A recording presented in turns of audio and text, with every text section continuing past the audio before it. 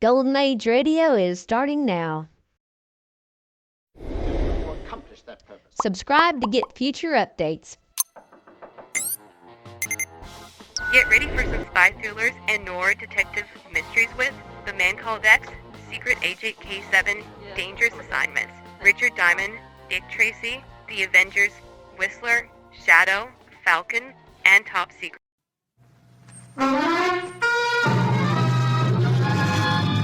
Now we present Herbert Marshall as The Man Called X, the Saturday night feature on NBC's 5-show festival of comedy, music, mystery, and drama, brought to you by RCA Victor, world leader in radio, first in recorded music, first in television. And by the makers of Anacin for fast relief from pain of headache, neuritis, neuralgia.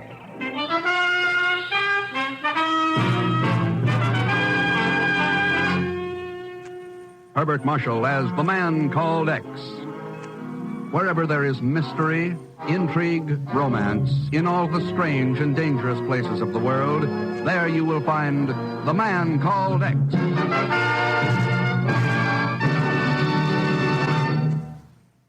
Tonight you can sit back and relax and enjoy a good feeling because Christmas shopping is over for another year.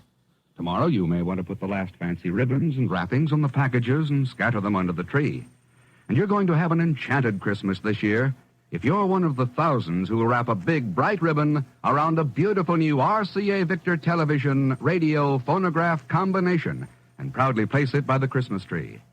3 worlds of wonderful entertainment will be brought to your fireside and into your home, all wrapped up in one matchless RCA Victor instrument with a bright Christmas ribbon around it. 3 worlds of entertainment for the whole family to enjoy day after day and year after year.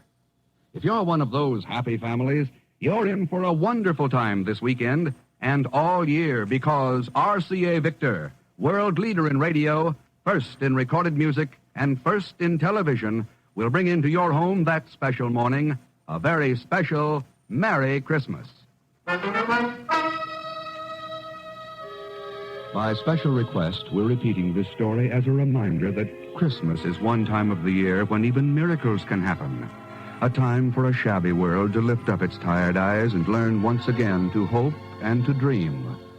And a time for the strangest adventure in the whole career of The Man Called X.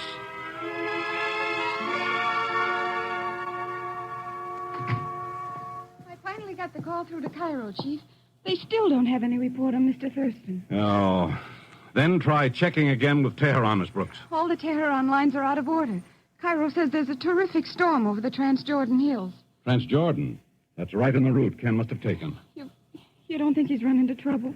All I know is that Ken chartered a plane in Tehran and took off for Egypt with Pagan Zelsman aboard.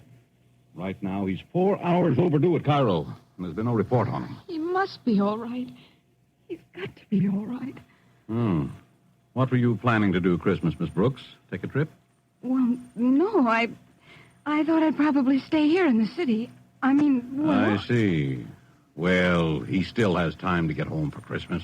Oh, but, Chief, I didn't It's all mean... right, Miss Brooks. I understand. I don't know. I don't know.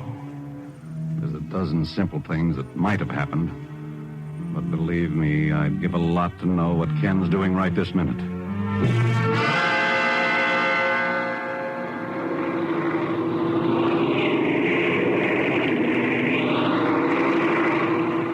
It's blacker than the inside of a head out there, Mr. Thurston. How can you even see what to fly this plane? Pagan, I can't. Then what are we going to do? I know what I'd like to do is that mechanic in Tehran. Not an instrument on this board is working right.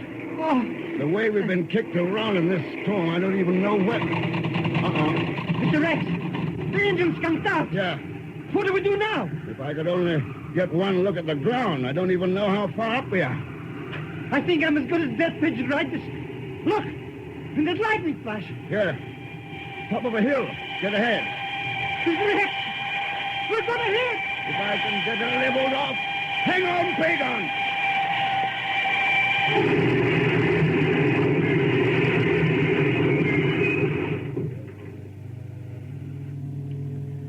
Mr. Thurston, we got to do something. We can't just lie there. Say something, Mr. X. Can't you hear me? I can hear you, Pigger. I'm getting very dizzy, Mr. X. I don't know. I think I can't.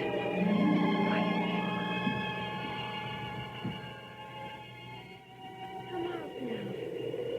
Come outside to the top of the hill. Come out. Out into the night. Stand with me here. And look at the world. Yes. All right, I'm coming. Wait for me.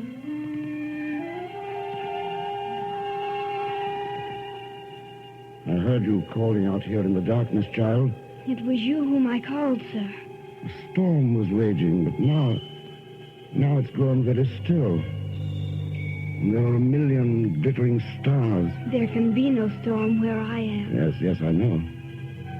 The friend who was with me, what about him? He lies there in the great bird that fell from the sky, even as you do. So will it be for a time. I understand. But you, child, why are you here alone in the night? I came to look for one last time at a foolish world before leaving it. Before... I have decided I shall not grow up. Not grow up? But you're very young. Younger than I've ever believed. Why have you decided this? Because to grow, I must live.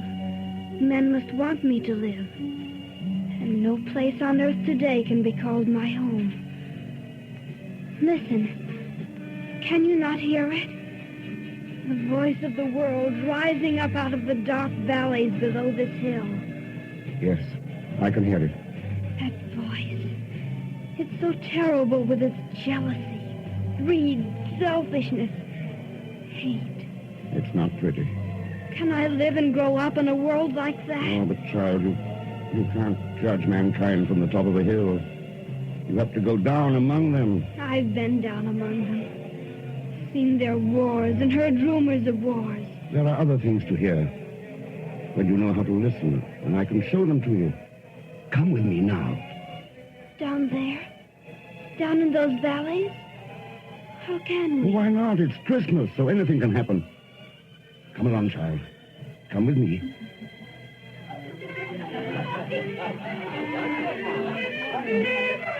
The little boy who's playing. Tiny Tim? He's crippled, isn't he? Yes. Wait. Listen.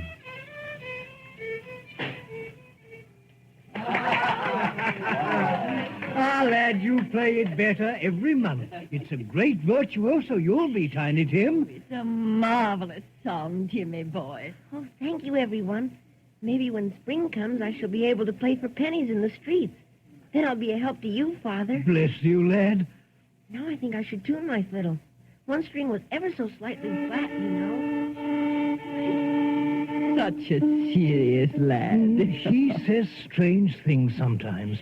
He told me in church this morning he hoped all the people would see him and remember who made lame beggars walk and blind men see. It's a lucky family we are, Robert. There's few in this world that have as much as we. Oh, that's something of a joke, my dear, with the little I'm able to give you. Robert Cratchet. When I think of all the years we've had, and such wonderful children, and you always so cheerful and understanding of our needs. Oh, go along with you now. And what about that surprise? After life, I'd almost forgotten it. Quiet, everybody. I have a surprise for you. I'll bring it right in. Now, I wonder what it could possibly be. I'll wager I can guess, Father. Look, everyone. Here it is. A plum pudding blazing like the sun itself. It's saying Merry Christmas to all of us. Yes, and God bless us. God bless us, everyone. Timmy, lad, such a beautiful dish needs a real salute. Take your fiddle and play us an overture to the pudding. Yes, an overture to the pudding.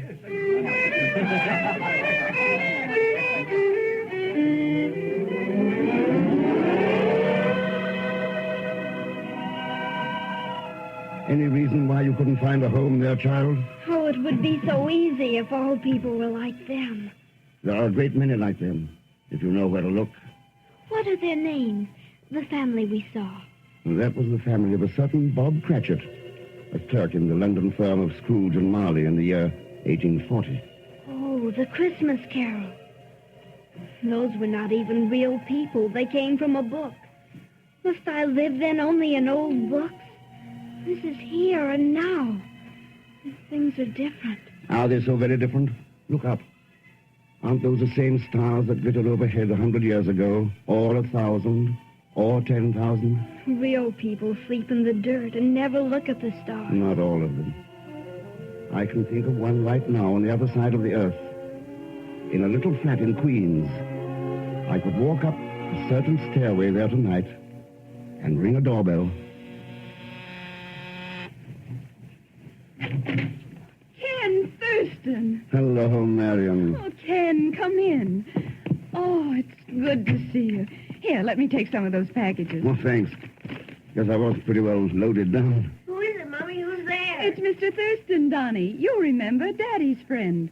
Hey, sure I remember. Hello, Mr. Thurston. Hiya, Donnie. Look, packages. I'll bet you they're presents. Take them into the other room, dear, and put them around your tree. All right. Boy, I wonder what's inside of these old packages anyway. Oh, he's growing so fast, Ken. And every day he looks more like Jerry did. Yes, I've noticed that. I wouldn't want it any other way, Ken. That's how it should be. Why, it's the only reason for my still being alive. You're a pretty brave girl, Marian. No, it was Jerry who was brave at Anzio. What he did was for Donnie, too, you know. Are you getting along all right, Marian? Is there anything you need? We're getting along perfectly. Oh, I resent my job keeping me away from my son in the daytime.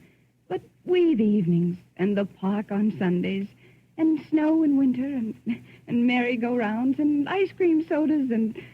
Oh, don't worry about us, Ken. We'll be all right. Yes. If there's one thing in this shaky world I'm certain of, it's that. You'll be all right.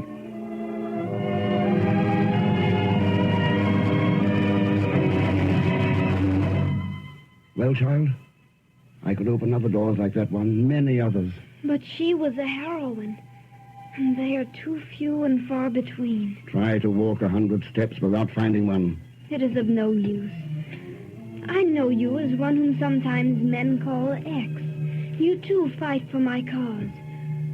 But the world is filled with hate, and I shall live in it no longer. All right. Then I'll show you why you've got to live. Grow up. Even if it takes proof so fantastic as to seem incredible. How can you? How can you know what I need when you don't even know my name? Would you like me to say it for you? Could you? You know who I am? Yes, child. I know who you are. I know very well who you are.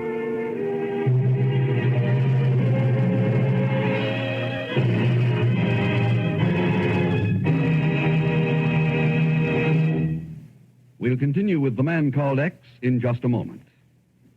The next time you suffer from pains of headache, neuritis, or neuralgia, take Anacin. You'll bless the day you heard of this incredibly fast way to relieve these pains. Now, the reason Anacin is so wonderfully fast-acting and effective is this.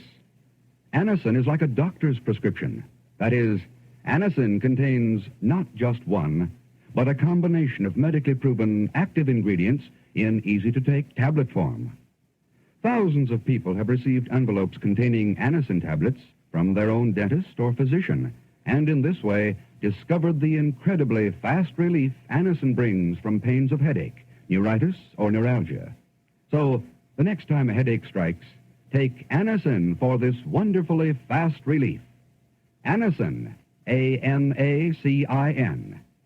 Anacin comes in handy boxes of 12 and 30. Economical family-size bottles of 50 and 100. Get Anacin at any drug counter. And now to continue with The Man Called X, starring Herbert Marshall with Leon Velasco as Pagan Zellschmidt.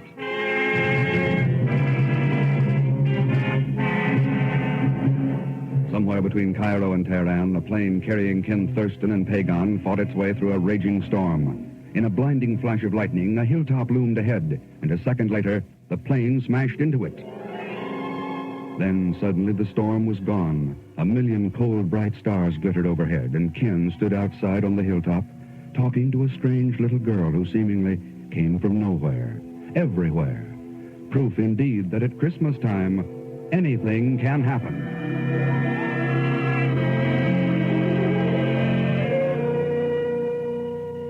You must know that I want to live and to grow. I've loved this world, seen beautiful things happen in it, and found hope in them. And then each time I've seen that hope die. The world has not grown wise nor clean. The years have only made it old and unclean, not fit to live in. There's hope in it yet, child. Hope for both of us.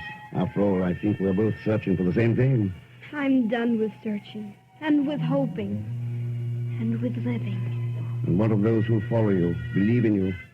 What about those people who all their lives put the needs of humanity above their own needs? Are there such on the earth anymore? Are the stars still overhead? Do you know even one? I know a lot of them down in those valleys below us. But let's take just one. A man I've known for a long time. I've got a pretty good idea where he might find him tonight. Look a long way off, child. Look half around the world.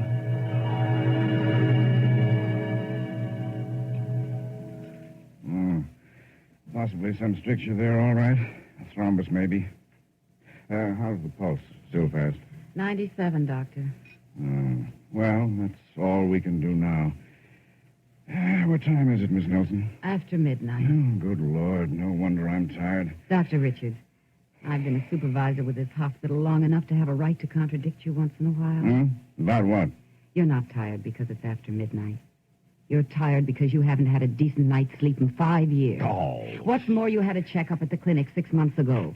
I happen to know what they told you. Oh, they didn't know what they were talking about. A bunch of crepe hangers. They told you to work only 4 hours a day. Now, when are you going to start doing it? 4 hours a day. When people are dying 24 hours a day. There are other doctors. Yeah, and there are other problems for them, too.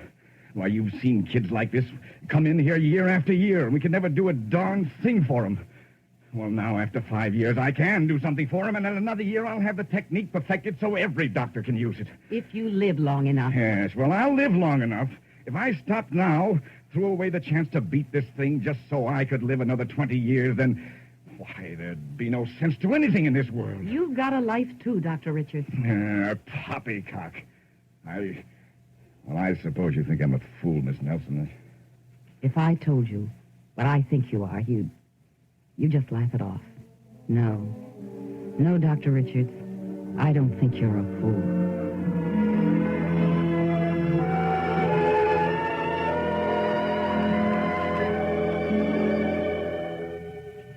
Can't you believe there are others, child? Other people who think of their fellow men first and themselves second. Yes. Oh, yes, there must be others. And can't they be called believers in you, these selfless people? Yes. But they, too, are heroes. Ordinary people must believe. If I'm to live and grow up. Well, what could be more ordinary than a boy and girl in love? Paris or London, Vienna, Shanghai, New York. There's nothing in the world so beautifully ordinary as a boy and girl in love.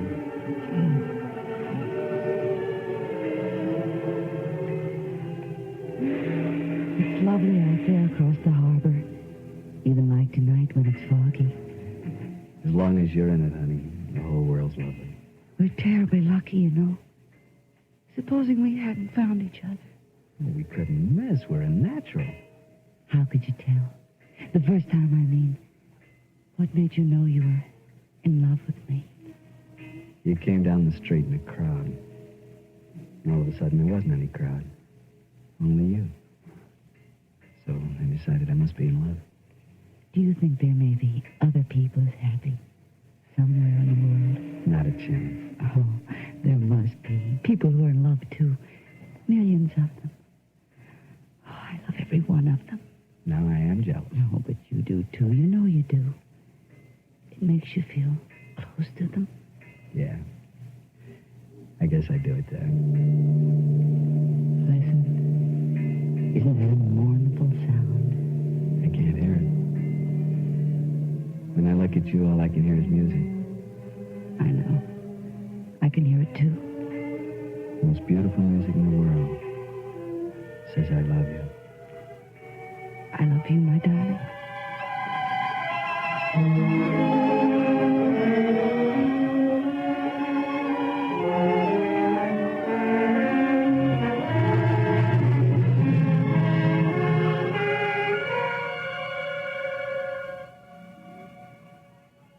Oh, it's true. There are millions who love someone else. And with them, I can have hope. For they can see beyond themselves. Sometimes far beyond. Far enough to see you and believe in you. They do want me to live and grow up. All those who love. There are even greater reasons, child. But they're in a place a long way off from the starlit hill and the dark valleys and the wrecked plane lying over there. Then we can go to them. We can go anywhere tonight. Because it's Christmas time when anything can happen. We can try. Do you know what time means? It's a stream that flows forever in one direction. We'll have to move against it. For this place lies far up the stream, toward the headwaters of time. Outside the universe, a long way off. But we can try.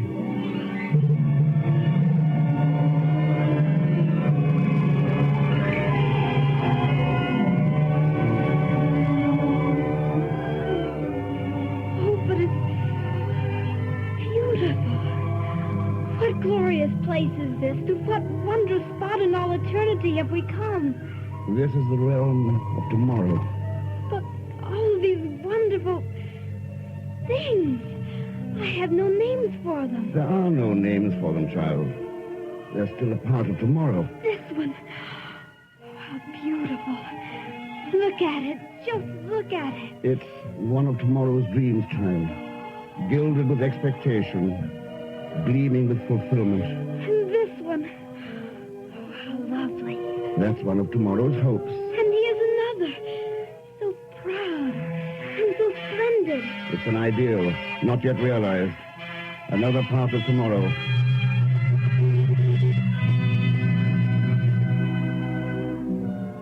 Oh, there are so many wondrous things.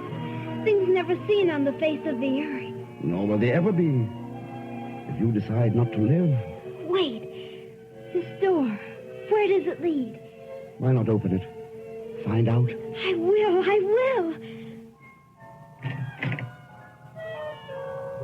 Babies. Millions of babies. Look at them. Those are the unborn. And there'll never be anything else unless you decide to live. Oh, they're so beautiful. Everything here is so beautiful. It can't be lost. We can't let it be lost. The choice is yours, child. It's your choice. I've made my choice. Let's go back. Back to the hill and the stars and the valleys of the world.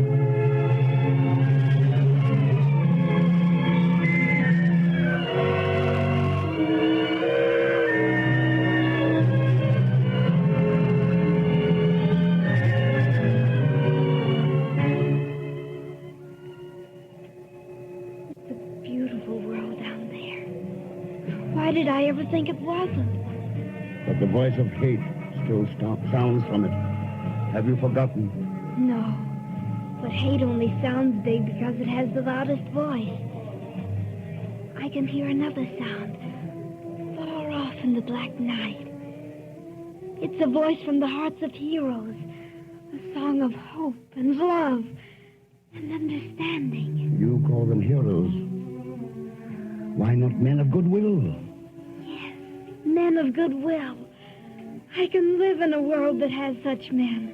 And you must live for such men. They are the ones who believe in you. Yes, and they must believe as I believe in them. Know this, you who are called X. I shall live and I shall grow. And someday I shall rule this world. Wait, don't go. I must. It is nearly dawn. You are waking up. You understand? You are waking up. Yes. Yes. I understand. Oh, where? Where? Oh.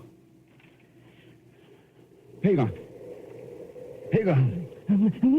Hagar. Look out. Look, we're going to hit. No, Hagar. What? Oh. Mr. X, what happened? Came in for a telegraph landing in the dark. Must have been out cold for hours. The dawn's starting to break over there. Oh, I'm so stiff. I must have broken a leg or something. Let's get out of this wreck and walk around a little. Mr. Thurston, you shouldn't have woke me up. I was having a beautiful dream. All about money. Yes, I had a dream, too. Hand me that map. Huh? Oh, here. Was it about money, Mr. X? It was about a little girl. A little girl? Anybody we know? Oh, somebody a lot of people know. And a lot of others ought to know. Yeah? What's her name? Oh, the French call her Paix. The Romans used to call her Pax. Hagar, her name is Peace. Peace? That's a strange name. Oh, she's a strange little girl. Come on, Pagan. Let's get out of this wreck. Hey, look, Mr. X. Down there in the flat. It's a little town. Yeah. That's what I was checking on the map. Come on. I want to get a wire off to the chief. Which way? Down this path? No, Pagan. Straight ahead. Toward the sunrise. Mr. Thurston, look. The sun's coming up. It's shining on all those houses, turning them purple and red and gold. All kinds of colors. Hey, what's the name of that little town anyway? Pagan, if the map is right, if that dream was true, that little town is called Bethlehem.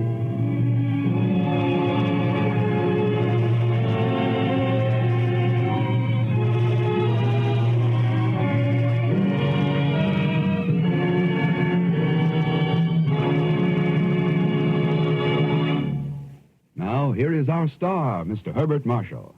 Thanks for being with us. And thank you, Ann Whitfield, for your sweet performance. I wish I could see all of you out there, see you and talk with you and shake your hand. Because almost anything can happen at Christmas, I almost feel that I can. And so, I say to you, each of you, for all of us on the Man Called X, from the bottom of our hearts, Merry Christmas. Next week, Mr. X goes deep into the jungles of the Belgian Congo, the land of voodoo and superstition. And not the least of the things he has to contend with is that old headhunter, Pagan Zerschmidt, played as usual by Leon Belasco. So join us, won't you, when next I return as the Man Called X. Good night.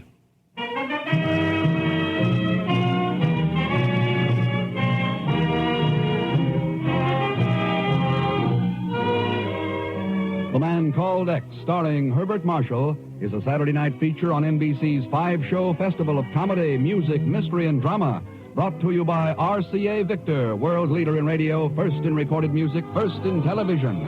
And by the makers of Anacin for fast relief from pain of headache, neuritis, neuralgia. The Man Called X is a J. Richard Kennedy production with music composed and conducted by Felix Mills. Tonight's story was written by Les Crutchfield. All characters and incidents on this program are fictitious, and any resemblance to actual characters or incidents is purely coincidental. Also heard in tonight's cast were Will Wright, Barbara Fuller, Eric Snowden, Irene Tedrow, Henry Blair, Theodore Von Eltz, Lucille Meredith, Maggie Morley, and Harry Bartell. Be sure to listen tomorrow evening for The Big Show with Tallulah Bankhead and a great parade of stars, the Sunday night feature of NBC's All-Star Festival. And until next week, same time and same station, this is Jack Latham saying good night for The Man Called X.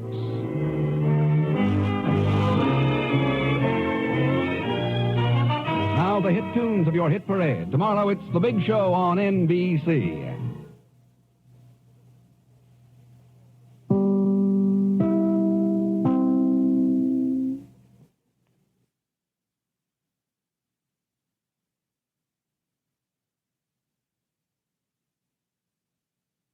Lost in Brazil invites you on an unforgettable journey, where every moment is an adventure waiting to be discovered. Join us as we uncover the soul of Brazil, one incredible experience at a time. Click on the link in the description and embark on the ultimate Brazilian odyssey.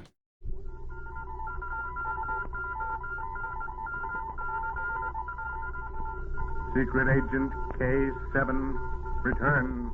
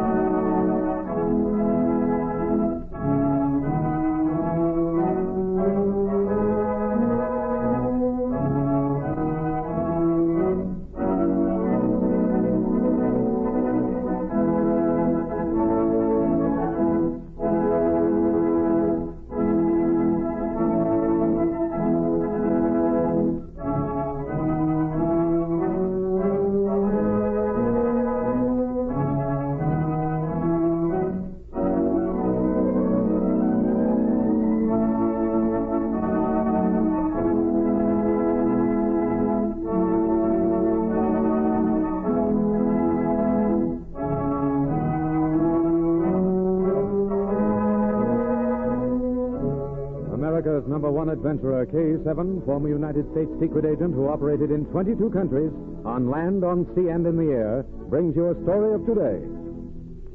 We take you to K7's headquarters. This is Secret Agent K7 speaking. Send in Special Agent B9 for assignment. At once, K7.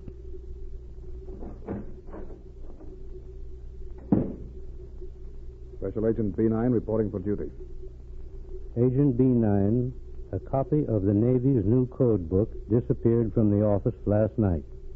Unless it is recovered immediately, a new code will have to be issued at once. The book must be found within 24 hours. There is little for you to go on. However, the book was available to but 9 men. Here are their complete records. Study them and take whatever action you see fit. Report to me tomorrow. That's all.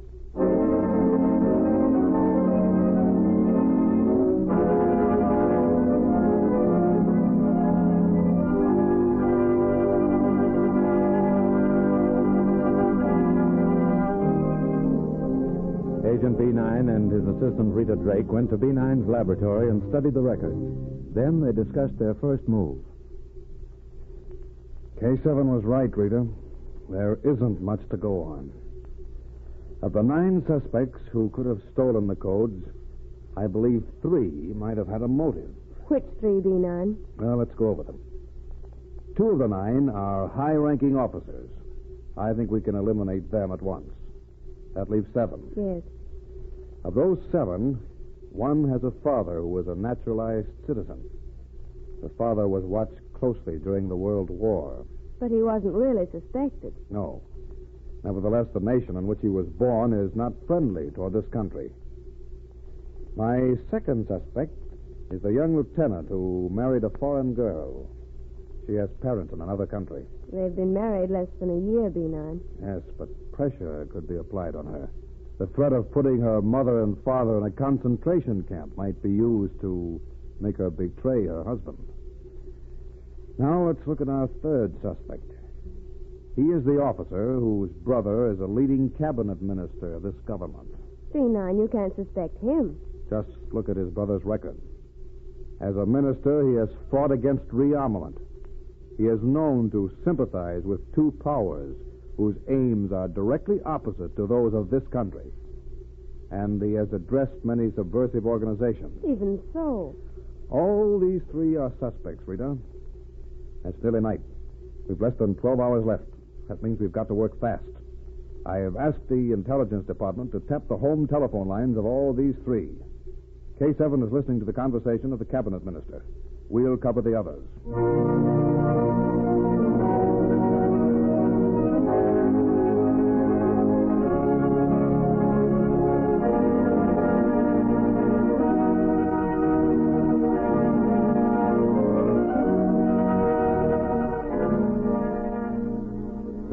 call Rita and B9 heard was from the foreign girl who was the wife of the lieutenant.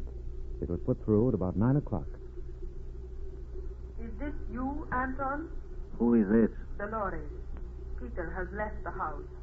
Anton, why did you do it? I don't know what you're talking about. You're lying.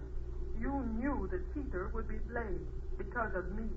They'll break him. You did it. What did I do? You stole the code book. You and the others. I told you I would not help you, but you took it anyway. I'm going to tell Peter the truth. You would be wise if you kept quiet. You can't frighten me. You forget your mother and father. You wouldn't dare do anything to them. I'm going to them tomorrow. You've ruined my marriage to Peter, and now you're trying to ruin his career. I told you I would not help you, and I won't. I'm leaving tonight. You're acting like a fool. You can't strike at Peter through me anymore. From now on, you'll take the blame. I know what you're planning. It won't work. Hello. Hello, Dolores. Hello. He hung up, B9. What does it mean? It means that she suspects who stole the code book, Rita. It's our first lead. That girl is desperate. She knows what's happened, and she's afraid her husband will be blamed because of her. We've got to stop her before she gets away. I'll go to her if you want to stay here. Yes, I think you'd better. I heard the telephone number she called. I'm going to trace this Anton. I want to talk to him. You go to her.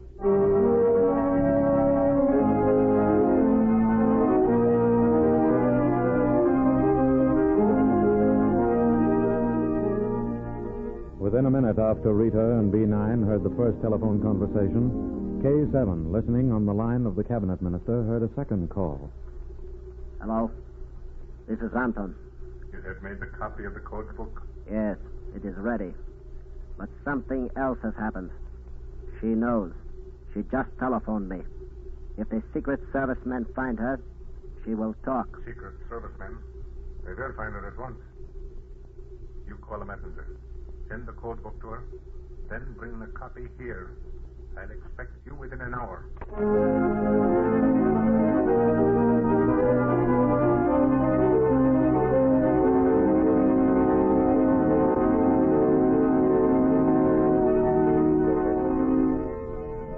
Rita arrived at the lieutenant's home a few minutes later. As she stopped her car, a messenger boy left the house. A moment later, she rang the doorbell.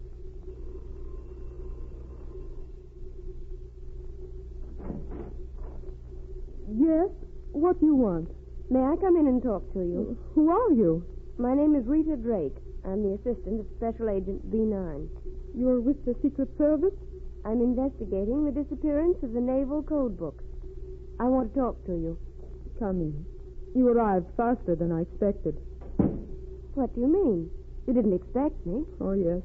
I knew when they sent it to me that someone would be here to search the house. Well, it won't be necessary.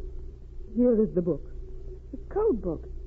Where'd you get it? Well, I took it from my husband's desk. I went down to his office this morning and took it from his desk. You're lying. It's the truth. Peter doesn't know I have it. It was on his desk. You're lying. You say you took it this morning? Yes. I went to his office to ask him to go to lunch with me, and it was on his desk.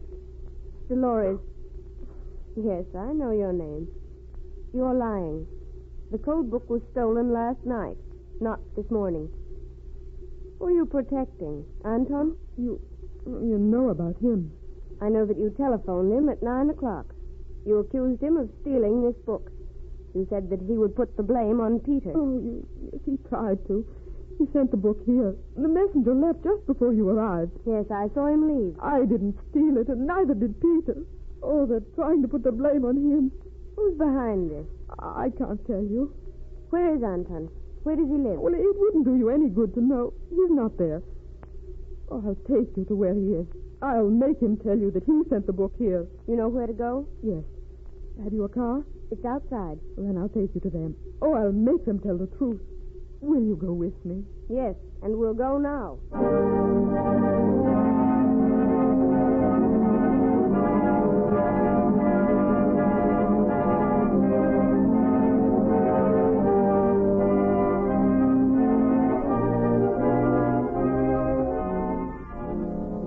Following Dolores' directions, Rita drove to another section of the city.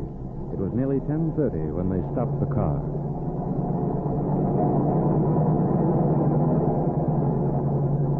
Stop in front of the big house on the right.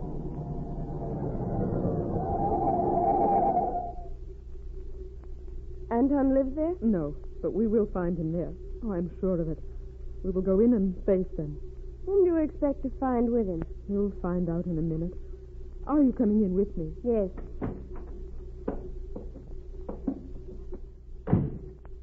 What makes you so sure your friend Anton is here? His car is across the street. Oh, I knew he would be here. He comes every night. It is here that they plot. I came once. The minister asked... Oh. You slipped, Dolores. Is this the home of the cabinet minister whose brother is a naval officer? Yes. Oh, you would have found out in a minute anyway. They'd been stealing information for months. It was all worked out. They were going to blame my husband if they were caught. Oh, that's why they wanted me to join them. I'll make them admit it. Look, the door's opening. Someone's coming out. It's Anton. Oh, we've got to stop him. Anton! What do you want here? Get out of my way.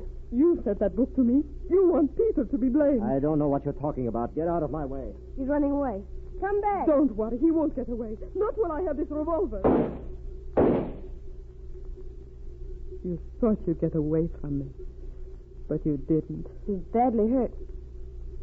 Rita, what happened? B9, where were you? In the minister's house with K7. We were placing them under arrest. Anton ran out. And I shot him with my husband's service revolver. He was a spy. He deserved to die. Here's the gun. Arrest me if you want. It won't be necessary. This man was running away with a copy of the Naval Code Book. Thank you for stopping him. Special Agent B9 reporting K7. All details have been cleaned up. Only one copy of the code was made. It was recovered on the body of the spy, Anton Flores. The cabinet has accepted the resignation of the minister involved. No reason for his retirement has been given to the public.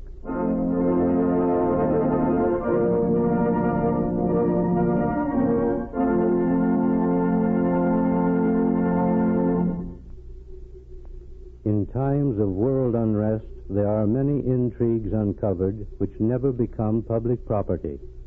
Such a plot as the story you have just heard seldom reaches the pages of a newspaper.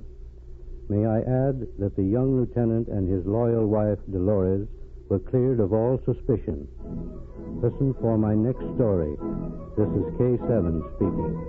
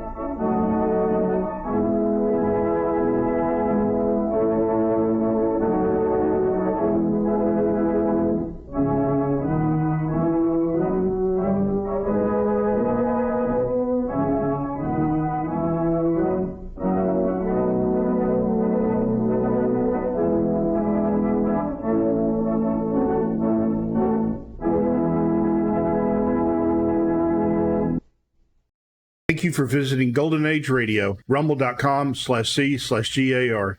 Please support our veterans by visiting veteransradioministry.com. Together we can honor their great sacrifice. Thank you.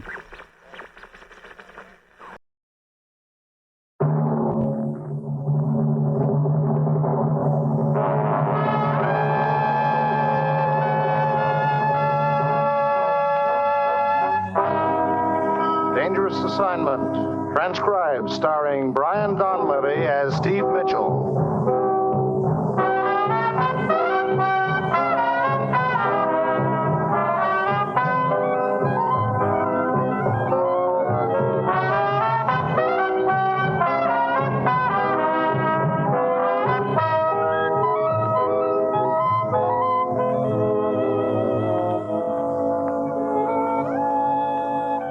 Danger is my assignment. I get sent to a lot of places I can't even pronounce. They all spell the same thing, though, trouble. But when I walk into the commissioner's office, I don't realize that this assignment's going to find me doing my level best to get blown up.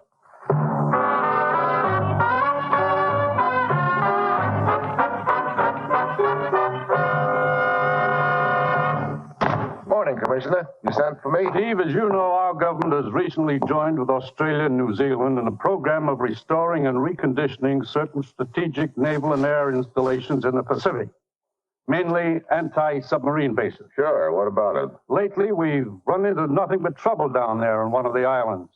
It slowed our construction schedule to a walk. Sabotage? Yes. Last night, a freighter was blown up at the docks in Rabaul, New Guinea. The ship was loaded with supplies and equipment to be delivered to the Australian project on Manus Island, as well as to our islands farther north. Oh? A dock worker is suspected of having caused the blast. He was spotted sneaking away from the ship a few moments before the explosion occurred. The Australians have one of their agents on the job, Dawes Malcolm. Check with him when you get to Rabaul. The two of you will work together. It's vitally important to all concerned we put an end to this sabotage and get our construction program back on schedule. Well, that's it, Steve. You got your assignment. Good luck.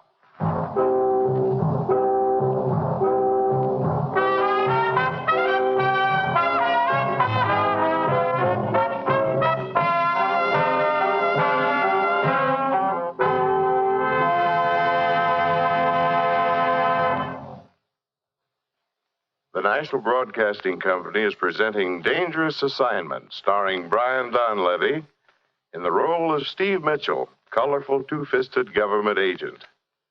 At all of those places of the world where danger and intrigue walk hand in hand, there you will find Steve Mitchell on another dangerous assignment. Here's a reminder about Thursday's entertainment schedule on most NBC stations. There's comedy fun with Robert Young, starring in Father Knows Best. Roy Rogers brings you Western adventure and songs from the Double R Bar Ranch in Paradise Valley. Ralph Edwards presents another mad and merry session of Truth or Consequences. And Eddie Cantor recalls his years in the entertainment world during his show business show. Judy Canova invites you to mythical Cactus Junction for 30 minutes of fun. It's an enjoyable evening of great radio entertainment. So be sure to hear it all every Thursday night on the NBC Radio Network.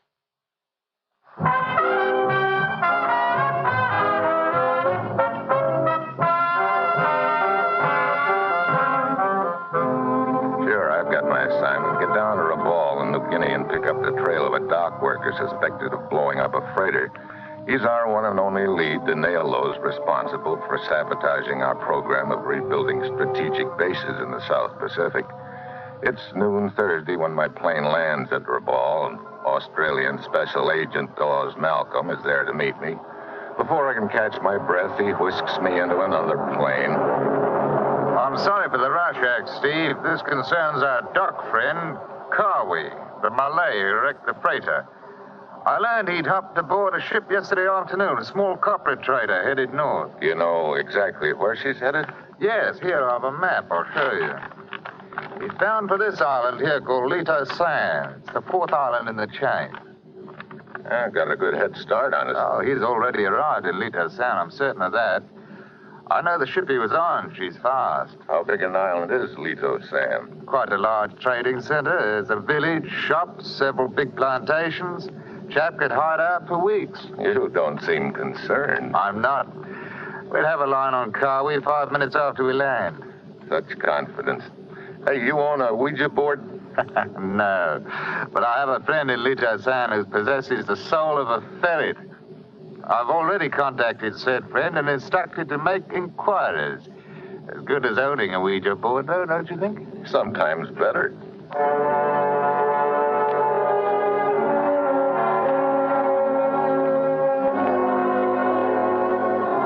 It's early afternoon when our plane settles down on the island of Lita-san. The place is not exactly a beehive of activity. A hot sun is beating down on the village and the streets are deserted.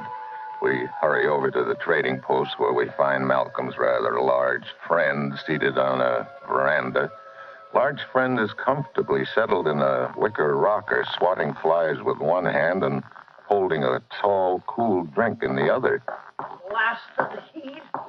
So help me, Hannah. I'm going to pack up and get me out of here one of these days. You've been saying that for 20 years, Bella. You never go. Oh, now you watch. One of these days, sweet pea. One of these days. Quite. Steve Mitchell, Bella Draskin. Hello. Blasted flies. Oh, sit down, Steve. Fix him a drink, sweet pea. How about it, Steve? Yeah, I could use one. You play pinochle, Steve? Sure. Hallelujah. You hear that, sweet pea? I heard. I'll send one of my boys to fetch the skipper of the Celibus Queen, and we'll... Down, fella, down. We've got other things to do first. Here's your drink, Steve. Pinochle players are hard to find on this blasted island. That Malay galoot you're after ain't gonna run away. We'll have time for a game if these blasted flies... Where is he, Bella? Oh, out at the old Henderson place. Used to work for Jim. Well, I thought that plantation was closed down. Well, might as well be, the way that Smith is running it. Joseph Smith, he calls himself. Ah! New around here, isn't he? Oh, moved in about 6 months ago. Don't know a thing about running the place, if you ask me. Only thing he knows how to raise is a thirst, and that's often. Already he's got the place up for sale. And you say that Malay Kawi is out there now? Yeah. Smith hired him. Glad to get him, too. Not many of the natives will work for him. I'll run out there alone and sort of browse around. You said the plantation was for sale, Bella. Yeah, but only a gent with a hole in his head would be interested. So I've got a hole in my head. Malcolm, what sort of description do you have of the Malay? Oh, he's a small man, approximately 5'2", slight build, wiry type. Usually wears dungarees and blue shirt, wool cap. A 3-inch scar along the right jaw. Oh, okay. Bella? Oh, yeah. Blasted fly must be equipped with radar. How about giving Steve your car? Oh, you're welcome to the old rattle trap, honey. Thanks, Bella. Here, you'll need this to start it. Huh? A hairpin? Lost the ignition key 10 years ago. This'll start the car, huh? After you stomp a few times on the floorboards. Yeah.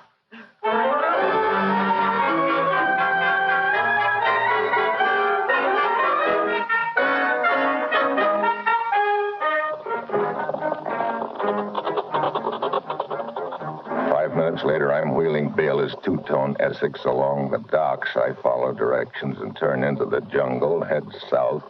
I whip along at the incredible speed of 10 miles an hour for the next mile or so, and then the jungle gets thicker, the road narrower, the bouncing bouncier. I round a bend and spot 3 people walking along the road ahead. Hello there. Hi. Is the old Henderson plantation far from here? You are on the plantation now. I'm the owner, Joseph Smith. Oh, my name's Mitchell. I heard your place was up for sale. Oh, yes, it is, Mr. Mitchell. As a matter of fact, I'm showing these people the place now. Miss Devani, Mr. Schuster. A pleasure indeed, Herr Mitchell. How do you do, Mr. Mitchell? Miss Devani, Mr. Schuster. Tell me, Herr Mitchell, you are an agent? What? A real estate agent? You wish to buy for yourself, or is it for someone else? Oh, no, for myself. I see. The reason I asked, my fiancé and I have been looking for a suitable buy the past month with very little success. I thought perhaps if you were an agent, you might know of... No, I'm sorry. Afraid I can't help you there. Mr. Mitchell, I shall not be long. If you will drive on to the house and wait there. Oh, okay. Coming, Elena? But, darling, if you don't mind, I'm tired. I think I will go back to the house if Mr. Mitchell will be kind enough to offer me a lift. Sure. Very well. Come along, Mr. Smith. This way down the path. The plant is only 100 yards or so. Hop aboard, Miss Devaney. Thank you. Oh, this is wonderful, Mr. Mitchell. I could not have walked another step. Well, keep your fingers crossed. I still have to start up this monster. First, a twist to the hairpin, then a 1, a 2, a 3, and away we go.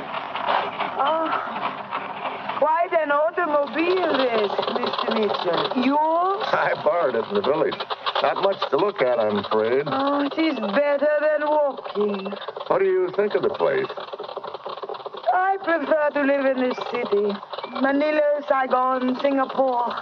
Fine food, clothes, dinner parties, races. Yeah, I know what you mean. Oh, really? I like to move around, see the world. Have you seen much of it, Mr. Mitchell? Quite a little. A wonderful life to travel with the right companions.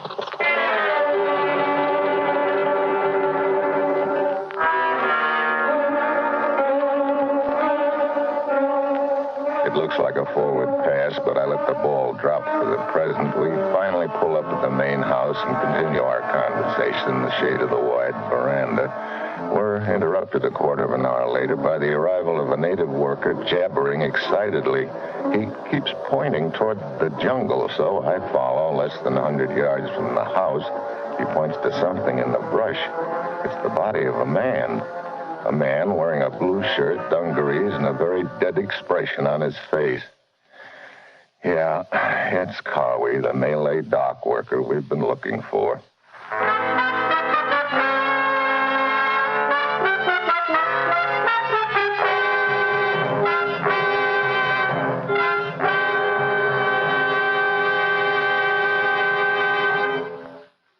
Brian Donlevy will continue his dangerous assignment in just a moment.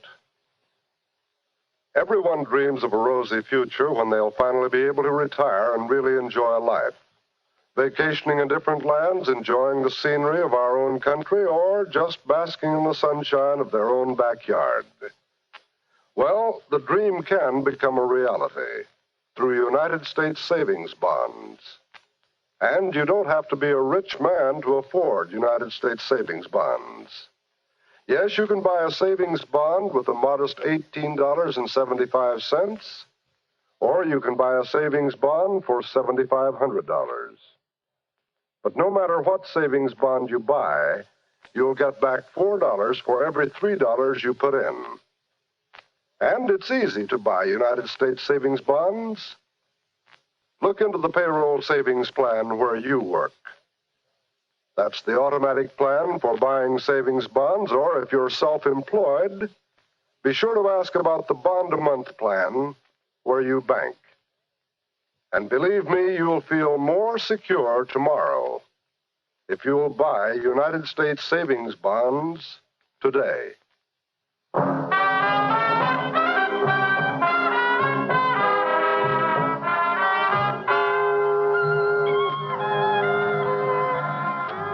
Back to Dangerous Assignment and Brian Donlevy as Steve Mitchell. So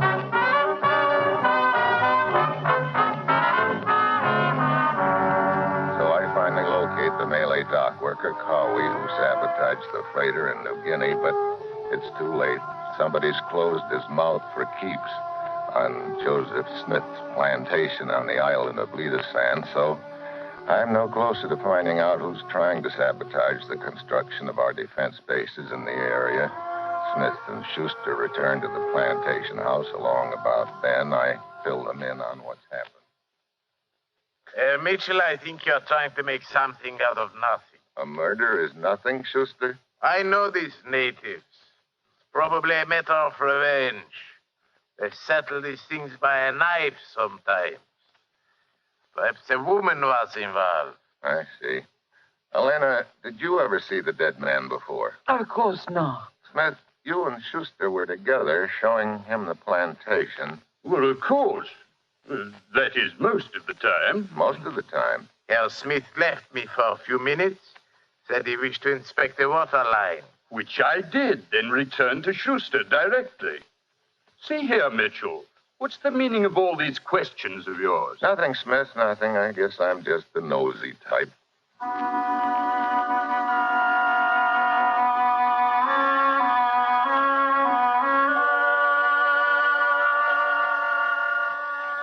Rudy Schuster and Elena shove off for the village. I give them a few minutes lead while Smith gives me a sales talk on the plantation. I finally tell him I'm not interested and drive back to Baylor's place in town. Malcolm's waiting for me. That's bad, Steve. That's our one lead on the person behind all this sabotage. I know, Malcolm, but I've got a hunch if we find Cowie's killer, we've got our boy. Oh, this Schuster fella. I've seen him around quite a little for the last month. He's got a boat, and he's spread it around. He's looking for a plantation to buy. That's right, Baylor. Malcolm, I'd be interested in finding out all we can about both men. Smith and Schuster? Right, we can contact Rabal over the Port Authority radio. Good. Where's the Port Authority office? It's just down the street, near the waterfront. Let's go. See you later, Baylor. You fellas hurry up and get this over with, and maybe we can have the game of pinochle. Right you are, sweet pea. How long have you known her, Malcolm? Baylor? Oh, several years. She always been on the up and up? As far as I know. Why? Just wondering. She knew where Collie was hiding out. She knew I was going to talk to him. When I get there, he'd just been killed. I see what you mean, old boy. Just a thought.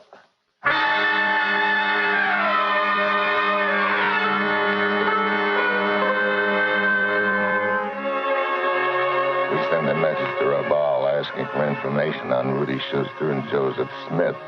Malcolm sticks around the office to wait for an answer. I wander along the waterfront. Steve! I turn around. Elena is waving to me from the deck of one of the boats tied up at the wharf. Come aboard! Okay, Elena. Hey. Nice boat you've got here. It's Rudy's. He around? No, he's in town. I'm so glad to see you, Steve. I'm still shaken over that murder. Here, let me pour you a drink. Pitcher of ice water? Martini. Oh, you are shaken. Oh, let's talk of pleasanter things. Here is your drink. Thanks. To us, perhaps? Why not? That's a nice perfume you're wearing. Toujours moi. Hmm? Always me. That's a thought. I'm leaving tonight, Steve. Always it seems I leave at the wrong time. Yeah. Unless maybe you don't want me to leave. What about Rudy? Rudy bores me. All he wants to do is poke around from one little island to another. Looking at plantations, huh? Mm-hmm. You said you were shoving off tonight. Are you going on to some more islands around here? Yes. Steve, if you don't want me to go. Quite a coincidence, Elena. What is?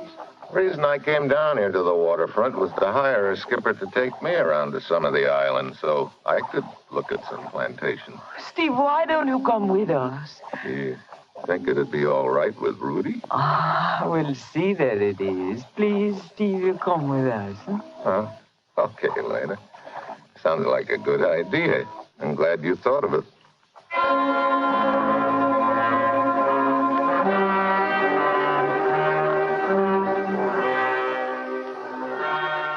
Right now, the deal's working just the way I want it. If Schuster's involved, I want to stay close to him, and it looks like my best chance of doing that is Elena. I go back to the hotel, pick up my gear, and head for the Port Authority office. Malcolm's waiting for me outside.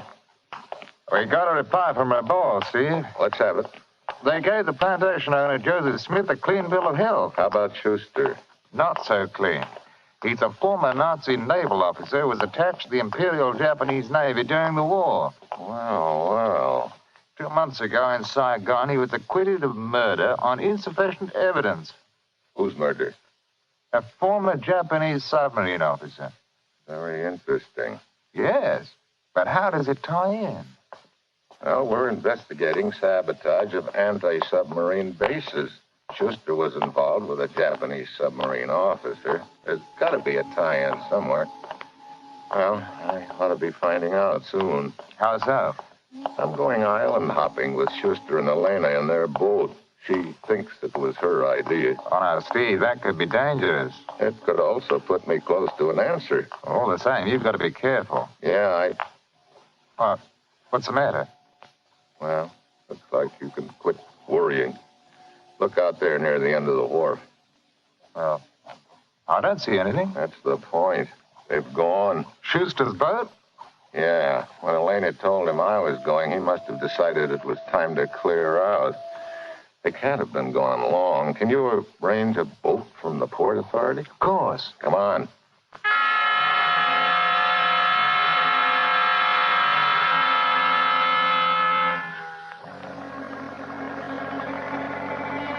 Once outside the breakwater, we spot Schuster's boat on the horizon. It's dark by now. We tail him to the vicinity of a small island, then lose him.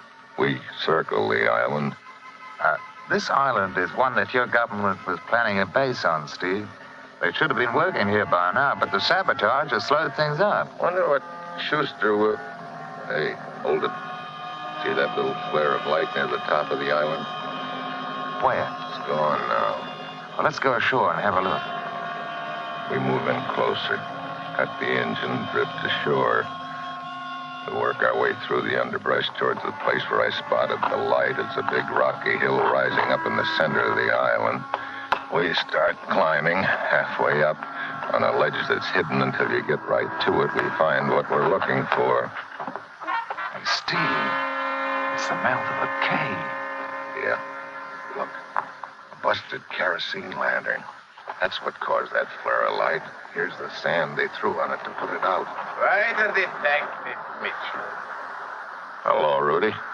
Keep your hands inside, both of you. It's my man Hans here who clumsily knocked over the lantern. As you see, we both have guns, and he is eager to make up for his stupidity. Don't tell me you didn't bring Elena along. I left her in port. The silly girl knows nothing of this. So you're the one behind the sabotage, Schuster. Slowing us down because you wanted time to find something that was on this island, right? Right. Something maybe in this cave? Did you find out about it from the Japanese officer whose murder you got away with in Saigon? You don't miss a trick, Mitchell. Yes, I'd known about it for some time, but Nakata was the only one who knew its location. Took me quite a while to catch up with him, then to work my way here gradually so as not to arouse suspicion. What is it? Gold and silver, Mitchell. Taken from Java by a Japanese submarine in the early part of the war. Hidden here in this cave. $500,000 worth. Nice haul. And the two of you will help Hans and myself carry it down to the boat. Then what? Well, let us say that you will become so attached to this cave you will never leave. Hans, guard them while I locate the gold inside the cave. Yeah. Just a minute, Schuster. What is it? You seem to have figured out most of the angles. Could be there's one you overlooked. What is that? You haven't been inside the cave yet. That Japanese officer you killed might still have the last laugh on you. Maybe he booby-trapped the gold. Booby-trapped? Don't listen to him, Hans. He's just stalling. Am I? Booby traps have been rigged before. Very well, Mitchell. I tell you what. I will give you the honor of going into the cave first. You can then find out for yourself. Okay, Schuster. I'll go first. Wait! He realizes his mistake too late. I dive into the cave and to one side. The shots go wild. He pounds in after me. I move fast in the dark, start a wide circle to get back to the entrance. I can hear him stumbling along behind me. I keep circling. I'm almost back to the entrance now. Then I realize I'm silhouetted in the moonlight. Mitchell! Stay where you are! I'm cooked. He takes a couple of side steps for a better shot, then the explosion sends me sprawling out of the cave. Steve, you okay? Yeah. Hey, what about Hunt? Hey, he took his eyes off me at the explosion. I tripped him. What happened inside? Schuster must have tripped the wire that set off the booby trap. Oh, brother. And me charging around there in the dark. Yes. Well, I'm sure the gold wasn't damaged much. We'll contact the authorities in Java about it. But just one little question, old boy. How do you know about the booby trap? Just one little answer, old boy. I didn't. You what? Well, remind me never to play poker with you. Well, I expect you'll want to be getting back to port. Schuster said that Elena was still there. Elena? Are you kidding? I just barely escaped from one booby trap. I'm gonna quit while I'm still ahead.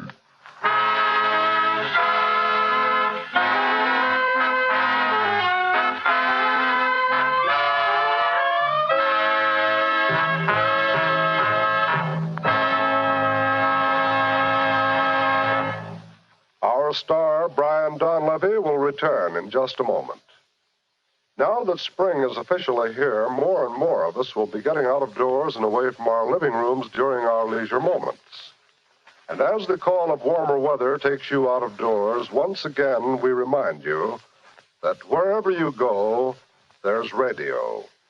So if you find your pleasure through a day at the beach, if your outdoor living means a ride into the country, or if your enjoyment of spring weather comes from digging in your garden, remember that you can take your radio entertainment with you wherever you go. And radio offers the finest in music, drama, mystery, comedy, and up-to-the-minute news. Yes, more than 22.5 million automobiles are now equipped with car radios, for Americans everywhere know that radio entertainment is fine entertainment. And remember, too, you can read and listen to the radio at the same time. Consult your local newspaper listings for the schedule of great programs this NBC station offers, and then set your dial here, whether you're at home or away, for the finest in listening enjoyment.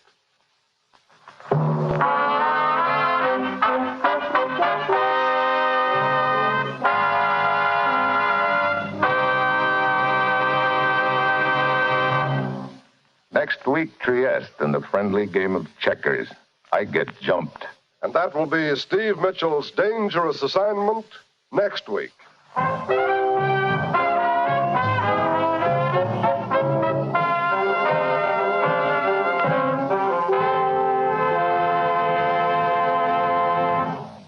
Featured in tonight's cast were Ben Wright, Martha Wentworth, Roy Irwin, Paul Freese, and Betty Lou Gerson. This is John Storm speaking.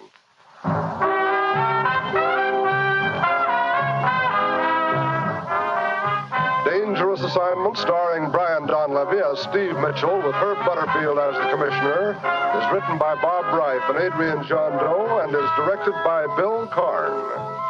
Be with us again next week at this time when Brian Donlevy, starring in the role of Steve Mitchell, will embark on another transcribed Dangerous Assignment.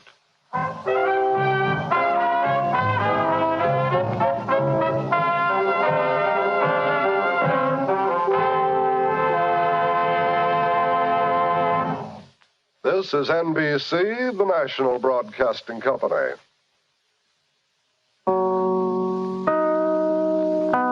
Lost in Brazil invites you on an unforgettable journey where every moment is an adventure waiting to be discovered. Join us as we uncover the soul of Brazil, one incredible experience at a time. Click on the link in the description and embark on the ultimate Brazilian odyssey. Here's another in NBC's great parade of new shows.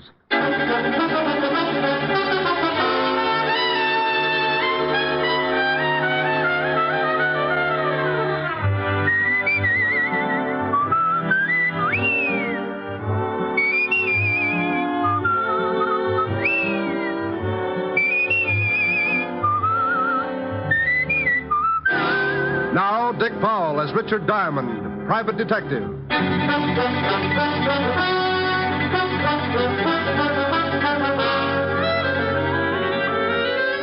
Hello there, this is Diamond. You know, if you've ever got a few idle minutes and you need a good chuckle to keep you going, just turn to the personals in any of the local papers. Now, I'm a guy with a strange sense of humor, and it really takes something right out of left field to get a spasm out of my funny bone. But just listen to this one out of the Little Rock Bugle. Oh, yeah. Bachelor, sincere young man, 4 feet 10, 190 pounds, handsome, out of work for a year, desires to meet woman who can straighten him out. See what I mean? If this guy does find a woman who can straighten him out, she'll probably do it with a flat iron. Oh, and get this one. Young man with large personality desires to meet woman with big bank account and small sense of humor. Object, murder. Oh, excuse me, that's merger. Oh, and here's a real whizzer. Attractive, intelligent girl, 30 years old with bubbling enthusiasm for life. Neither smokes, drinks, nor stays up late. Vegetarian and hates comic books. Would like playmate who enjoys active recreation. There'll be a month of fasting after that one. Oh, yeah, I knew I had something else. That case I got mixed up in last week. If you think those personals are silly, wait till you hear about this. It all started about 11 o'clock one morning in my office. Mr. Richard Diamond, private detective? I was out with a hula dancer last night. Wait, I'll look in the mirror and tell you. Come on in so you can see, too. My name is Jerome J. Jerome. Well, I'm not going to ask you what the J stands for. You are Mr. Diamond, aren't you? It's my face all right, but I'm sure the rest of me's on vacation. Don't you feel well? I don't feel at all. Ever danced the hula for 6 hours straight? I'm a past master of all forms of dancing. Care to waltz?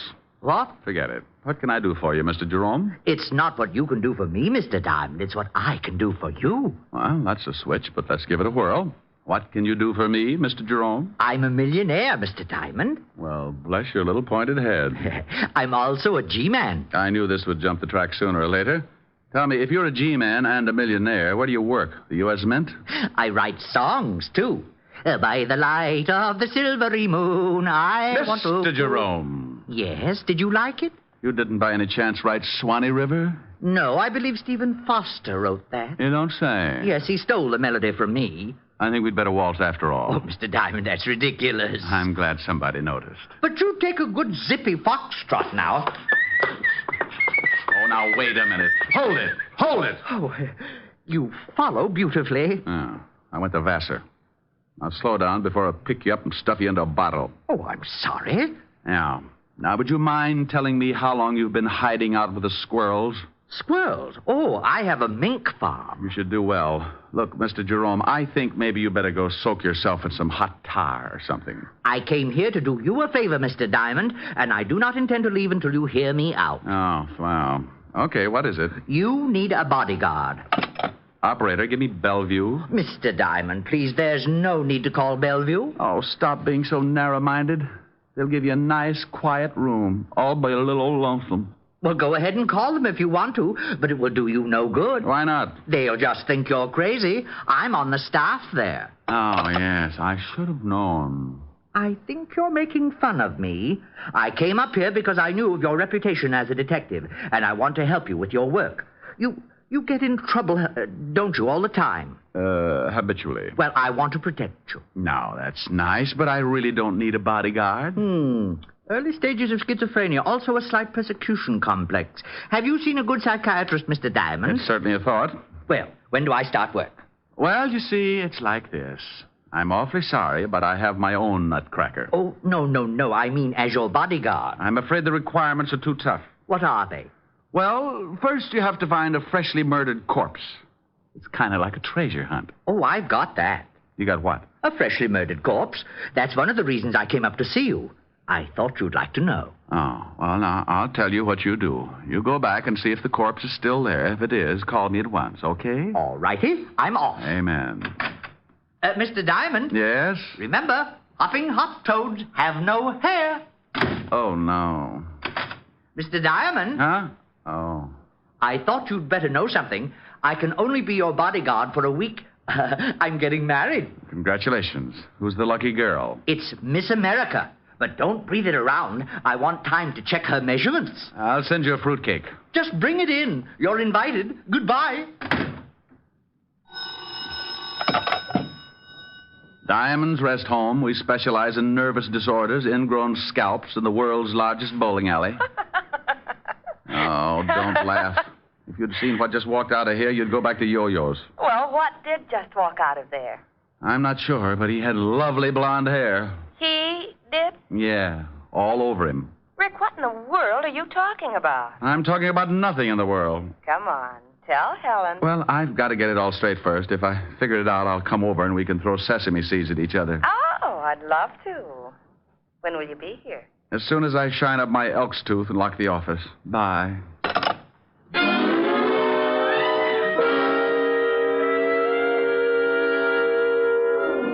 Well, I usually get some screwy ones, but this one was the topper of the season.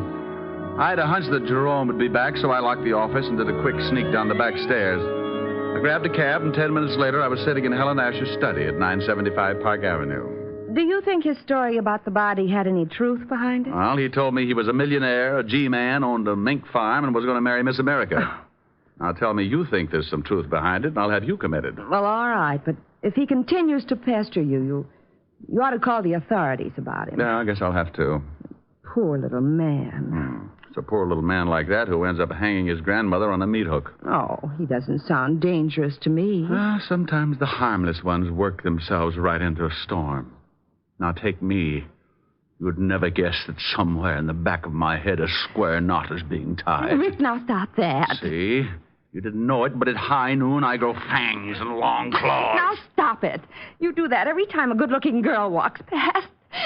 Rick. You complete idiot.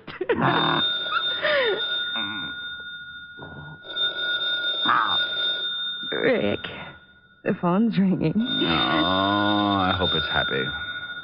It might be something important. Oh, Rick, you're mussing my hair. Now, stop that and answer the phone. Oh, you woman are a fiend. Harold Appleknocker's happy home for hogs. Rick. Who is this? What's the matter with you all? Ain't you got your ear trumpet tip right? I know it's you, Diamond. No, it ain't. This is old Harold Appleknocker. I'll let you talk to my gal, Lulabelle. Say hello to the Lieutenant, Lulabelle. Howdy. Now, Diamond, you stop that. I just got back from my vacation, and things are already so confused I may turn in my badge before the day is over. Well, come on down to the hog ranch, and I'll cook you up some hocks. Now, come on, Diamond. I'm not in the mood for any of your wild humor. Oh, what's the matter with you, Walt? Did you catch any fish? Oh, wait till I tell you. I got one that was so big. Is that why you called me? Huh? Oh, no. Some guy's been pestering me for the last half an hour. Wants to know where you are. Says he's an old friend. Oh, his name wasn't Jerome J. Jerome, was it? Well, that was the first name he gave me. The last time he called, he said he was a G-man. That's Jerome. Want me to tell him where you are? You do it, I'll handcuff you to Sergeant Otis. Oh, don't say that name to me ever again. Why, Walt, you sound bitter. That hornet head worked nights just messing things up in homicide. Lieutenant Waldo was taking calcium shots. The chief has locked himself in his office. Won't even open the door for food. Well, if Jerome calls again, tell him I've joined the South Siberian Balloon Corps. Now, wait a minute. Well, what do you want now, bonehead? It's that Jerome guy. He wants Diamond again. Says he found the body right where he left it. What? Diamond! Now, you wait a minute, Walt. What are you doing? Oh, picking up my eardrum. You better watch that yelling. You'll have an office full of hogs. Keep Otis out of this. And I'll yell if I want to. Now, you get down here and explain about this body. Walt, I don't know anything about the body. The Jerome guy is off his trolley. Yeah? Well, if there's the smallest possibility of a corpse turning up and you're involved, it'll turn up. Walt, you say it, but you don't mean it. I don't, huh? You get down here in 10 minutes, or I'll have a warrant out for you, and I mean that. Now, step on it. Now, by heaven, I'll forget modern police procedure and drag out the rubber hose. Why don't you use Sergeant Otis's tongue? You could beat an elephant to death with it. I'm not kidding. I've heard 2 words, diamond and body, and that means overtime in this department. Now, get down here. All right, but you're mean. Oh, and diamond. Yes? Pick me up some bicarbonate on the way over, will you? I'll get you something, but don't spill it on your car. It'll take the paint off. Bye. Rick, what was that all about? Oh, Levinson's got heartburn again. That nut that wandered into my office told Otis about the body he says he's found. Oh, Walt didn't believe him, did he? Walt's been a cynic ever since we were introduced. I'll see you later this evening, honey. All right, Rick. What do you want to do? Helen. What? What you said.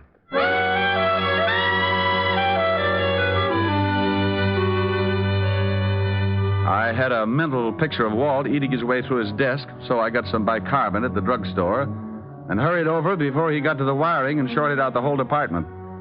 As usual, the king of the forest met me in the squad room. Well, you're in Dutch, Shamus. I guess you're right, Sergeant Otis. How about lending me your wooden shoes? Oh, what do you mean, wise guy? They ain't wood. And why do you use a crowbar instead of a shoehorn? Very funny. You better go on in. Lieutenant's liable to start breaking things. I hope he doesn't use his bare hands. Yeah? Why? Well, your head's liable to get in the way, and you'll be crippled for life. All right, Walt. Stop chewing on that desk. Here's your bicarbonate. What are you talking about? Now you listen to me, Diamond. That's like telling a man to turn up his hearing aid in a bombing. You can stop being cute. That guy, Jerome phoned just before you came in, and he sticks to his story about the body, but he won't tell us where he is. You don't really believe him, do you, Walt? He's nuts. Well, he did say something about playing quarterback for Notre Dame. But if you're mixed up in this, I can't take any chances. Oh, don't be an idiot, Walt. This little guy, Jerome, came waltzing into my office this morning and... Lieutenant. Oh, what is it? That guy Jerome's on the phone again. He wants to talk to Diamond. Rick, pick up that phone and find out about that body. Oh, now, come on, Walt. You can use the extension in here. Go on. I promise you'll be sorry. You pick it up and say hello. Not to this guy, you won't. You'll come back with hopping, hop toads have no hair or something. Hello, Jerome. Oh, Mr. Diamond. Good. I've been trying to get you for some time. The body's here, all right. Where, Jerome? Can anyone hear? No, Jerome. Well, I thought maybe they had the line tapped. They do that, you know. Yes, Jerome. Now, where are you? I'm at the Osterham place. And if you don't want this corpse, I'm calling in Hawthorne of the death squad. Jerome, please. Now, where are you? The Osterham place on 74th Street. I'll be right over, and don't let the corpse get away. Oh, it won't. I'm sitting on it. Oh.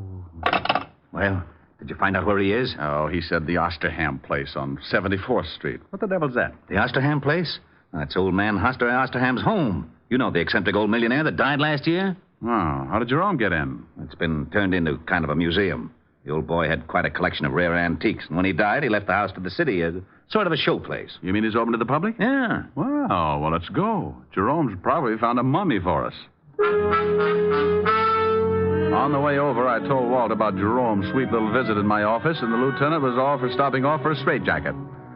When we got there, we looked out of the squad car at an old 3-story brownstone. But more interesting was the sign that hung from the door. Closed Saturdays. And you guessed it. It was Saturday. We got out of the car and went up. Well, don't just stand there. Try the door. I'm with you. Got an axe? Ring the bell. If Jerome's in there, he'll probably answer. Oh, anything to make the police force happy. Mr. Diamond. What is that? That is Jerome over in the window. You will have to climb in here. Come on, Walt. We can't do that. Who's that with you, Diamond?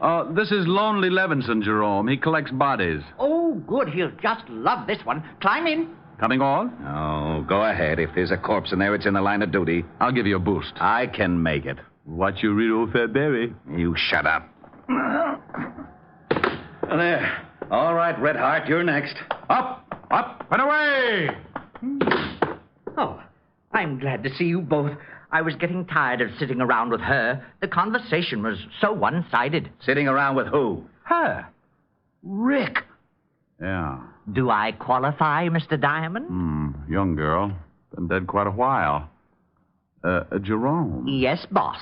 Oh, Ricky, how you found her? Well, this room is supposed to be sealed up. Sealed up? Yes, the building is a museum. Not a very good one. I have much better things in my apartment. Uh-oh, we're losing him. Jerome, how you found her? Oh.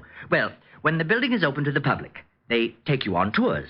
When we passed this room, we noticed it was sealed. I asked why, and the guard said it was because the late Mr. Osterham had stipulated in his will that the rest of the house could be shown, but not this room. It was his private study. And he said if he ever wanted to come back, he didn't want a lot of people cluttering it up. Who broke it in? I did. You did? Don't they have burglar alarms in this museum? Mr. Diamond, Lonely Levinson has an extreme case of supersensitivity. Does he always snap like that? Only when he hasn't been fed. Why did you break in? You should be careful, Mr. Lonely Levinson. You'll bite someone. Have you been checked for rabies? Now you listen to me. Walt. Jerome, why did you break in? Well, it's perfectly obvious. When the guard told me the story, I played along with him. Of course, I knew it was just a trick to throw me off. Of course. Oh, would you mind turning your head? It's much better if you just chew on that curtain. Well, I waited until they closed the place. Then I came back, jimmied this window, and found the body. Then I came to you, Mr. Diamond. Simple? Oh, sure. Rick, what are you doing? Oh, just looking at the dead girl. Come here. You find something? Yeah. Got on an anklet. Name is, strike a match, will you? Oh, wait a minute. There. Oh, Adelaide. Looks like she's been dead quite a while. Yeah. Jerome, when you found... Hey, Jerome. What? He's gone. Oh, we're a couple of swell sleuths. He's not out on the street. Must have climbed out and run for it. I'll send out a general on him. Yeah, I would if I were you. A guy like that shouldn't be running around loose. He's liable to wind up on Stromboli. Well, Walt put out a general alarm on Jerome and then called in the rest of the experts to give him the dope on the dead girl. I didn't wait around because I'd a hunch that Jerome would find me again. I was right. Because at that moment, he was sitting in my office behind my desk. Diamond Detective Agency? Rick? Who is this? Oh, now stop clowning. This is Helen. Never heard of you. Why don't you dames leave me alone? By the light of the silvery moon. I guess I'll have to write some new lyrics. Oh, dear. Yes, what is it? Well, you sure got there in a hurry. Who is this? Now, you stop that, Diamond. You know very well who this is. What do you want, stupid? Stupid? Yeah, rhymes with Cupid. Could do a song on it. Like to hear my latest? I've been working on the railroad all the livelong day. What kind of a song do you suppose I could write with Stupid and Cupid? Oh, hello, Mr. Diamond. What's going on? Well, hello, Jerome. Taking my calls for me? Yes, and wait till you hear the pixie I've got on the line. Here.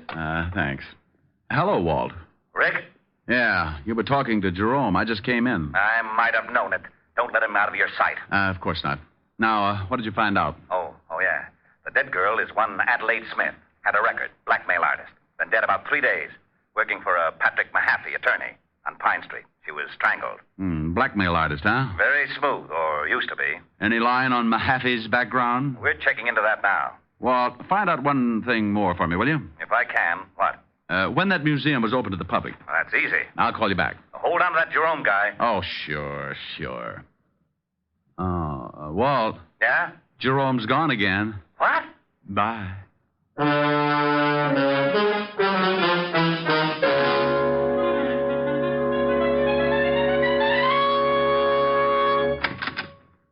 Sorry to bust in, but you seem to be missing your secretary. Come in. My secretary just walked out the other day. I haven't had time to get another from the agency. Are you Patrick Mahaffey? Yes. What can I do for you? Was your secretary's name Adelaide Smith? Why, yes. How did you know? Oh, from the police. They just put a tag on her down at the morgue. Good Lord. She isn't... She certainly is. The morgue is very choosy about its tenants. Oh, that's terrible. What was it, an accident? Well, if it was, the insurance companies are going to have to set up a new system. She was strangled. Oh, how horrible. Yes. You're an attorney, aren't you, Mr. Mahaffey? Why, yes. Are you from the police? I just left them. What kind of an attorney? Why, just general law. Ever do anything you could be blackmailed for? What? Why, of course not. Ever have any business with the Osterham estate?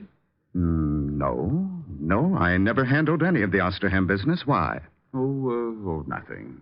I'll see you later, Mr. Mahaffey.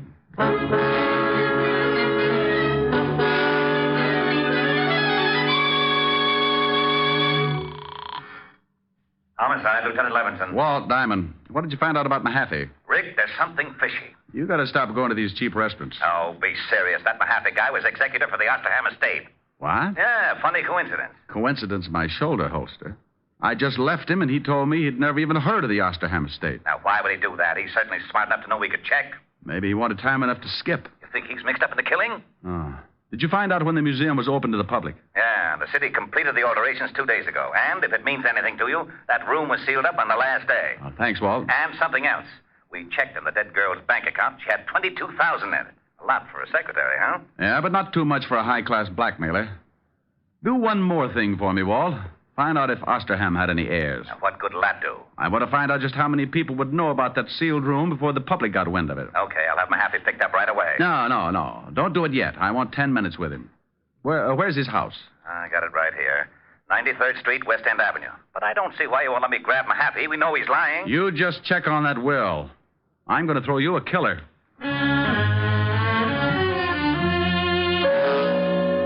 I left the phone booth and headed for West End Avenue and Patrick Mahaffey's residence. Strangely enough, it was on the west side of town. And when I got there, I spotted a green sedan in front of the house. I started up to the front door, and Mahaffey met me halfway. He had a suitcase, and he was in a hurry. Oh, it's you. Your memory's getting better. Come on, you don't want to leave right now. Let's go back inside. But I have to catch a plane. I'm leaving town on business. Oh, I'll bet you are. Let's go. Now, wait just a minute. You have no legal right. Do I have to show you my biceps? Well, all right, but make it brief. I'm late as it is. Now, just what is this all about? I thought you said you didn't have any business with the Osterham estate. Why, that's right. I checked. Oh. Just exactly what was your capacity? Well, I handled the incomes on the trust account. I was also the executor of the will. You wouldn't be handling it now, would you? When Mr. Osterham died and I executed his will, my job was done. Were there any heirs? 2. Neither of them were able to hear the reading. Who did hear it? Just an official from the city. Why weren't the heirs present? Because one of them couldn't be found. The other one was in a kennel. In a kennel? A cocker spaniel. He received $10,000. Oh, I bet he rolled right over on his back. Who was the other heir? Mr. Osterham's nephew. He hasn't been heard from in 10 years. He went to France to study hat designing, but hat jobs were very scarce, so he just vanished.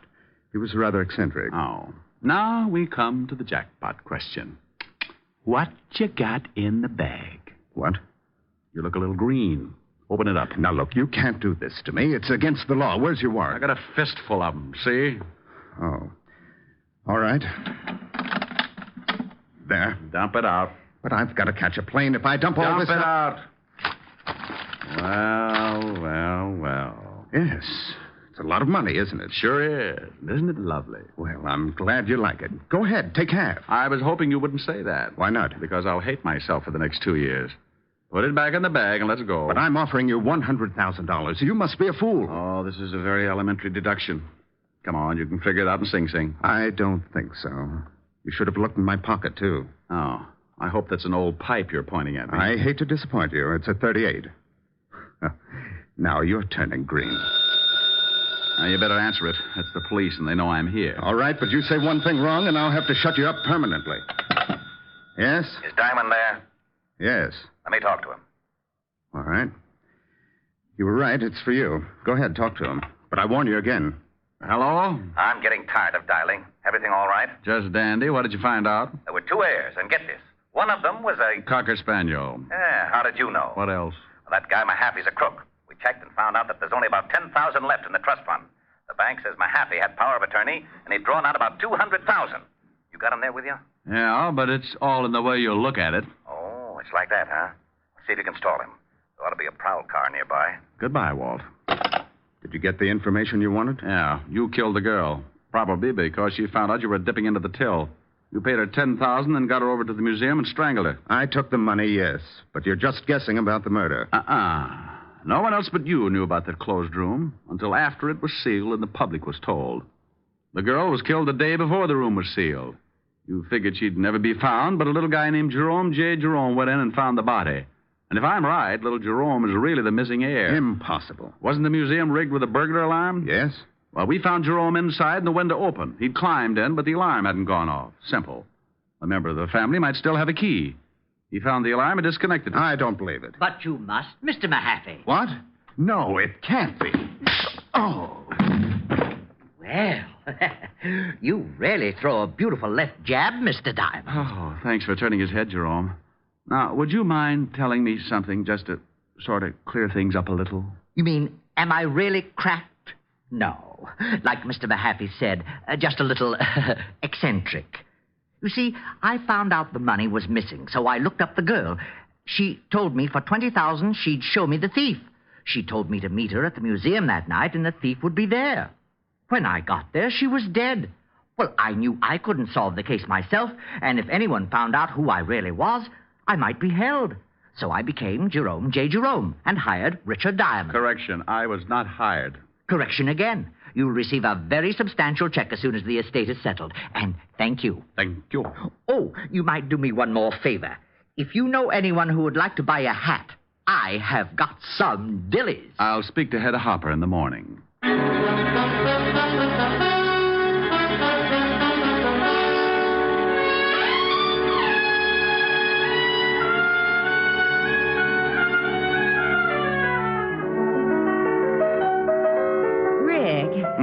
Yeah? Well, it's lovely, but... But you don't like it? Well, yes. What's the matter? I don't know what it is. You don't know what it is? It's a hat. A hat? Certainly. Here, give it to me. Now, look, you put it on this way, see? What are you laughing at? Oh, no. Oh, yes. I might even do a Hildegard if I got the right bookings. A pair of long gloves. All of a sudden, my heart sings when I remember little things.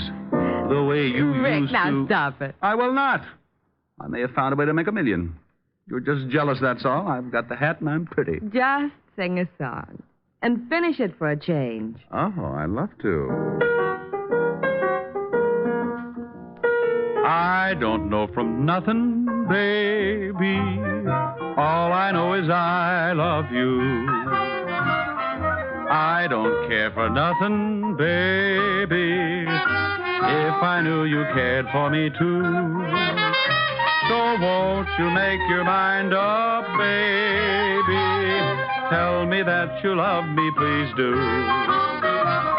For I don't know from nothing, baby. All I know is I love you. We want a sponsor. All I know is I love you. Well, there you are. I finished it. Are you happy? Oh, well, yes. But where did the band come from? Did you like it? Yes, it was great. Well, if it's great, don't ask questions. Thank you, Von Monroe. Honey, the name is Diamond. Oh, Mr. Monroe, I just love your record. No, baby, the name is Diamond. Mr. Monroe, ever since the first time I heard you sing, Come here, I want to tell you something. Racing with the moon, sailing through the midnight blue.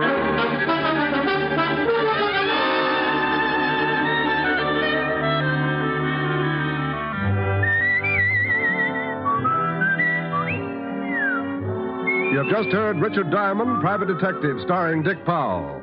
Helen was played by Virginia Gregg. Lieutenant Levinson by Ed Begley.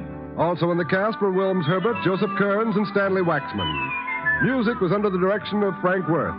Richard Diamond is written by Blake Edwards and directed by Richard Sandville.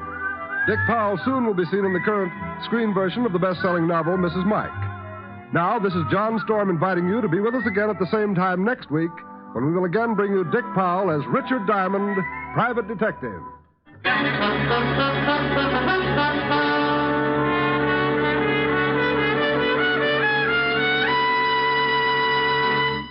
You don't have to go to Alabama. You don't have to eat ham hocks and butter beans. All you have to do is enjoy Phil Harris and his ever-loving wife, Alice Faye, when they return to NBC tomorrow. For 30 minutes of Southern fried joy, lend an ear to Phil Harris, Alice Faye Show, returning tomorrow on most of these same NBC stations. Your tune for the stars on NBC.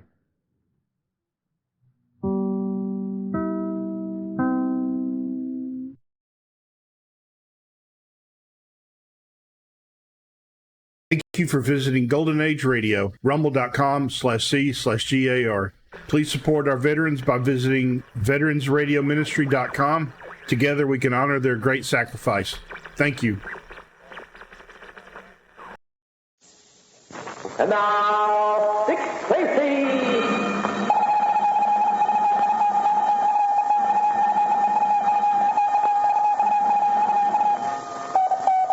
This is Dick Tracy on the case of the man without a head. Stand by for action. Let's go, men.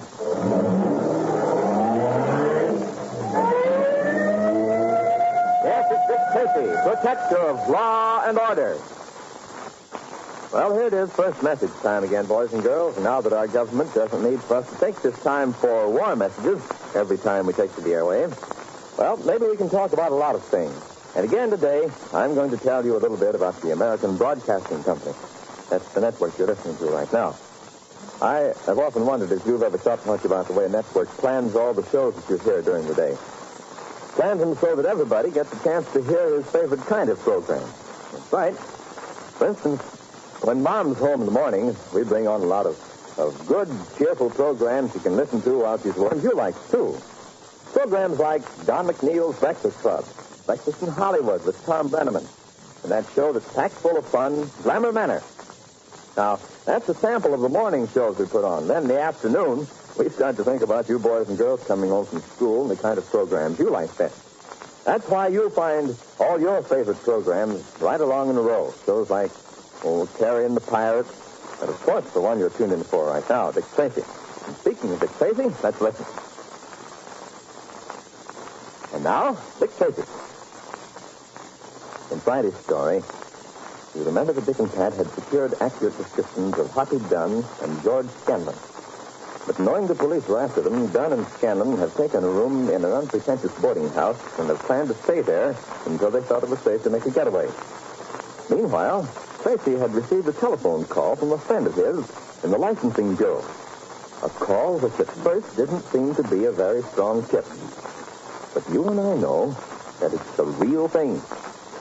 Dick and Pat in their familiar squad car, just pulling over the curb, a few houses below the one they intend to investigate. Pulling up behind them are squad cars 1 and 9. Tracy speaks to Pat. This will be all right, Pat.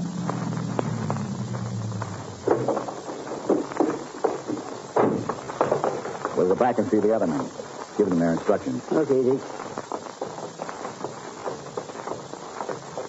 Hello, Fogarty. Hello, Inspector. What's up? We have a tip on a rooming house at 4321 Boulevard. McGowan at the licensing bureau called me up about it. Seems that in making out the form, the landlord made a mistake in the number of people registered in this house.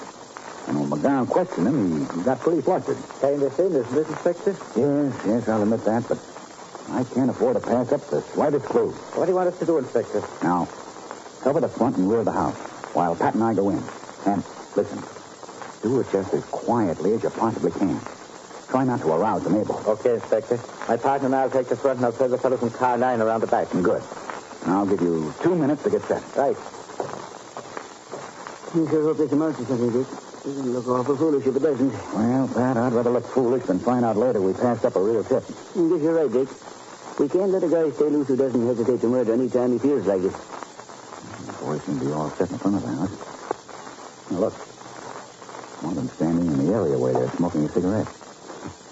Looks as if he lived in a house. Yep, that's Fogarty. Look at his partner. He's making believe he's asleep on the lower step of the house. Hey, you think the other two are still set around the back by now? I think so, Pat. All we had to do was walk up the alley. Let's go.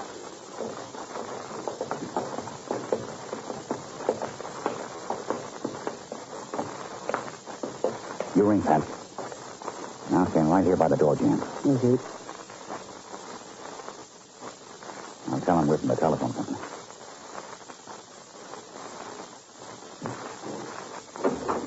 What is it? We're from the telephone company, sir. There's nothing the matter with my phone. Would you mind opening the door all the way, sir? I hate to talk to you through just a crack. I can hear you all right, and you can hear me. I told you there was nothing the matter with my phone. Well, now, sir, it isn't your phone that we want to take a look at. It's the wiring that leads to the street. You see, we have a complaint from one of your neighbors that his telephone bell rings, and when he picks up the receiver, he hears voices. You know, crosstalk. We've checked, and it's your line. Oh, well, that's different. I thought you were just a couple of guys snooping around here. No, sir. This is legitimate. Come on in. So make it snappy, because I got a lot of work to do. You know how it is these days. Can't get any help. I have to take care of 10 rooms myself. 10 rooms, huh? I mean 8. Oh, I see. Just where do you want to start in? Well, the lead-in from the main line comes in the back of the house and cuts through the wall, leading with the first floor. We'll start there and check back for a break in the wire. And come on this way. Look, you don't have to hang around if you don't want to. You can go ahead and do your work, and we'll check with you before we leave. Good. I got a lot of work to do. But look, don't go busting in any of these rooms without knocking. Some of the guys I got here work nights and sleep days. I'll be down in the cellar if you want me for anything.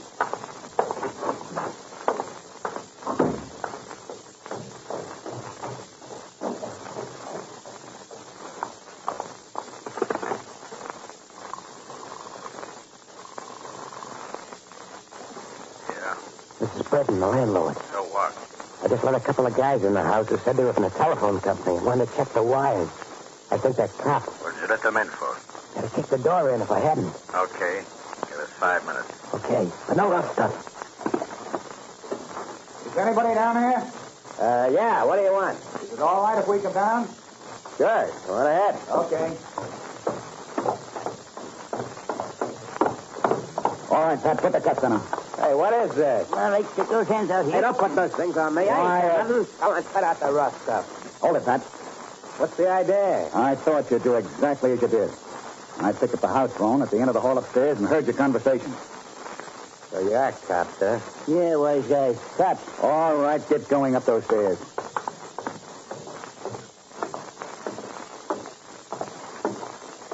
Okay, Pat. Handcuff him to that iron pipe. We have to get upstairs. All right, you. Stick them out. Hey, I haven't done anything. Up against that pipe and shut up. There. Okay, Dick. He won't get loose unless he tears the pipe out of the wall. Now, listen, wise guy. One word out of you and I'll come back and beat your head in. What floor are these men on? Come on, out with it. On the top floor in the back. Come on, Pat. You know, Dick, it was a smart thing to post the guys at the front and back of the building. I only hope they're the men we're after. Couldn't get much from the landlord's conversation. This is the top floor, Dick. Now, listen. We'll knock once. If the door isn't open, we'll kick it in. Have your gun handy.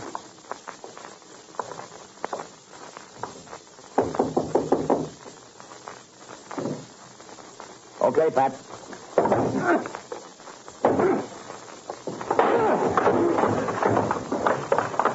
Empty. You've had time to duck out. That door. Where's it go? It's all right, Pat. I have it covered. It's just the door to a big clothes closet. Nothing in here. No fire escape either. No back door. Well, it's got to be up here somewhere, Dick. We have to search every inch of this place, Pat. You take the front of the house and I'll take the back. Look for a door that leads to the roof. Come on, now, make it fast. You fool him, Huffy. You heard him run around the top floor. You fooled them all right. But they didn't see us hiding behind the door as they came running upstairs. Let's go. Yeah. They probably got cops at the front and back of the house. We'll worry about that when we come to it.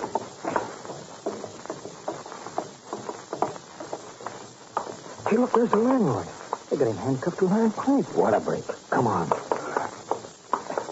Leave it, you guys. They're after you. We know it's your rat. Go ahead, George. Give it to him. Hey, now, wait. Okay, George. Get our $1,000 out of his pocket.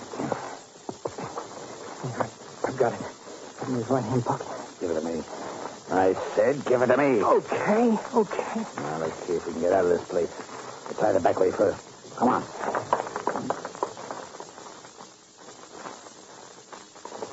Dick, I searched the front part of the house. There's no sign of them. Where do you suppose they could have gone? Any door leading to the roof? A trap door or anything like that? Nothing, Dick. Let's go, Pat. Out front. Right. They must be out in the street.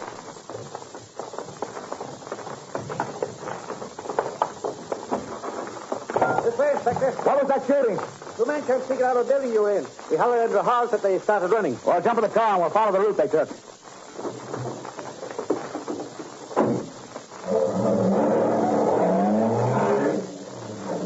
Yes, sir, the car, Inspector. My partner's trying to get him an eye car. There's the front tire, Dick, pulling up to the curb. Hold up, Pat.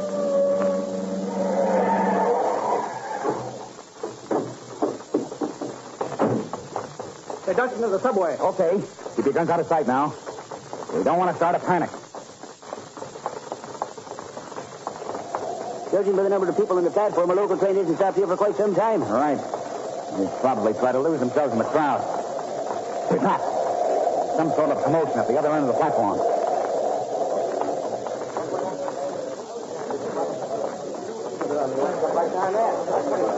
All right. Stand back from the edge of that platform. Get back there now. What's the trouble here? A couple of guys just jumped down on the tractor. Look at Shell. Which way they go? They jumped off the platform and they started to run up that way. I was just Come on, minding my own business, and I froze enough to mind them more than I wanted.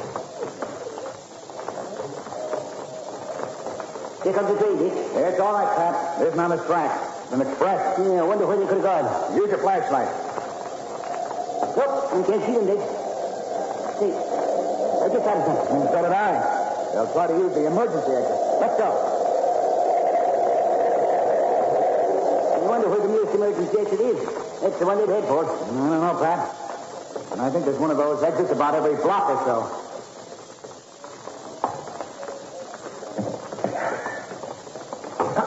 Take cover.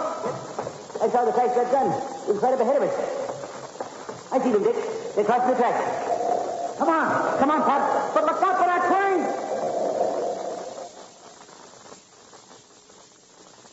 In a moment, we return to Dick Tracy. But first, all you boys and girls of high school age, Uncle Sam has a request to make of you. If you haven't finished your high school education, if you've been helping out during the war by doing needed war work, Uncle Sam wants you to go back and finish your high school course. You see, education is far more important than anything else to your future career. And there's another reason why Uncle Sam wants you to go back to school this year. By giving up your job now, you'll make it possible for some returning GI to have a job he needs to get him started in civilian life again. Seems to me that that's the very least that we can do for our soldiers. They fought for us. Of course, many of them have died for us. So let's help the boys who come back. Let's help them get off to a good start. And you boys and girls can help by going back to high school. Learn all you can to fit yourself for your chosen career. Learn about world affairs, about science, about government. For you will be the statesman of the future. The continuation of a free and democratic way of life will depend upon your ability as an able worker and as a citizen in later years. So make those back-to-school plans today. And now, Dick Tracy. They call one more shot, Hoppy. They're coming this way. Never mind that. What we want to do is to cross those skips, tracks, and get the train between us and them. Come on. Just what scheme does Hoppy Dunn have in mind? And will it succeed? You'll know tomorrow if you tune in again, same time, same station, for the adventures of Dick Tracy, directed by Wiley Adams. And this is George Gunn speaking. Like a fish takes to water, that's the way Dick Tracy takes to excitement. The way thousands of people all over the country take to the adventures of Dick Tracy. Dick Tracy and Pat Patton never know what their next case will be, but they do know that whatever it is, it'll be full of thrills and excitement. You'll want to listen every day, Monday through Friday, when the adventures of Dick Tracy are heard over more than 100 radio stations from coast to coast. Keep up with Dick Tracy, protector of law and order, when he's heard tomorrow at another thrill-packed chapter at this same time over this same station. It's the case of the man without a head. This is the American Broadcasting Company.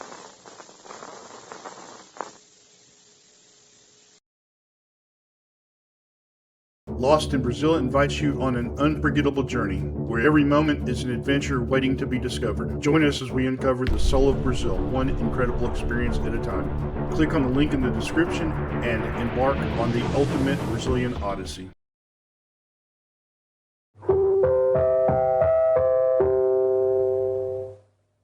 Now, from the makers of Cold Water Omo,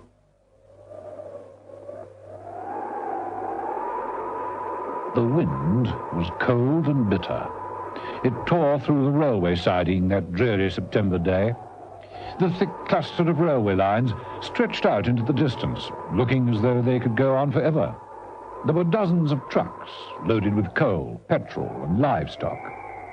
But few people were about. In the signal huts, the men brewed strong tea and smacked their arms across their chests to generate some warmth. Then, running down the track towards the station was a man. Middle-aged and out of condition, he was panting desperately. He staggered and almost fell. And then, with a superhuman effort, he reached up and wedged himself between two goods trucks. He crouched back and listened. He's here somewhere, Freddie. That's right. We've got to get him. Shoot on sight and shoot to kill.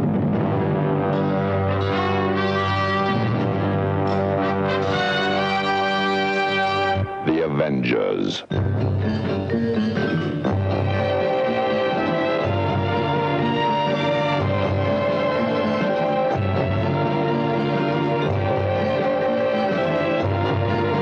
John Steed and Emma Peel, The Avengers.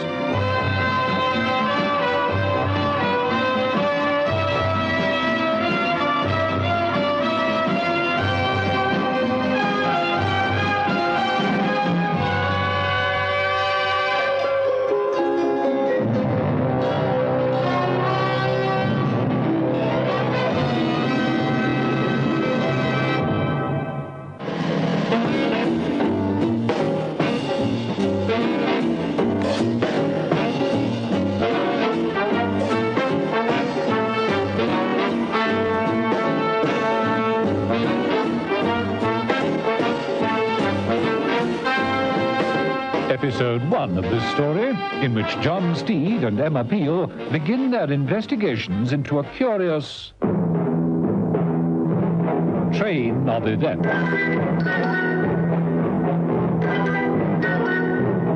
The man squeezed between the two railway trucks, held his breath, clutched at his briefcase, and waited. The wind roared through the station. He heard snatches of conversation wafted to and fro. You take that side, I'll take this. Look out of the trains. Could be hiding anywhere. The man guessed from the voices that it would only be a matter of time before he was discovered. He slipped from his hiding place, dashed across the track, and made for an empty wagon.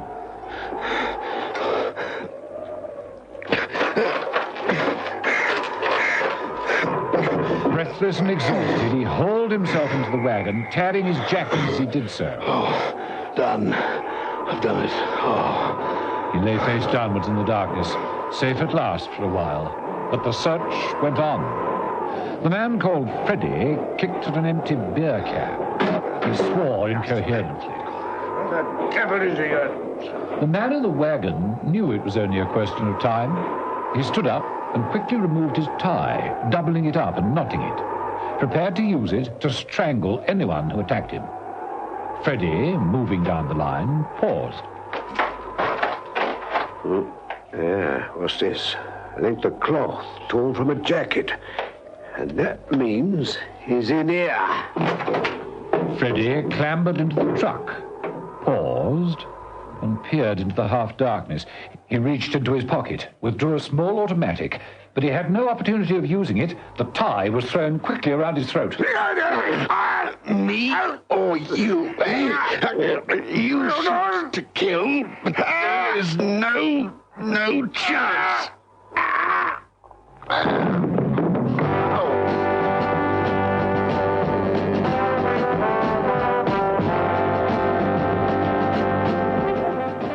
In Mrs. Peel's apartment, John Steed had assembled a toy train on the carpet and was demonstrating the art of shunting two trains whilst allowing an express to roar around on its track.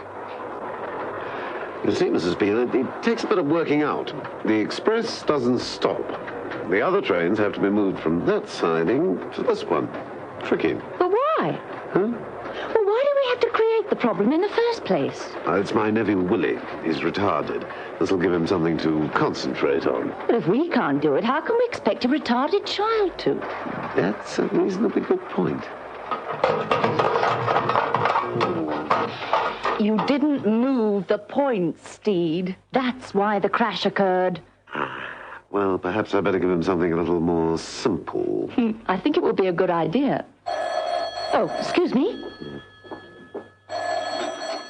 Emma Peel? Mrs. Peel, is John Steed with you? Yes, he is. Who shall I say is calling? Lucas. Just tell him it's Lucas, and it's urgent. All right. Steed, it's a man called Lucas. He wants to talk to you urgently. You better Right. take it. Of course. Hello, Steed here. Steed, Mark Lucas. Look, I'm onto something big. I can't talk now, but you must meet me off the 8:10 train at Norbury. Got it? The 8:10 at Norbury. Yes, I understand, Mark, but why... I just killed a man, and I may have to kill again. But you must help me, Steed. You must. Right, the 8:10 Norbury Station. I'll be there. Trouble, Steve? Sounds like it. We've got to stop playing at trains, Mrs. Peel, and start taking them. Come on.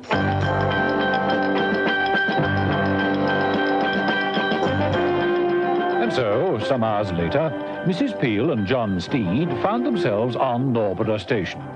It was still cold. This had better be important. Dragging a girl away from a fireside. I agree. I think of bed, that electric blanket. I have no more idea of what it's all about than you have. I know that Mark Lucas isn't a man to over-dramatize. If he wants help, he wants help. And who exactly is Mark Lucas? One of our senior agents. He said he was on to something big and that he'll be arriving on the 8:10. You know, I don't really approve of them. Eh? Electric blankets. They make one so self-sufficient. Tell me more about Lucas. Well, he's a brilliant linguist. Been all over the place, all around the world. Bounced about the Empire. When there was one. When there was one. Each time the Union Jack came down, he was the last person in the gunboat. Eventually, of course... There were no more gunboats. Exactly. And now, instead of fighting a magnificent last stand on the banks of some tropical river, he's speeding through the home counties on a very cold Thursday. That's right. And as far as I'm concerned, he can't turn up too soon. Let's walk up and down the platform, Mrs. Peel. This may lead to monkey business.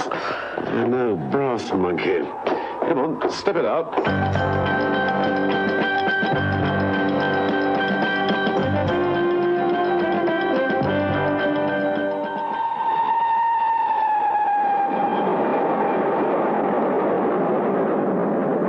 In the train, roaring its way towards Norbury, Mark Lucas sat huddled in the compartment. He clutched his briefcase, swaying with the movement of the train. He was edgy, tense. Norbury! Next stop, Norbury! Norbury! The ticket collector moved along the corridor, calling the next stop. Next stop, Norbury! Mark Lucas rose unsteadily to his feet, emerged from the compartment, and moved along the corridor, following the ticket collector. It was then that he saw the man Bart approaching. This was the other man who had tried to kill him. Lucas didn't stop to think twice. He stepped sideways into the nearest compartment.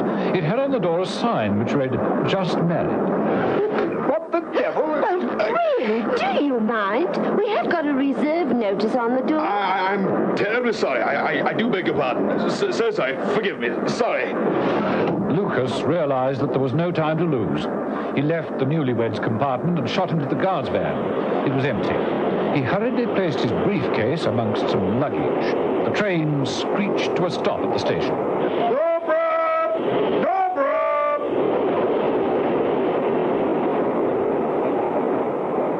Lucas got out of the train.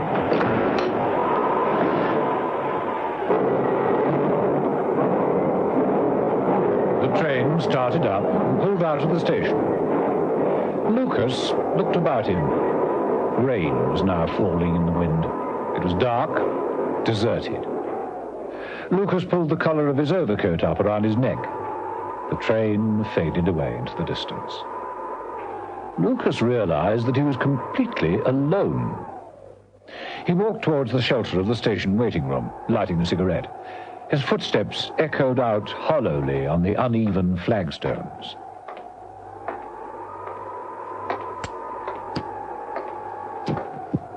The lighter blew out. All was now still apart from the wind. Lucas walked the platform. The waiting room appeared derelict. Nothing happened. And then, the sound of whistling. Faint, but recognizable. What the devil? Hello? Hello? Who's there?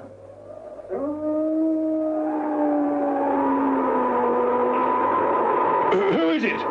Who are you? Put your hands up, quickly, or this gun might go off. Come on now, do as I say. That's better. Stay like that.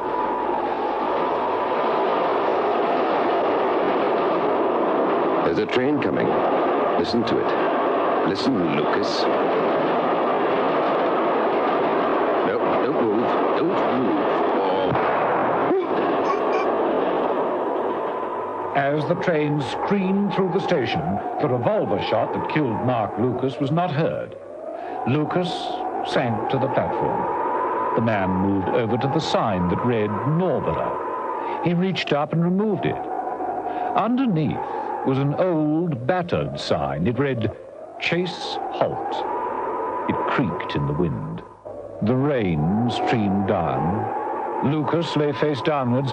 The puddle beneath him turned to scarlet. Eventually, even the wind died.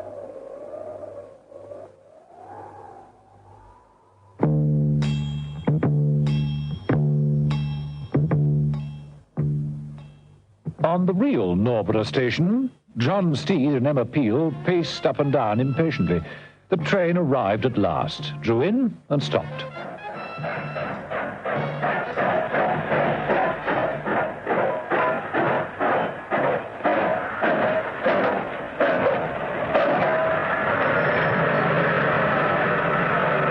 Well, this is it, the 8:10. I don't see Lucas. You think he might have missed it?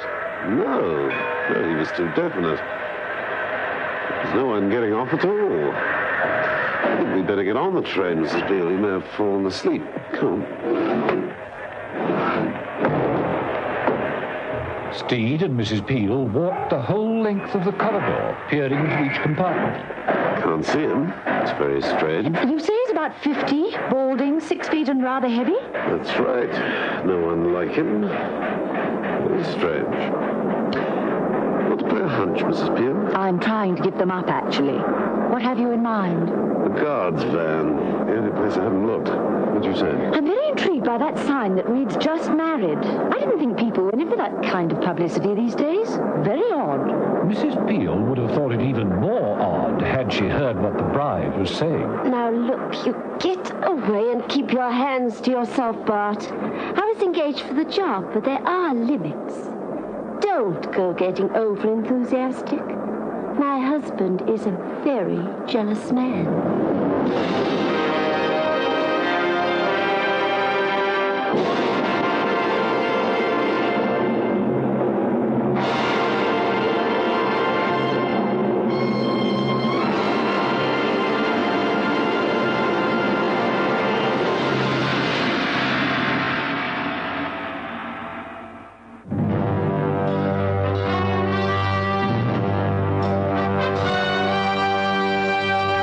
Avengers.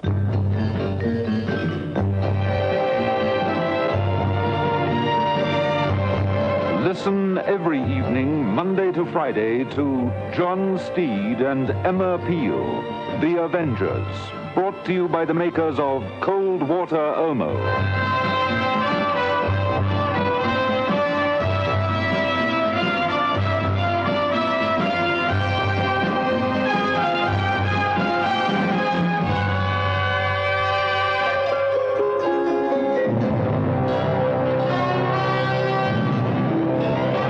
Thank you for visiting Golden Age Radio, rumble.com/C/GAR. Please support our veterans by visiting veteransradioministry.com. Together we can honor their great sacrifice. Thank you.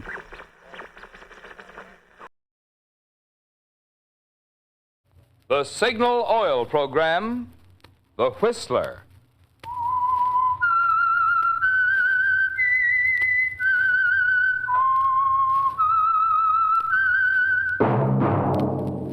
That whistle is your signal for the Signal Oil Program, The Whistler.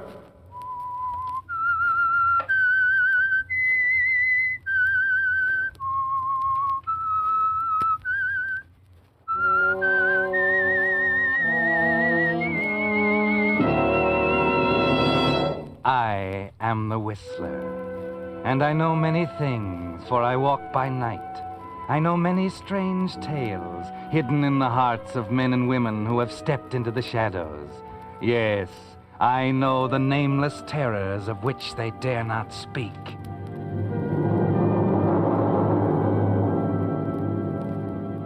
Yes, friends, it's time for the Whistler. And remember, let every traffic signal remind you, with new Signal gasoline, you do go farther than ever. Look for the familiar big yellow and black circle sign that identifies those popular Signal service stations in 7 western states from Canada to Mexico. And now, the Whistler's strange story, Treasure Hunt.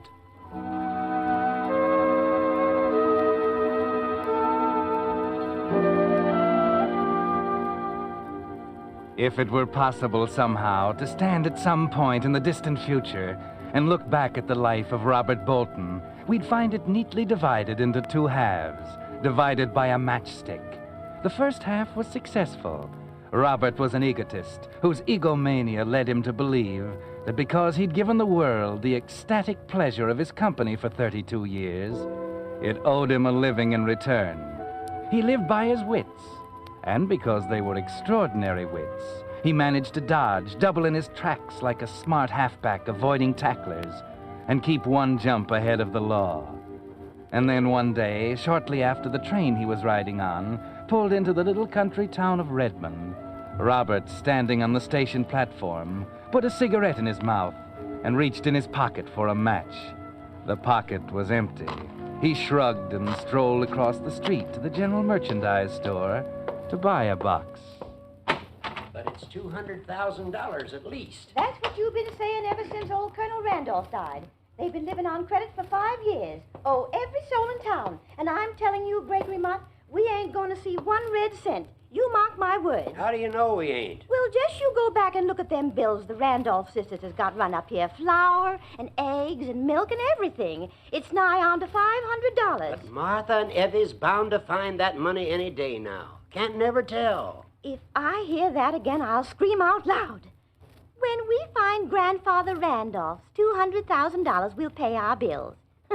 Well, they ain't found it yet, and they ain't gonna, if you ask me. Reckon the old colonel hit it good. And that's another thing. Why'd any man hide that much money around and leave a crazy poem to tell where it was hid? Is that reasonable?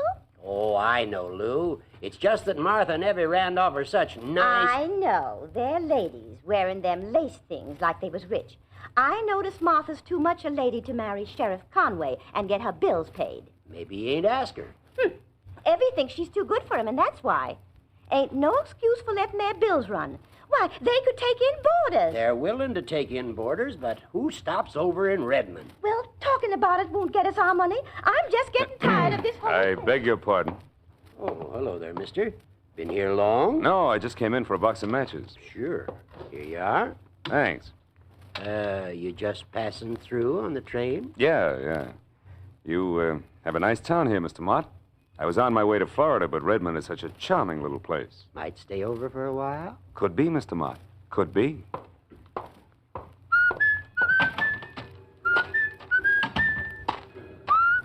Oh, conductor? Yeah? My name's Robert Bolton. I'm in car 63, bedroom G. Would you have the porter get my baggage, please? I'm getting off here.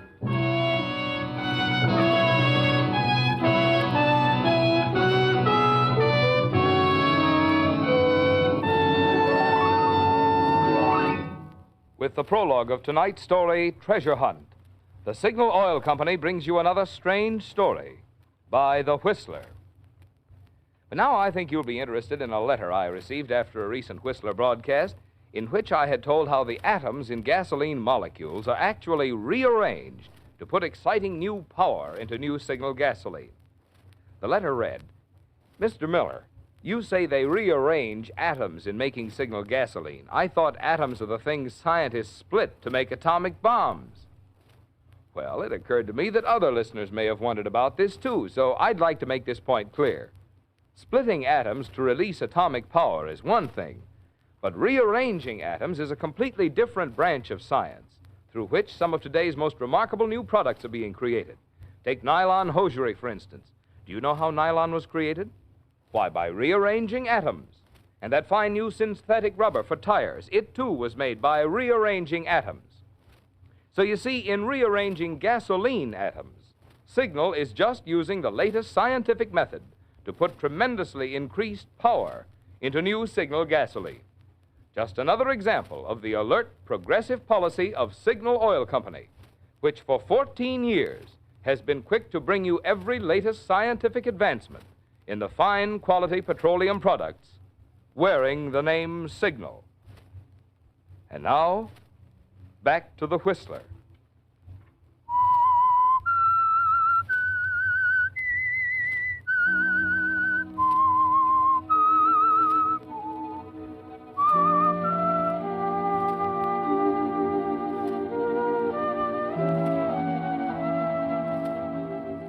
Yes, Robert. That matchstick made a difference, didn't it? They laid it on the line for you while you were waiting at the counter in the store. And you're thinking it over carefully now as you sit in the parlor of the huge old Randolph home in Redmond, making your first impression on the Randolph sisters. It took you only a minute to analyze them. Evie, ailing, suspicious, jealous of the family traditions. Martha, 45, hungry for sympathy, color, laughter. She's made to order for you, isn't she, Robert? Your opening move is a triple play.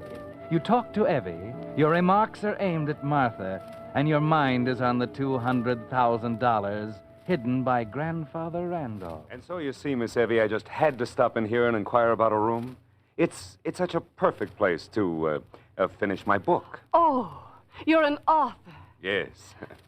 I write poetry. Poetry. Oh, how beautiful. I have always considered poetry a frivolous way of expressing thoughts which might better be done in prose. I love it. Your judgment is not to be considered, Martha. But, go on, Mr. Bolton. Well, I graduated from Harvard in 1931, and I wandered around a bit. India, China, Japan, even got as far as Tibet. Oh, how wonderful. You've really been to those places. Yes. Mr. Bolton, I am not interested in your wanderings. Oh, I'm sorry. But I've got to have some place in which to write. A place like this, Miss Randolph, with these lovely trees, these grand old rooms with their fine floors. That mahogany staircase. Why, that's a poem in itself, Miss Randolph.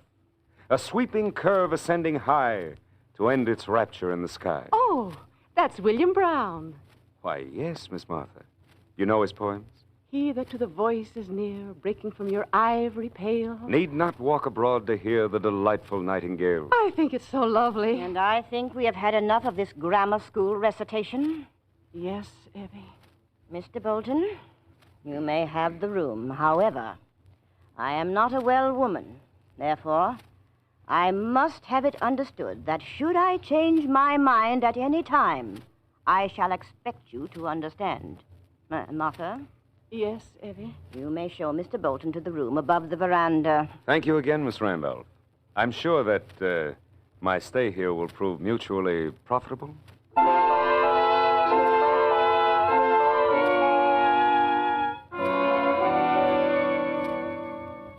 Well, you're established in the Randolph house, Robert Bolton. But there's work to be done if there are $200,000 hidden someplace. You know Evie Randolph is shrewd, almost as clever as you are. But again, there's Martha, poor, homely, pathetically eager Martha, who hangs on your words. And you can be charming, can't you, Robert? It's not long before you've made a conquest, and such a simple one. Martha never has had such wonderful times, has she? Movies, poetry, a drive in a rented car. Oh, please, Mr. Bolton, you mustn't go so fast. Why not? It's like living in another world, just flashes of the earth we know. Gone before you can see the ugliness, the gray drabness. Oh, yes, it is like that.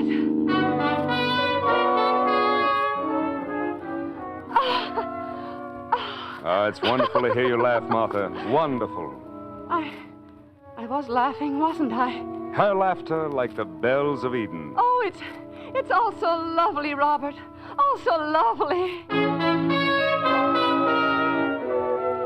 Do you really mean this is the first movie you've seen in 3 years? I never go out much, Robert. You see, Evie... Oh, you're wonderful, Martha. So unselfish.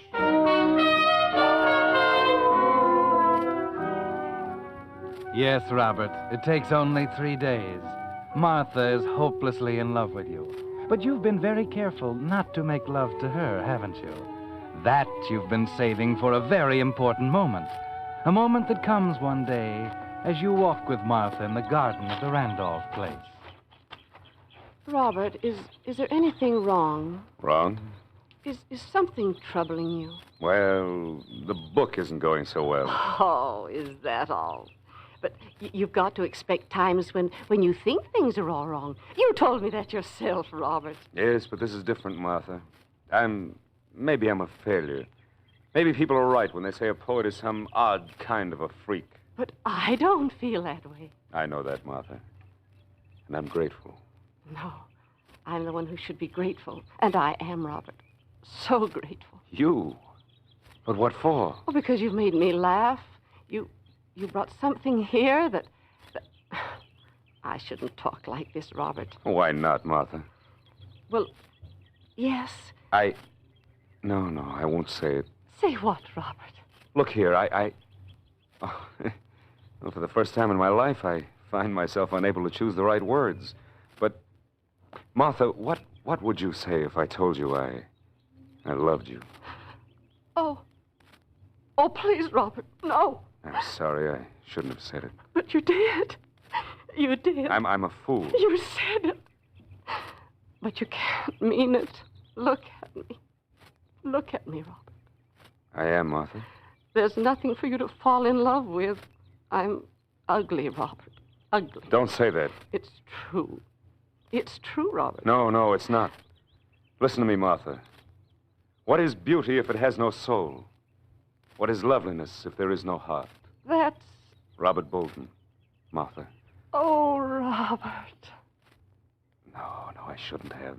What have I to offer you? Nothing. You and your sister have all this, the house, the garden, money. Money? Well, Robert, dear, we have no more than you. Oh, you're joking. No, my darling. No, I'm not. Evie and I have been living on credit. Everyone thinks we'll find Grandfather Randolph's money. Money? There is money? I don't believe it, but Evie does. She's looked for it so many times. Oh, treasure hunt, huh? You're making fun of it. Oh, no, dearest. But, well, things like that just don't happen, not in real life. But suppose there was money, and we found it. Then you wouldn't have to worry about staying here with Evie. She could have the money, and we could have each other. Do you mean that, Robert? Don't you believe me, Martha? Oh, yes, Robert. But Evie would never let us have the verse. Verse? I don't understand. Well, Grandfather Randolph left the secret of the money hidden in a little verse he wrote. Evie keeps it in her room. I've only seen it once. Oh, well, that's that. But I could make a copy of it when she's asleep. She wouldn't have to know. Oh, you're clever, sweetheart. You know, I never would have thought of that. And if we find the money, we shall taste the sweets of Araby and live but for the ecstasy that life shall bring to us.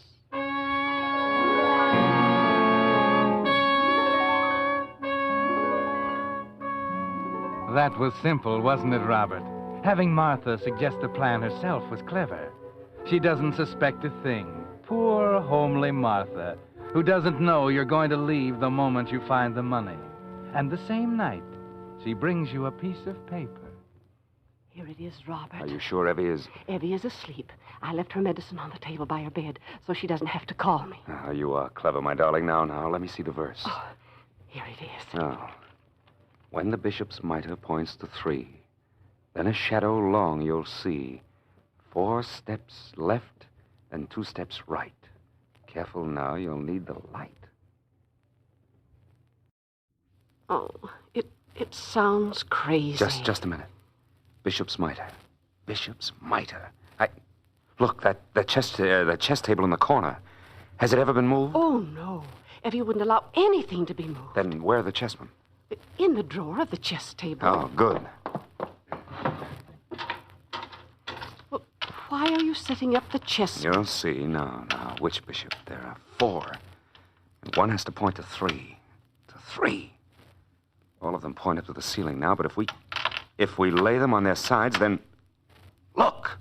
This Black Queen's bishop, it points to the grandfather's clock on the other side of the room. And if you point it to 3... That's it! The bishop's mitre points to 3. Martha? It's Evie. She woke up. You better go. We'll continue this tomorrow night. Go ahead.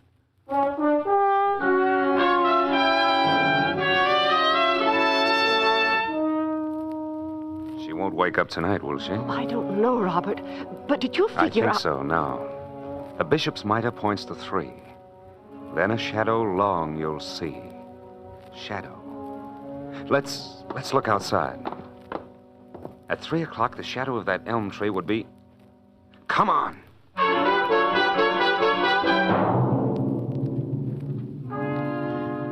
You're so wonderful, Robert. It's all so simple now. 4 steps left. Then 2 steps right. And right in front of the old cooling shed. And the next line reads, careful now, you'll need a light. Martha, that means we'll need a light to see inside the cooling shed. That's it. The money is in the cooling shed. It is. But, we just don't have a light now, do we? We'll have to wait until tomorrow night. Well, I can get a lantern. No, Martha, darling. We'll wait until tomorrow night. But why? Can't we tell Evie now? You're not going to tell Evie until we get the money, do you hear? All right, Robert. Anything you say.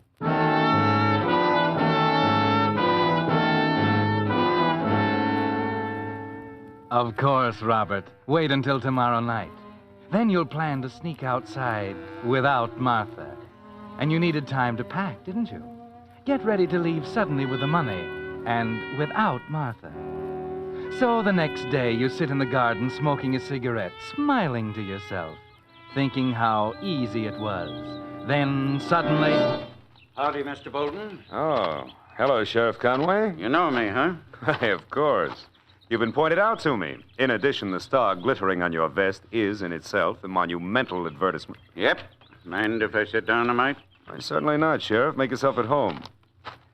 Did you come here just to sit in the sun, or do you have something more important on your mind? Well, Bolton, I ain't one to beat around the bush. There's some talk going around about you and Miss Martha. Really? What harm is there in that? Well, you're a young man, handsome. Thank you, Sheriff. I didn't know you cared. I don't think you're up to any good, Bolton.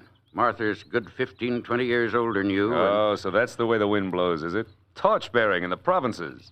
You love her, don't you? Listen, I came here friendly-like, but I'm having a hard time now to keep from smashing that pretty face of yours. But you won't do it, Sheriff, because you'd look a great deal sillier and more stupid than you do now. You can't afford that, Sheriff. You're smart, ain't you, Bolton? Smart enough to know you haven't got a thing to say in this matter. Now, you listen. I intend to remain here as long as I like. You're after that money. You can prove that, of course. He doesn't have to. Miss Evie, you hadn't ought to come out here. It was thoughtful of you, Sheriff Conway, to concern yourself with our affairs, Martha's and mine. However, I am quite capable of handling this. Miss Evie, don't go getting riled up now. You're hard, Please, you know. Sheriff Conway. Mr. Bolton. Yes, Miss Evie. I gave you to understand when you came here that any time I chose to ask you to leave, you would do so. So what? Consider this your last day here. You'd better reconsider that. You heard Miss Evie, Bolton. Sheriff? Yes, Miss Evie. Mr. Bolton, I'm a sick woman, but I'm not blind. My sister Martha is impressionable. She is infatuated with you, and you've done nothing to discourage her. Perhaps I love her. That's ridiculous, and you know it. Mr. Bolton, if you're not out of the house in 1 hour, I shall ask Sheriff Conway to evict you. Martha might have something to say about that. I've already told her. You have 1 hour, Mr. Bolton.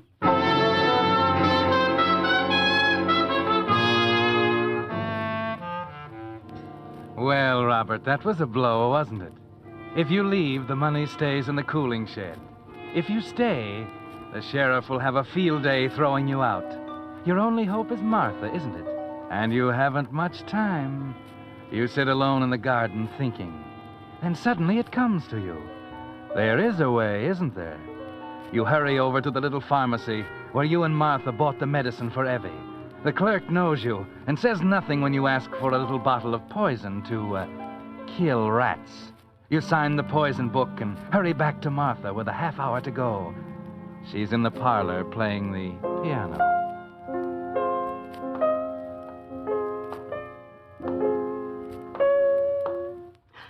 Robert. Please, Martha, go on, play. I want to remember you like this. It rather fits the mood. Please, Robert. I'll just stand here by the piano and... Poison! Robert, what were you going to do with this? You weren't supposed to see that. Give it to me. You were going to kill yourself? All my life, I've had cherished and loved things taken away from me. I'm tired, Martha, tired and beaten. Misunderstood by the people I love the most. Your sister, you. Not me, Robert. I swear it, not me. You were going to stand by and let me leave, weren't you? But what could I do? Evie is... You see? I love you, Robert. I love you so much. And does that solve the problem? No. What can we do? What can I do? You could marry me. And Evie would see that I do love you. Robert, marry? Don't you want to, my darling? But, Evie... Give me that bottle. No! No, I'll marry you, Robert! Now, today, we can go to Milltown right away. Yes, anything you say, Robert. Anything you say.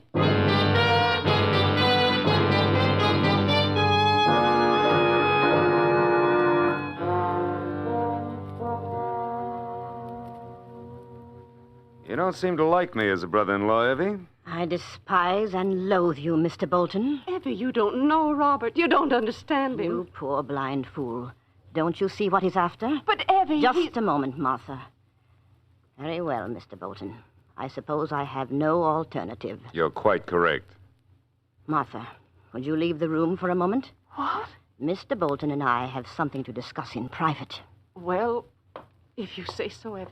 Be with you in a minute, dear. Yes, Robert. Now, Mr. Bolton. This is what you wanted, isn't it, Mr. Bolton? $200,000 in securities. You've got it. Of course. I've had it for 10 years. The verse was simple for me, too, Mr. Bolton. I thought it was cash. Half of it is yours, of course.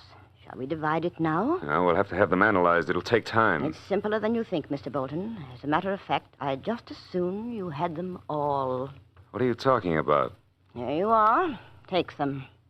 Well, I can't say I expected this. I'm not being generous, Mr. Bolton. You see, these securities have been worthless since 1929. What? Take them, Mr. Bolton, and get out. What kind of a trick is this? I said get out. You know it now. Tell the whole town about it. We defrauded them. We lived for 10 years on credit because they believed the money was here. You let me marry that ugly, stupid sister of yours? She knew it all the time. She did not know it because I never told her I found them. Now get out. Get out! Take your securities, Mr. Bolton. You've got what you came for. Martha! Martha, come quickly! Martha! Evie! You're ill! Oh, Robert, please! You, I hope you die! Robert! Robert, wait!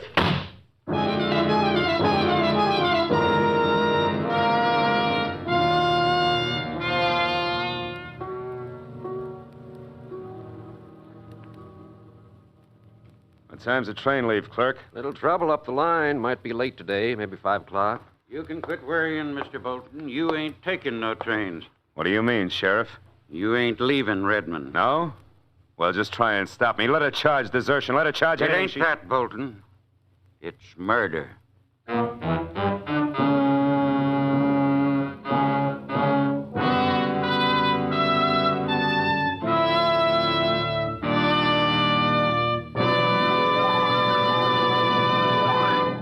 The Whistler will return in just a moment with a strange ending to tonight's story. Meantime, I'd like to bring you the solution to a little mystery that's puzzling a lot of drivers these days. Why are so many batteries going dead? Well, the answer is simple. Most batteries today have already seen a lot of use, and cold weather starting puts even more strain on today's tired batteries. That's why, if you don't like the experience of going out to start your car and finding your battery dead, it's just good insurance to make regular use of your signal dealer's complete battery service. He has the instruments and the know-how to determine the exact condition of your battery. If it's run down, your signal dealer has the latest equipment for charging.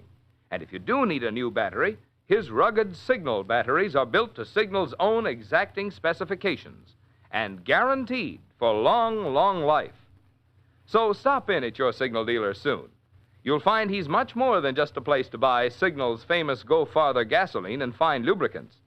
Wherever you see Signal's yellow and black circle sign, there you'll also find complete Signal service and accessories to help your car run better, look better, and last longer.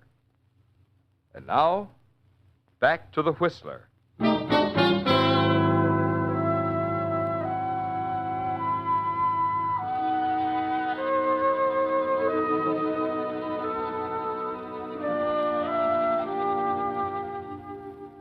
That one stopped you, didn't it, Robert?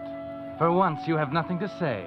And though you don't know it, the first half of your life, the half you lived before you reached into your pocket on the station platform at Redmond and found you were out of matches, is over.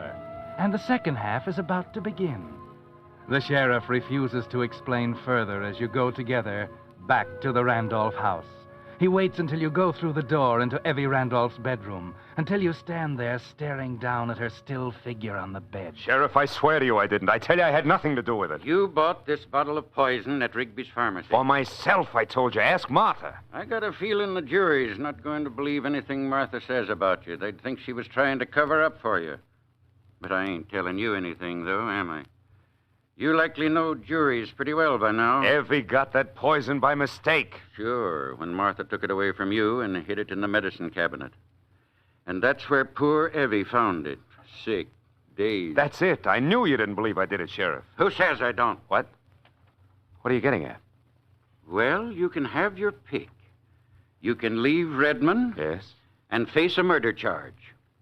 There's the money, the fight you had with Evie, the poison register at the store. Wait a minute. You can't do this. No?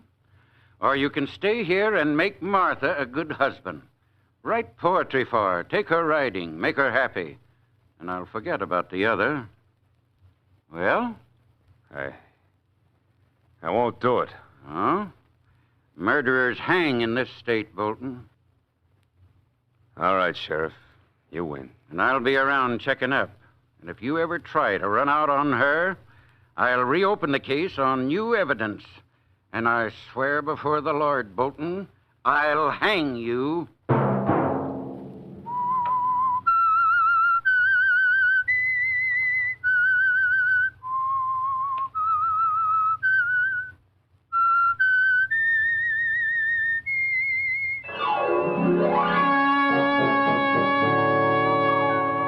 Next Monday at 9 o'clock, The Whistler will bring you another strange tale. The Whistler is broadcast for your entertainment by the marketers of Signal gasoline and motor oil and fine quality automotive accessories, and by your neighborhood Signal dealer.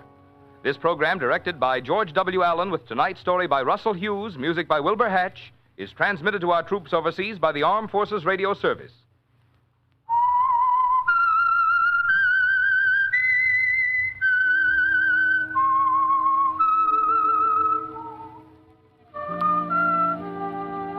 That whistle is your signal for the Signal Oil program, The Whistler. This is Marvin Miller speaking, reminding you to look for those familiar yellow and black circle signs that identify those popular Signal Oil stations in 7 western states from Canada to Mexico.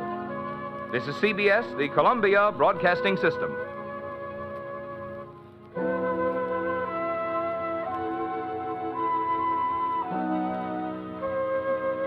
Lost in Brazil invites you on an unforgettable journey where every moment is an adventure waiting to be discovered. Join us as we end the Brazil experience at a time. Click on the link in the description and embark on the ultimate Brazilian odyssey. The hard and relentless fight of one man against the forces of evil. These dramatizations are designed to demonstrate forcibly to old and young alike that crime does not pay.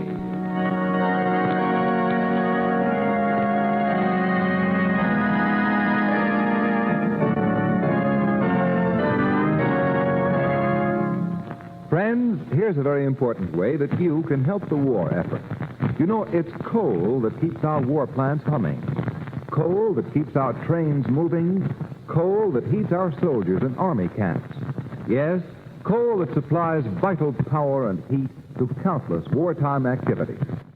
So you can make an invaluable contribution to the war effort this winter by cutting your coal consumption to the absolute minimum. Start your personal coal conservation program this simple way. Hold your fire. Don't let the first chilly snap send you down to the furnace. Use the fireplace. Wear warmer clothing. Wait 2 or 3 weeks later than usual before starting your furnace. The coal you save now will help the home front and the war front. And it will help you keep warmer in the really bitter months to come.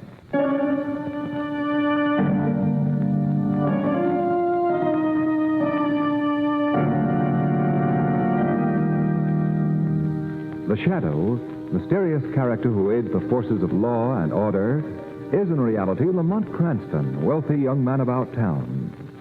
Several years ago in the Orient, Cranston learned a strange and mysterious secret: the hypnotic power to cloud men's minds so that they cannot see him. Cranston's friend and companion, the lovely Margot Lane, is the only person who knows to whom the voice of the invisible Shadow belongs. Today's drama, The Gibbering Things.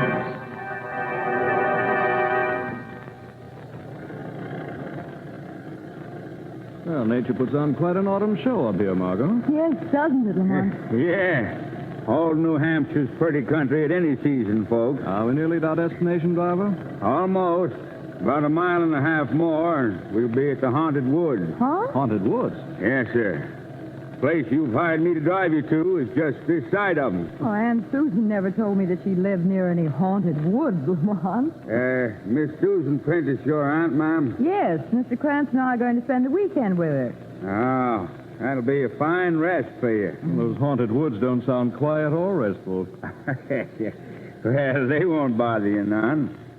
Leastwise, I've never been bothered in them. Neither was your aunt or Professor Surgoff, who lives smack in the center of them. Why are they called the Haunted Woods? Well, it's said that quite a few fellas have gone into them woods and completely disappeared. There was 2 lumberjacks and 4 or 5 harvest hands. It sucks. I figure they simply walked into the woods on one side and out the other. Your logic is spoiling a nice mystery, driver. Oh, I figured a natural explanation for the gibbering things, too. The gibbering things? Ever so often, the doggonedest noise is heard from them woods. A funny, squeaking, chattering kind of noise. Don't sound like it was made by either man or beast. The folks say it's made by things. You figured that it's not made by things? Mister, that gibbering noise is made by monkeys. Monkeys? In New Hampshire? Yeah. Professor Surgoff's got a couple at his place that he's brought up from South America. I admit I don't know how their squeaky little voices can be heard so far away from the professor's house, but them monkeys is the only natural explanation. Are those the haunted woods ahead of us now? Yes, sir. That's them. Heavens. What's that? Something screamed in those woods. Yes, that was just an old screech owl. There it is again. Well, screech owls don't make their home this far north. They must have been brought up here like the monkeys you mentioned. That's right. Another pet of Professor Surgoff. Here's Miss Prentice's place. Oh, Lamont, what a lovely little house. I'll get your luggage out the back. Let me help you, Margot. Thank you. Step directly on these flagstones. The ground's pretty wet. We had some thunderstorm today. Started early this morning and pulled down telephone wires and raised all kinds of nets. That's so? Yes. Why, I'd like to wait and say howdy to Miss Prentice, but as long as I'm out this way, I want to drop off a package at Professor Surgoff. Getting late, and I'd like to be in and out of them woods before dark. Not because of the gibbering things? Well, shucks, no. Just that the road through there is pretty terrible. A fellow wants daylight to get over it. I'll stop off on my way back from the professor's, see if your aunt wants anything fetched from the village, my next trip. So long. So long. You never told me your aunt was deaf, Margot. Deaf? Well, she isn't. Well, she can't be at home then after this noisy arrival in front of the door. Well, it is funny that she hasn't... Aunt Susan! Aunt Sue! You sure she expected us today? Oh, of course. Oh, the door's unlocked. Let's go in, Lamont. She must have stepped out for a moment. For a long moment. Let's have a look around. You take a peek at the kitchen. All right. Everything here's tidy, shipshape, and deserted. Well, the kitchen door's been left unlocked. Well, evidently your aunt didn't intend to be gone very long. Well, what do you suppose has happened to her? All chances are your aunt left here this morning, pay a brief call to some neighbors, and she was forced to stay there by the storm. I was beginning to think Aunt Sue had been swallowed by those gibbering things in the haunted woods. We have Mr. Doremus' assurance those gibbering things are vastly overrated. What's that? Now, listen. It's the gibbering from those woods. It's from deep in the woods. Doesn't sound like the chattering of any monkey that I've ever heard. Lamont! That be the screech owl again? That cry sounded human. It's like a scream of mortal terror.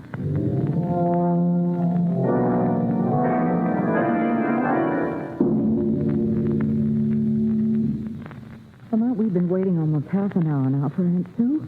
She'd be here by this time if she were all right. Phone's still dead. The cab driver hasn't come back yet, and it's nearly dark. Let's go outside again and watch for him. All right. He said he wanted to be out of those woods before dark. Come on, that gibbering again. It's much closer than before. Seems to come from just the edge of those woods. And the professor who keeps monkeys lives nearly a mile from here. It's growing fainter now. Traveling away. Margot, look here. What? In the earth of this flower bed. Tiny footprints. Why, they've been made by a barefoot child, a baby. Since the rain. How did the baby get out here? These prints were made since I was looking around this garden only a few minutes ago. And their sole resemblance to a baby's is their size. Look closer. No child could walk upright on feet that left these impressions. They're deformed. Yes, I see now. Just whatever made the footprints didn't walk upright very far. Here it dropped on all fours. Those are prints of little hands. But only 2 fingers are outlined. And what horrible thumbs. These tracks were left by some animal. But what kind of an animal? I never saw a spoor like this before. Oh, neither have I. Look, they disappear here in the grass. Margot, someone's coming out of the woods. A man? What's he got on his head? It's getting so dark I can hardly see him. I think it's a helmet of some sort. He's carrying a net. A net? It looks like it. Seems to be hunting for something. Hello there. Hello. Who are you? We're about to ask the same question. My name is Sergov. Alexander Sergov. Lamont, he may know. I'm Margot Lane, Miss Prentice's niece, Professor. Miss Prentice's niece? Yes, and this is Mr. Cranston. We just arrived to spend a few days with Aunt Susan, and she's not here. I have not seen Miss Prentice for several days. Was she expecting you and Mr. Cranston? Yes, she was. Professor, if I'm not too inquisitive, what do you hunt with a net at this time of night? I keep a small zoological collection, Mr. Cranston, and one of my little animals escaped this afternoon, and I was searching for it with my net. A dangerous animal? I see you're wearing heavy gloves. It was a small ape with sharp little teeth that can, what you call, nip very painfully. Perhaps you heard it chattering in the woods a while ago. We heard something gibbering in there. That was my little pet. Is it malformed hands and feet, Professor? Does it leave tracks like this? You did not see it leave those tracks? No, we found them by accident a few minutes ago. The creature I'm searching for is not a perfect specimen. These tracks are fresh, which means that it is close by, and I'm most anxious to recapture it, so if you will please excuse me. Good night. Good night. Night. Well, at least we've learned what's behind those footprints and that gibbering. I'm still wondering if that was a screech owl we heard soon after Doremus left us. What for, Lamont? I'm going to get a gun and flashlight out of my bag and do a little hunting of my own in these woods. But... where's the light switch? Yes. Oh, thanks. Lamont, that gibbering again. It's just outside the house. We know it's only a crippled ape that... Margot, what? That face at the window. Where? It's gone now. But it was pressed close against the glass. It had no features, Lamont, except eyes. And its toothless mouth. It was the face of the gibbering thing!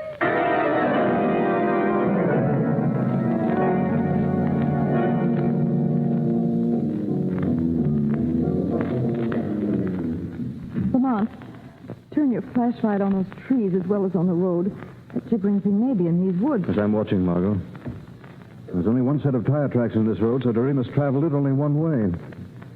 You sure, Margot, that the face of the window had no features? It was just pink ball flesh with tiny pig-like eyes and grinning, toothless gums. What could it have been? If you weren't having a nightmare, I don't know. Good Lord, look there. Doremus's cab turned on its side. Come on. There's Doremus. Oh! He's been thrown from his cab against that rock. His head's all crushed. Oh, Lamar. Strange. There's no blood around the wound. No blood. Someone or something has washed it absolutely clean. Look at its throat. Big bruise mark. His fall from the cab didn't do that. No. Looks as though some terrific suction had been applied by something like a giant leech. That thing with the toothless mouth. Lamont, you've got to find out what that gibbering monster is. It may have killed Aunt Sue as well as Doremus. Come on back to your aunt's house. After I see you locked safely inside, Professor Seargoff is going to receive a visit from the Shadow.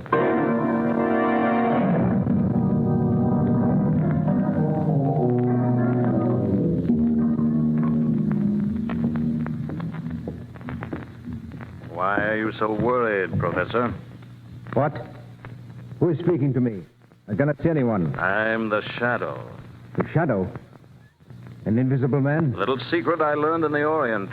What do you want here? I shall ask the questions. First, did you find the small ape you were hunting for? You know that I was hunting... The Shadow overheard your conversation with a Miss Lane and a Mr. Cranston a while ago. Did you find the ape? Yes. What did you do with it? I visited the cages where you keep your pets and found no crippled monkey there. I was forced to shoot the animal. I buried it in the woods. After it had gorged itself on the blood of Doremus? Doremus? You didn't know he was lying dead in the woods? No, I swear I did not, Shadow. I had nothing to do with it. But you know what killed him? No. Don't lie. You also know the reason for Susan Prentice's disappearance. I do not. Her absence will cause an intensive search. She will not be found here. This is a small house. Nothing could be concealed in it. Search it yourself. Luck has been with you so far, Professor. If telephone service hadn't been disrupted by the storm, the authorities would already have been notified and the search begun. The luck of criminals is never good for long. Your time is running out. The police will find the body of Doremus, and they'll be told about a squealing monster with a horrible toothless mouth. What? The gibbering thing has been seen tonight. Now you must think and act fast, Professor. You must think and act faster than the Shadow.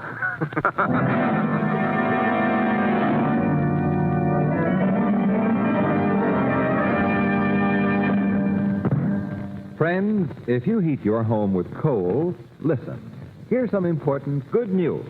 Your friendly neighborhood blue coal dealer is happy to announce that he already has available, on a first-come, first-served basis, a small supply of automatic heat regulators to aid in the urgent coal conservation program.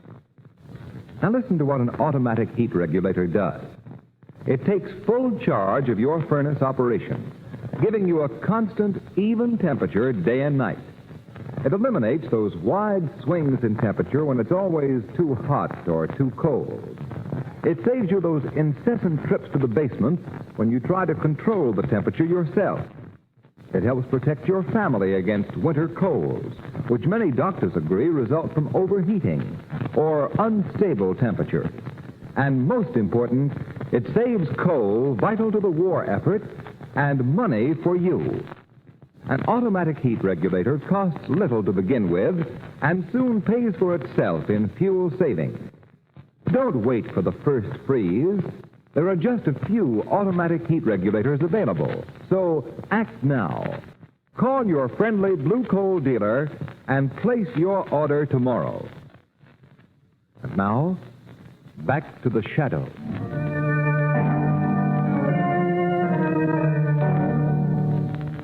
Lamont, did Professor Seargoff tell you anything when you visited him as a Shadow? I didn't expect him to, Margot. The Shadow's purpose was to force Seargoff into some revealing action. I'm confident that he'll make that action before morning, but I'm taking no chances. I'm going to leave you again now and go back into those woods. Why? Professor Seargoff doesn't confine his activities within the limits of his small home. I'm going to discover, if I can, where he carries on his major studies. Let me go with you, Lamont. No, I want you to stay here. Lock yourself in the house and don't leave it. I expect to be gone for some time. Oh. I expect to be gone for some time. Fine. It's Screech Owl. What's that? back door. Who's there? What do you... Good evening, Miss Lane. Professor Seargold. When one locks a glass panel door, the key should never be left in the lock. It is so easy to break the glass, reach inside, and turn the key. Why have you broken in here? I just saw Mr. Cranston go into the woods, and I considered this an excellent opportunity to talk with you alone. That gun. This gun will do you no harm if you're obedient. You and I are going for a little walk, Miss Lane, and you are going quietly.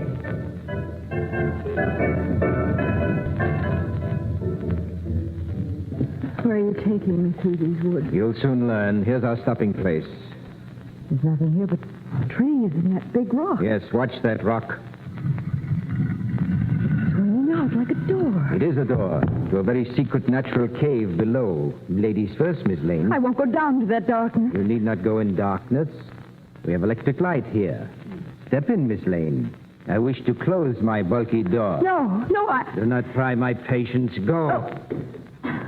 Now, down these stairs. And you can see my little refuge.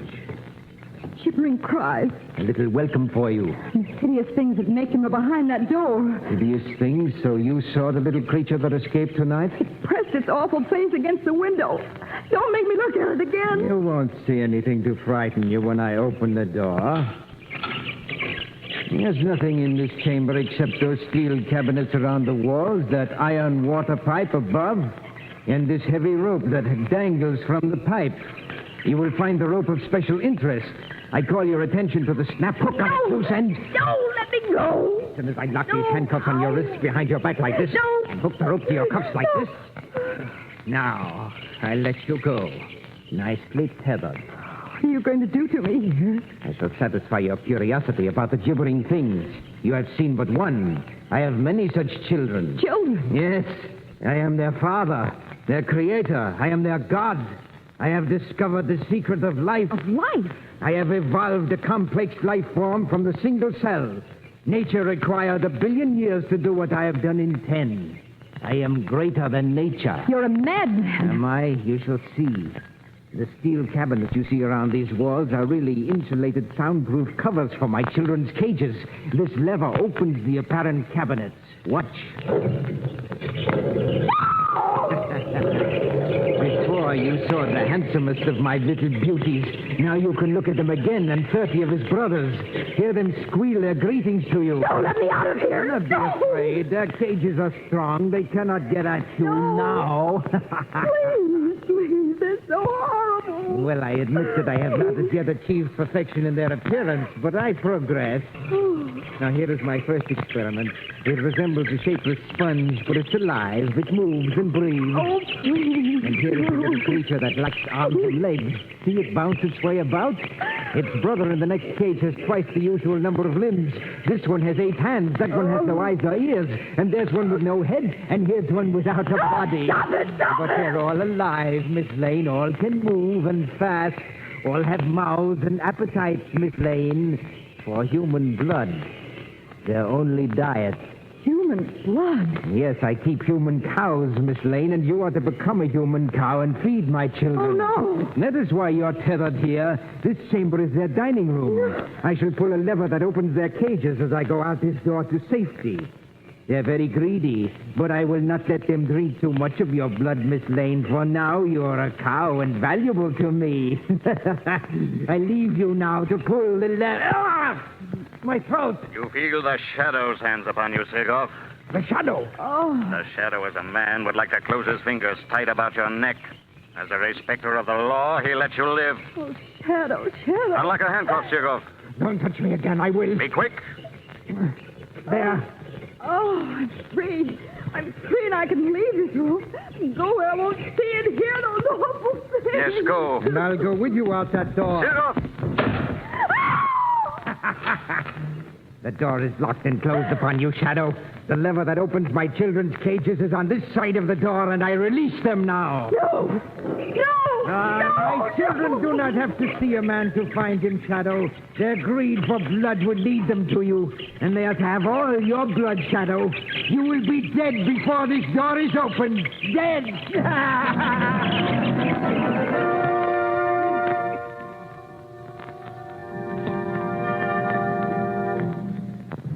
It is now half an hour since that door was closed upon our former friend, the Shadow.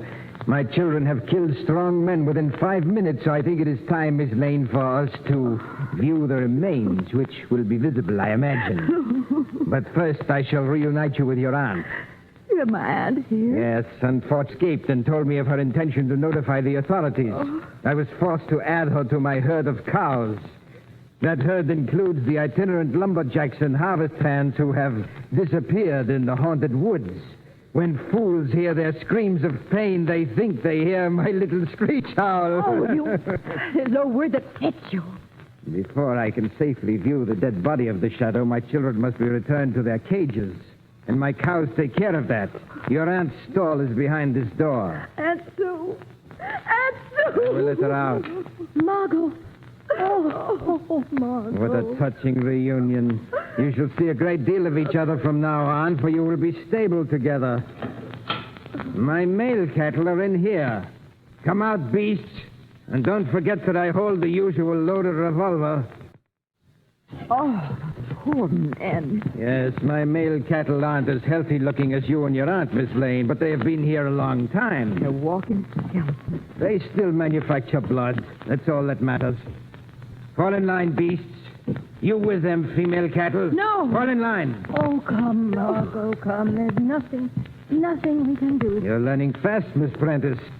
Now march, all of you, to the feeding room.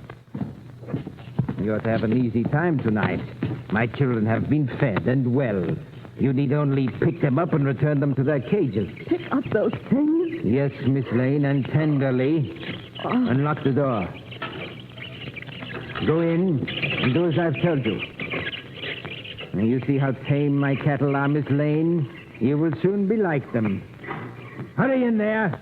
Get my pets behind their bars. I'm anxious to come in and pay my last respects. Your children are in their cages, Master. Now we shall see. I thought the Shadow would be visible in death. His mental power is gone, but I do not see him. Can you feel him, Sergoff? Shadow! Yes, I'm not an easy victim, Sergoff. Pick up that gun he dropped, Miss Lane. Something we cannot see has got him. Give Sergoff to us. Be back, you men. I know how you must hate this devil, but I promise you he'll get justice. Now, everyone leave this room. Everyone but Sergoff. Everyone but me. You're going to be left alone here. Alone as you've left the others.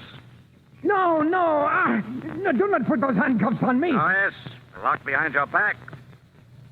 Now. No, not that tether rope. Do not hook me to that. The way you fastened others. Yes, we can do to him what he's done. Get out of this room, you men.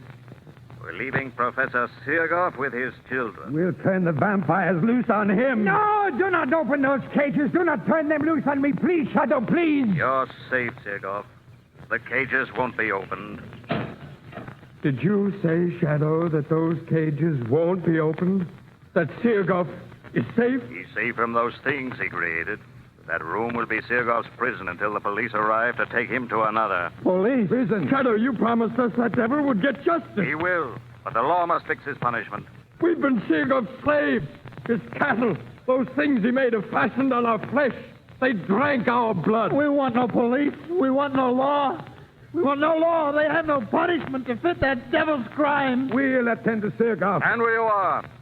You men have suffered here, but you're civilized men. You must abide by rules of order, not by instincts of revenge. We're no longer men. We're cattle. Sergoff has made us beasts. And there are many of us, Shadow. You are only one. Keep away from that door.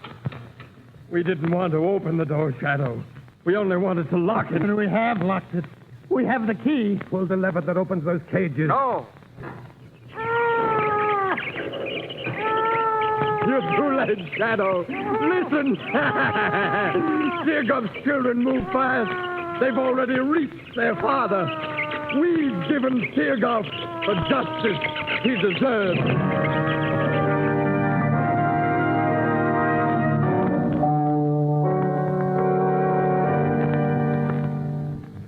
Well, Margot, Sirgoff's cattle were too many and too quick, but Sirgoff won't put the state to any expense. Your aunt's safe in her home again. And his children... Those men just trampled them after you finally forced that door. And I'm not sorry things happened as they did. Sirgoff was going to turn those gibbering things loose on me. We did turn them loose on the Shadow. Lamont, you haven't told me why the Shadow wasn't killed by those monsters. Well, Sirgoff made a serious mistake. When he left other victims in that room, their hands had been secured behind their backs and fastened to the tether rope. The Shadow was free. One end of the tether rope was attached to an iron pipe near the ceiling. Well, he took a moment to loop the other end with its heavy hook over the pipe and fasten it. And seated in that swing, the Shadow was well above the reach of the little vampires. Oh, when you were locked in that room, I was sure it meant your death. One can never be sure of anything, Margot. You know, when I was invited to your Aunt Susan's, as I recall, I promised myself a quiet, restful weekend. Yes, I remember.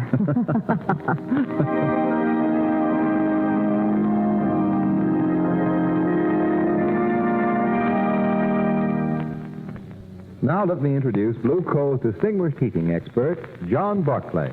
Thank you, Ken Roberts, and good evening, friends. I'm glad to be back with you again. And this year, with fuel so vitally needed for the war effort, I hope to bring you special information that will help you to heat your home more efficiently and economically.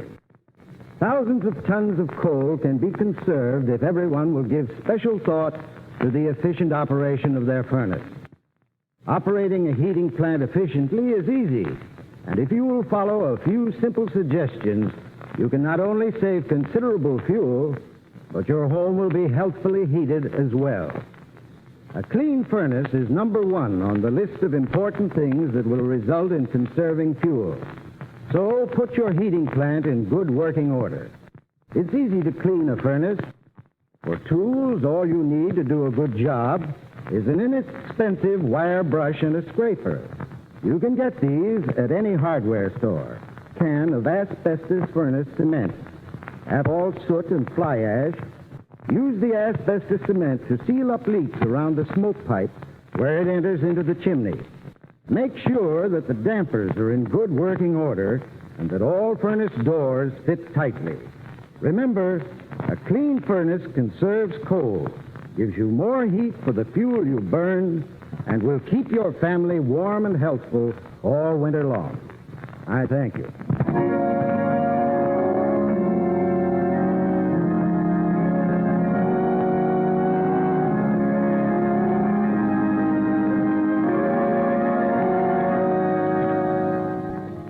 The Shadow program is based on the story copyrighted by Street and Smith Publications. The characters, names, places, and plot are fictitious. Any similarity to persons living or dead is purely coincidental. Again next week, the Shadow will demonstrate that the weed of crime bears bitter fruit. Crime does not pay. The Shadow knows.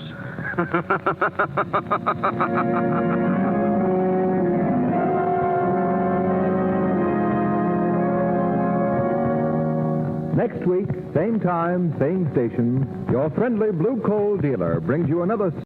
Thank you for visiting Golden Age Radio, rumble.com/C/GAR. Please support our veterans by visiting veteransradioministry.com. Together we can honor their great sacrifice. Thank you. The Kraft Foods Company brings you The Adventures of the Falcon, starring Les Damon. Hello? Yes, this is the Falcon speaking. Oh, Laura. Well, thanks for the call, Angel, but tonight is out, unless you'll settle for hot dogs and pop. I had a client, but he got killed before he paid me. You know, a thing like that's not only murder, it's a crime. This is Ed Hurley, friends, inviting you on behalf of the Kraft Foods Company to listen to The Adventures of the Falcon. You met the Falcon first in his best-selling novels. Then you saw him in his thrilling motion picture series. Now join him on the air when the Falcon solves the case of everybody's gun.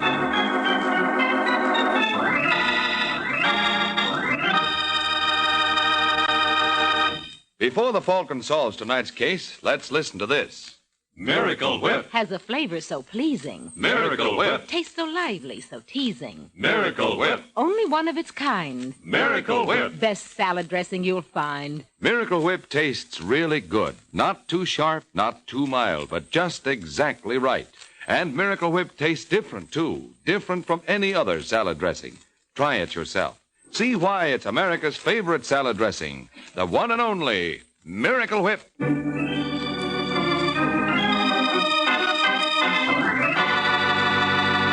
Now, the case of everybody's gun. It's Wednesday night in New York, and tall, sleepy-eyed Spencer Hollister has just admitted Jack Landis to his expensive penthouse apartment. Landis, a stocky, good-looking young fellow, sits on the arm of a chair, lighting a cigarette, while Hollister walks to his desk, opens it, and reaches in. He has just promised Landis a $5,000 check. But when he pulls his hand from the drawer, instead of a checkbook, he has a gun in it. All right, Landis, don't move. I'm not moving. You don't seem surprised. I've learned to expect anything. Well, will it surprise you to learn that I know all about you? Not terribly. You don't believe me. Well, I happen to know your credentials are forged. I happen to know you've converted almost all the checks to cash already, and you expect to cash those you collected this weekend first thing in the morning and clear out. All right, you go to the head of the class. Now what? You have over $100,000 cash that you've swindled people out of by trading on their generosity. Rather nasty business, wouldn't you say? There's really nothing lower than a charity fake. I'll go sit in a corner. People will be furious if they hear about it. If? You laid your plans carefully, but there are a few things you've overlooked. For instance, you have me on your sucker list as someone with a lot of cash and no brains, right? Next time I'll give my prospective donors an IQ test. Underestimating my intelligence wasn't your biggest mistake. Overestimating my bank account was. Don't tell me you're a pauper, Hollister. Worse. A debtor. Don't let this penthouse fool you, or the name Hollister either. The family fortune is a thing of the past. I'm in hock. You're breaking my heart. Don't feel too bad about it. You can help me out. Can I? You're giving me $75,000 in cash tonight. I didn't know I was so generous. I'm not fooling. Otherwise, I'll call the police. I thought you disapproved of the way I made the money. That's why I want to relieve you of it. Well, what do you know? Brother Rhett. Well, since we so thoroughly disapprove of each other, don't you think we ought to cut this conversation short? I think. Good. Then let's go get the cash. I've been told money talks, and that's a conversation I'd much rather listen to.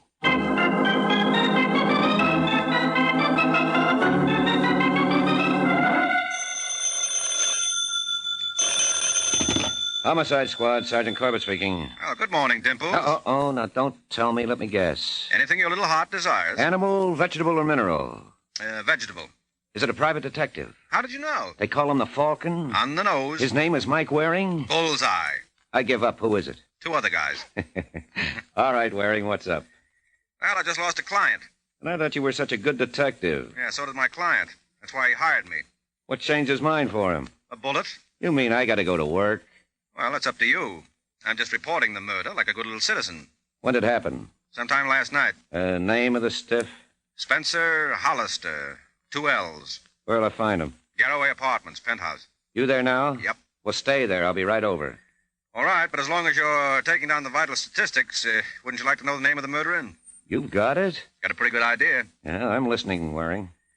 Hollister hired me to check up on a character named Jack Landis. Landis was soliciting funds on a charity deal, big funds. Hollister suspected he was a phony. He hired me to check up. Well, I found out Hollister was right. Landis was a phony. Yesterday, I gave Hollister the dope. Today, I dropped ground to pick up the check he promised me and found him with a bullet in his inside. And you figure Landis put it there? What do you think? Well, I think it's worth checking on. I'll have him picked up. Good boy. Landis probably killed Hollister because he knew too much. And since I'm the guy who told Hollister what he knew, Landis might decide to do the same for me.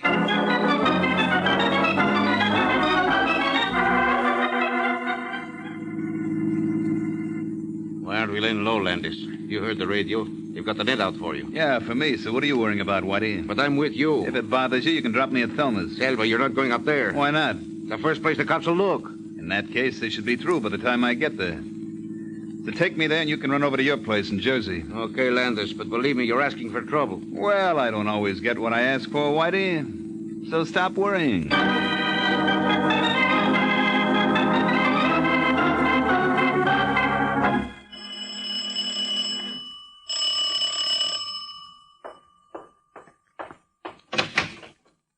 Jack. Is it such a shock? No, but the papers say the police are looking for you. Yeah, so I better get out of the hall. Close the door. All right. I thought you'd try to get out of town. And leave you? This is pretty risky. I don't think so. The police will think the same as you. They won't be looking for me in New York. They might. I don't think you're very happy to see me. I'm worried for you. Is that why you forgot to give me a kiss? I'm sorry. Here. Hey, baby, it's cold inside. I guess I'm worried. Did you really kill that man? Oh, so that's what's bothering you. Did you? I never pretended I was an angel, sweetheart. But to kill a man... You're doing all right, baby, aren't you? Yes, then but just remember this. Never look a gift mink in the mouth. I can't help worry. Forget it. We've got work to do. Work? You're going to help me dye my hair. Oh. Does that mean you'll be staying around a while? You don't sound pleased. I just don't think it's safe. Mm-hmm. I'm beginning to think it wouldn't be safe for me to leave. What do you mean by that? Well, this way I can keep an eye on you. What's on your mind? You've been hinting at something ever since... Ever since I got frostbitten. You won't believe it. It's just that I'm worried about you. Sure I will. Only I can't help wondering whether what's worrying you is that I'll get caught. Or you will.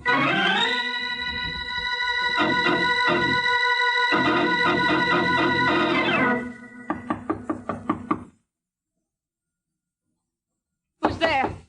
Me. Elliot. Oh, dear. Just a minute. Come in quick. Yeah. I told you on the phone to stay away from here, Elliot. Jack's been hanging around. You also told me you went over to see Whitey Acosta today. But he'll be back. At least he'll give us a chance to talk. We've got to decide what to do. There's nothing we can do. We can turn Landis into the police. I wouldn't dare. He'd kill me. From jail? I have no guarantee they'd hold him. Well, he wouldn't have to know. The police are after him already. Yeah, that's right. We just have to be sure that there's no way of his finding out you had anything to do with the tip-off. He'd be sure to suspect. He doesn't know about me. Maybe I could do something. He suspects there's somebody else, though. He can't be very suspicious or he wouldn't have left you alone. Well, we all make mistakes, fella. Jack. Oh, she's always so happy to see me. Whitey got kind of boring. I thought things would be more interesting around here. That's why I'm back so soon. Seems I was right. Please, Jack, don't do anything. Aren't you going to introduce me to your friend? No, it looks like I'll have to do it myself. I'm Jack Landis. You're, Elliot Crane. Pleased to know you, Mr. Crane. Oh, by the way, Thumb, I want to apologize for this sudden appearance. I had to make it the back way because anyone as popular as I am with the law can't very well be seen riding in elevators. What are you going to do? That worries you, does it? Hmm? Or is it this gun that frightens you? Or the fact that you plan to double-cross me? Or maybe the combination, hmm?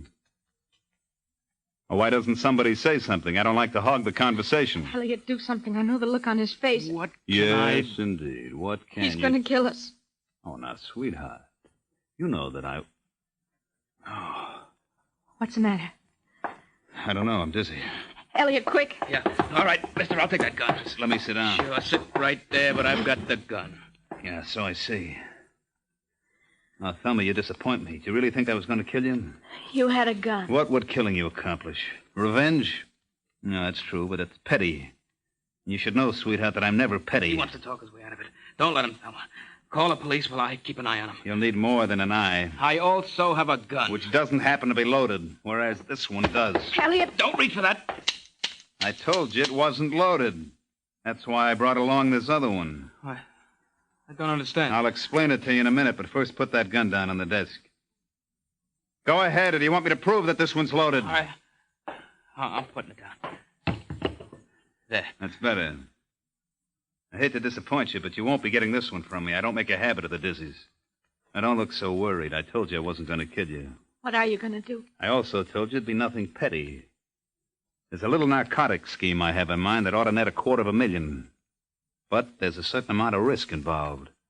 And it occurred to me that young Mr. Crane here is just the man to take that risk. You want me To help get it past customs. Oh, I couldn't. Well, that's up to you. If you don't, Thelma's going to be found with a bullet in her head.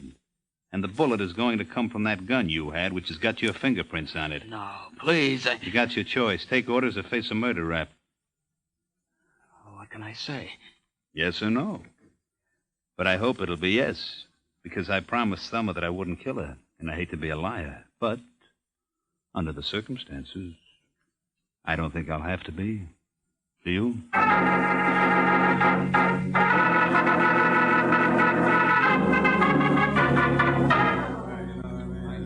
Hello, Waring. Thought I'd find you dead at lunch and that. Corbett, sit down. Want to pick a rib with me or pick my brain? I'm looking for a lead. Well, if it's a lead you want, Sergeant, I'll give you one. Oh, hello, Ed. Hi, Sarge.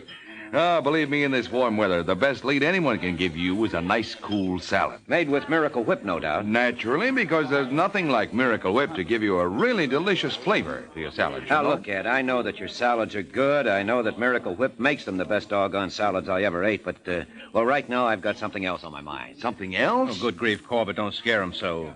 Ed doesn't know that there isn't room for more than one thing in your mind. Oh, no, Sergeant. That wasn't what I meant. Not at all. I meant there couldn't be something else like Miracle Whip. Honestly, there's nothing like Miracle Whip. It's the only one of its kind. Now, Ed, don't get excited. I'd just love to have something to eat. And on a day like this, I'd love nothing more than a good, cool salad made of, well, lots of fresh vegetables and plenty of Miracle Whip. But, I couldn't eat it here. Couldn't eat it here? Why not? Because when Waring's here, it takes my appetite. Well, then why don't you take your appetite right over to that table in the corner and start eating? You know, if I didn't know you fellas so well, I'd think you really meant those things you say to each other. Okay, Ed. Now bring me a cheese sandwich and one of those salads made with that salad dressing of yours. Oh, well, now, it's not my salad dressing, Sergeant. Miracle Whip is made by Kraft, and by golly, they make it so good that I understand it's America's favorite salad dressing. Say, tell me something. If you made America's favorite salad and forgot to put Miracle Whip on it, what would you have? Oh, that's easy. America's favorite salad, undressed. Oh, my. Well, wrap 'em up, Ed. All right, you will, Mike. Right away. Now you, Waring. What can you tell me about Jack Landis? Nothing more than I have. Well, then, what about Whitey Acosta? Never heard of them. Oh, I can see you're not going to be so much help. Well, I like to leave a few odds and ends for you. It's good for your morale. Who is this Whitey Acosta, anyway? Well, according to our information, he's Landis's partner. Must have been a silent partner. I thought Landis worked the job alone. Well, maybe the girl can tell me something. What girl? Thelma Patterson. Landis used to go with her. Have you talked to her yet? No, didn't want to tip her off. We have a man stacked out in front of her building in case Landis comes by, but he hasn't shown, so I guess we'll have to try the girl. Well, what does she look like? Cute, they tell me. Well, Corbett, seeing as how you're over your head again, perhaps I can be persuaded to lend assistance. Yeah? Yeah, I'll question the girl. Oh, thanks just the same, Waring, but one of my men can handle it. Well, how will he handle it? Now, me... I wouldn't think of troubling you. It's no trouble. It's a matter of routine. You'd be amazed how interesting routine can be sometimes. And I have a free evening, so, Corbett, where does she live?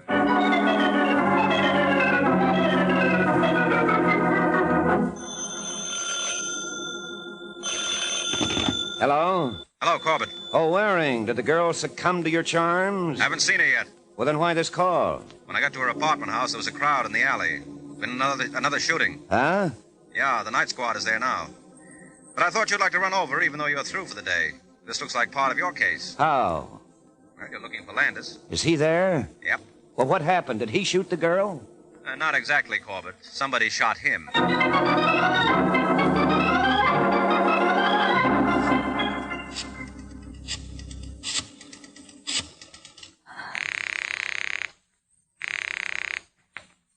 Hello? Elliot, I've got to talk to you. What is it? Jack's been murdered. What? Where? When? Right downstairs, just after you left. Are the police there? Not up here, but there's a big crowd down below. I can see them from the back window. Well, just sit tight. But the gun with the fingerprints, he had it. Well, that's right, but we've got to do something. There's somebody at my door. Police? Maybe. Don't tell them a thing. We'll have to tell them. Not now. I'll try to get word to you. All right. Goodbye. I'm coming. Yes? Thelma Patterson? That's right. I'm Sergeant Corbett of the New York Police Department. Police? Why? What's wrong? You used to go with Jack Landis, didn't you? Yes, but When's the last time you saw him? Not for weeks. You're sure? Sure you didn't see him today? Of course not. Why? Would it surprise you if I were to tell you Landis was killed today? No, not any day. Well, you don't seem very upset. I told you, Jack and I have been finished for weeks. Well, we're going to have to ask you some questions. Do we come in? But I don't know anything. Well, who cares? We'd still like to come in. Who is this, Sergeant? Mike Waring. Falcon? Yeah, you were right, Corbett. Real cute. What? I was hoping we could get acquainted. Now, see here, Mr. Waring. Well, you don't have to worry. Corbett's here to chaperone us. Oh, don't mind me. Are you kidding? Well, Thelma, do we come in? All right. But I don't know what I can tell you. Well, we'll worry about that when we ask. Come in, Corbett. Yeah. Now, Miss Patterson, what can you tell us about Whitey Acosta? I don't know any such person. Well, he used to go with Landis. Yes. Whitey was a friend of Landis. I wouldn't know. But you must have met him sometime. Now, hold it, Corbett. Don't mind the sergeant, Thelma. He has to bring in a suspect, so he's a little irritable. You better humor him, or he might decide the suspect is you. But I don't know Well, any... do you know anyone who would know? I don't think... Well, wait a minute. What is it? You might try Happy's Bar. Jack used to hang around there. Perhaps he met this Whitey there. Perhaps someone there may know. Thanks, Angel. I'll try it. So long. Hey, where are you going, Waring? Happy's Bar. And Corbett, did you learn anything about routine?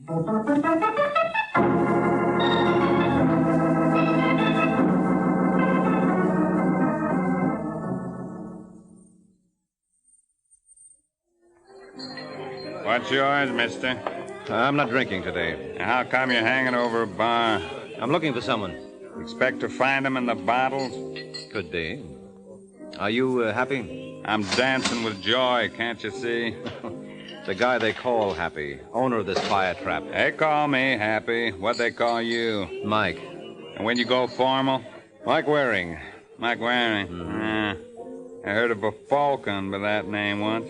Well, now that we know each other, do I get some help? Who you looking for? Whitey Acosta. Whitey, eh? Mm-hmm. By the way, did you drop this 20? 20. Thanks, Waring. Maybe you'd better come with me. Delighted. Right through back. This way. All right. You friend of Whitey's? The National Broadcasting Company interrupts this program to bring you a special bulletin. General Matthew Ridgway has accepted the enemy's proposal to meet next Sunday to discuss preliminary plans for a ceasefire in Korea. He asked that a 3-man UN liaison team be given safe conduct to Kaesong. Keep tuned to your NBC station for the later news. This door right here. I'll turn on the light. There's nobody in here. There is now. Hey! Hey! Get me out of here. I'd like to, Waring. I'm an obliging guy. And by the way, do you like beer? Yes. Fine. You just sit there like a good little boy and keep your mouth shut or you'll get a bottle right between the eyes.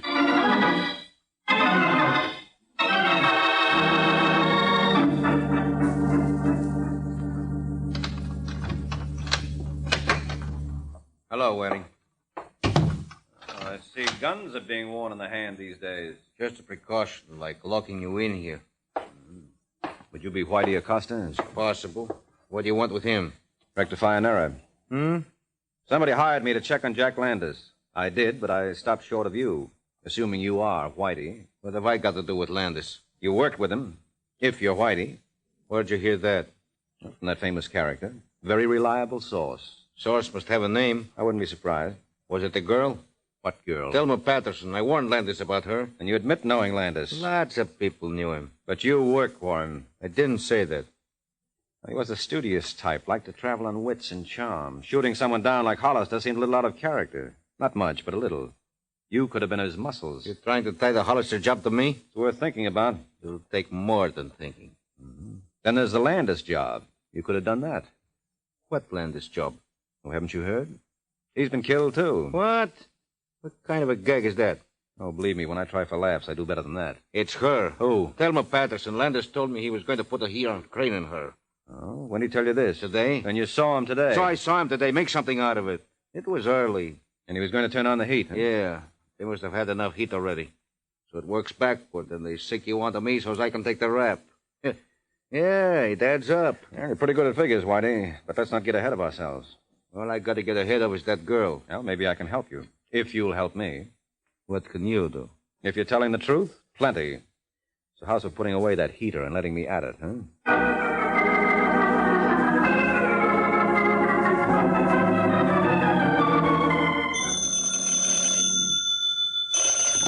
Homicide, Sergeant Corbett speaking. Hello, Corbett. I found Whitey Acosta. Good.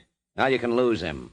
What? The case is all wrapped up without Whitey. Well, bully for you. What happened? Well, we found the gun, and it has fingerprints on it.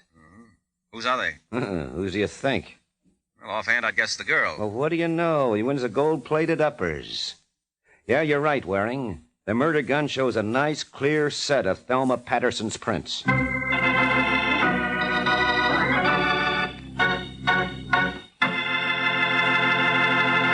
This is Ed Hurley again, friends. I'm no detective, but I do know that things look bad for Thelma right now.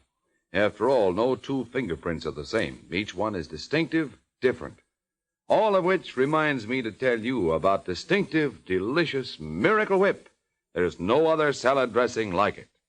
Miracle Whip. Has a flavor so pleasing. Miracle Whip. Tastes so lively, so teasing. Miracle Whip. Only one of its kind. Miracle Whip. Best salad dressing you'll find. Miracle Whip is the only one of its kind because it's a different type of salad dressing made from a secret craft recipe.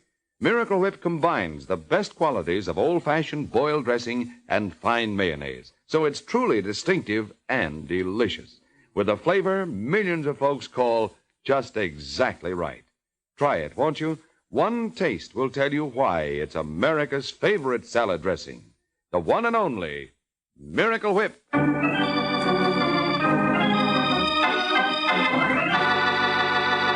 Now, back to the adventures of the Falcon. A few hours have passed since Corbett told Mike the case was as clear as Thelma's fingerprints on the murder gun.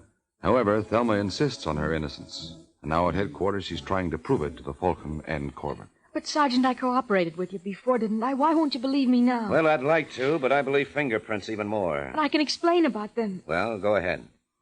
Jack came and threatened me if I wouldn't hide him out. I pulled the gun to protect myself and chased him out of the apartment. And then somebody must have stolen the gun and killed him.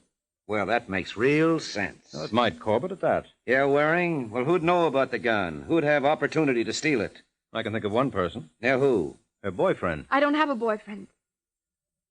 Not since Jack. Oh.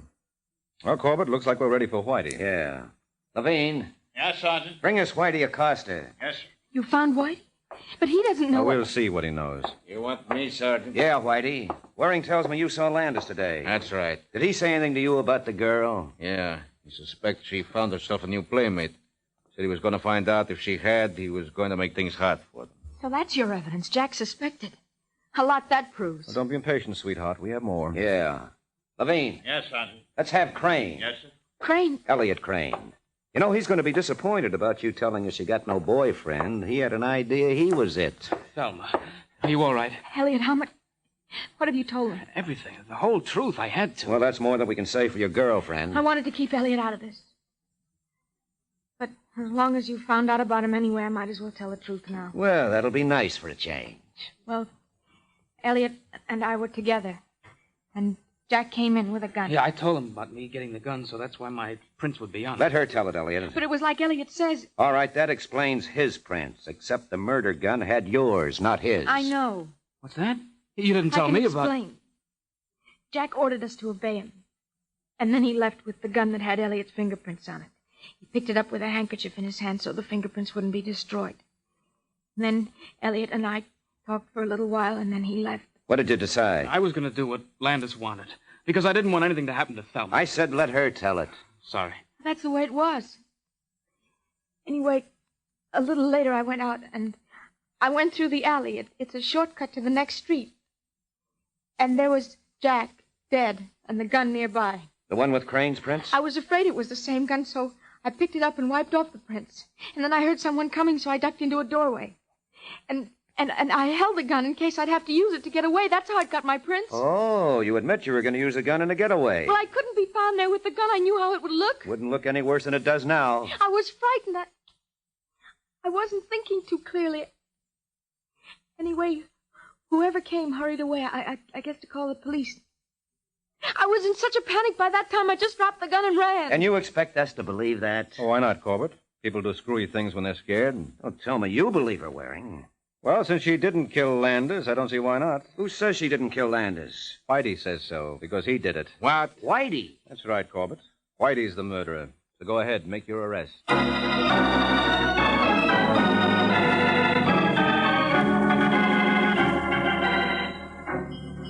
All right, Waring. Whitey killed Landis because they had the $100,000 from the charity swindle stashed away, and Whitey decided to keep the whole pile for himself. That's right, Corbett. And he felt sure we'd pin the killing on Elliot Crane or the girl Thelma. That's why he was willing to cooperate with us. But where'd he slip up? Well, he said when Landis visited him that Landis suspected Thelma had another boyfriend. But Landis didn't confirm it till later. Yeah, so? When I first saw Whitey, he specifically named Crane. In fact, that's how I was able to locate Crane. Oh, yeah. So that meant Whitey had seen Landis again after the visit to the girl. Mm-hmm. Which puts him at the murder scene. Landis took Whitey along for protection and left him waiting outside to be ready if anything went wrong, just like he did at Hollister's. And Whitey killed him. Some protection. Well, he shouldn't have been surprised. If the man puts his life in the hands of a gunman, he's playing with gunfire.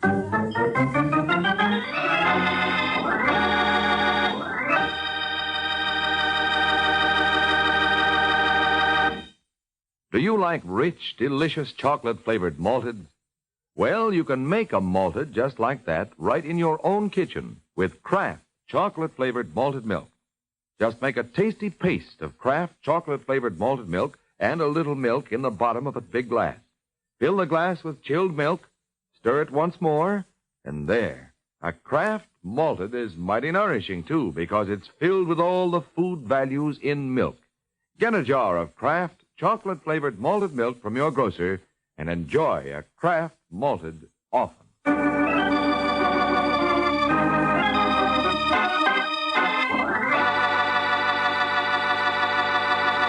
The Case of the Vanishing Varmint.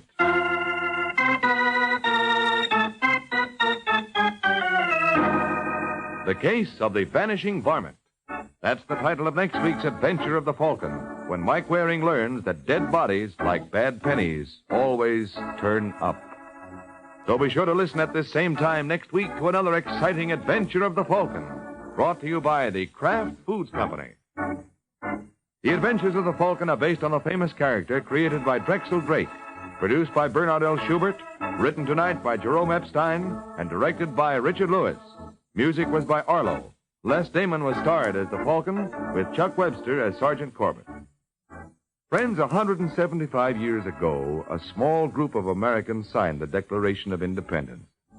Today, more than ever before, let's remember that the freedoms that great document provides us must be preserved by eternal vigilance. This is Ed Hurley speaking for the Kraft Foods Company.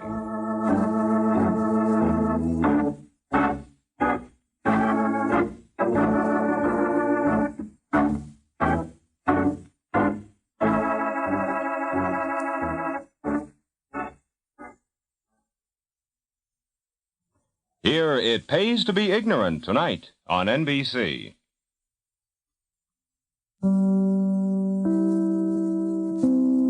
Lost in Brazil invites you on an unforgettable journey, where every moment is an adventure waiting to be discovered. Join us as we uncover the soul of Brazil, one incredible experience at a time. Click on the link in the description and embark on the ultimate Brazilian odyssey. The Adventures of Sam Spade, Detective. Brought to you by Wild Root Cream Oil Hair Tonic, the non-alcoholic hair tonic that contains lanolin. Wild Root Cream Oil. Again and again, the choice of men who put good grooming first. Sam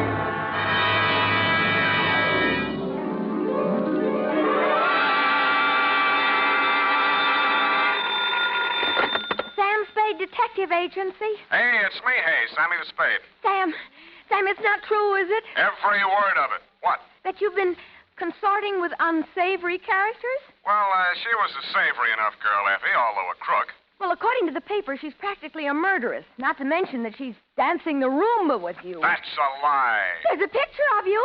Virginia Vale, gangland glamour girl, caught at the Club Iberia in barefoot Roomba with private eye. It was not a Roomba, it was a bambuco. Oh, Sam, not over the phone. I can't stop it. Stay where you are. I'll be right down to dictate my report on the lawless capers.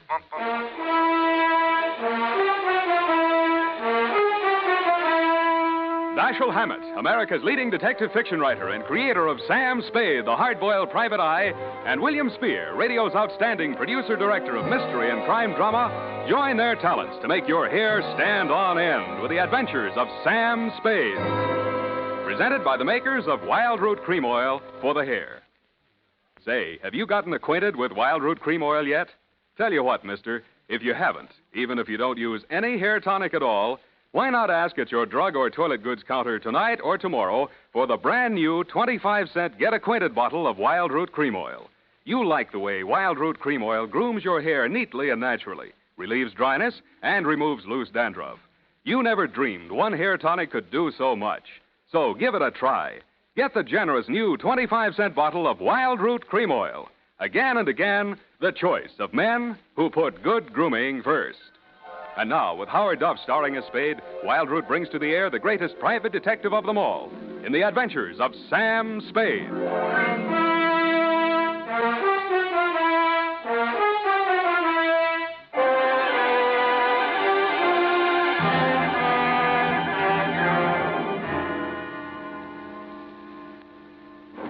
I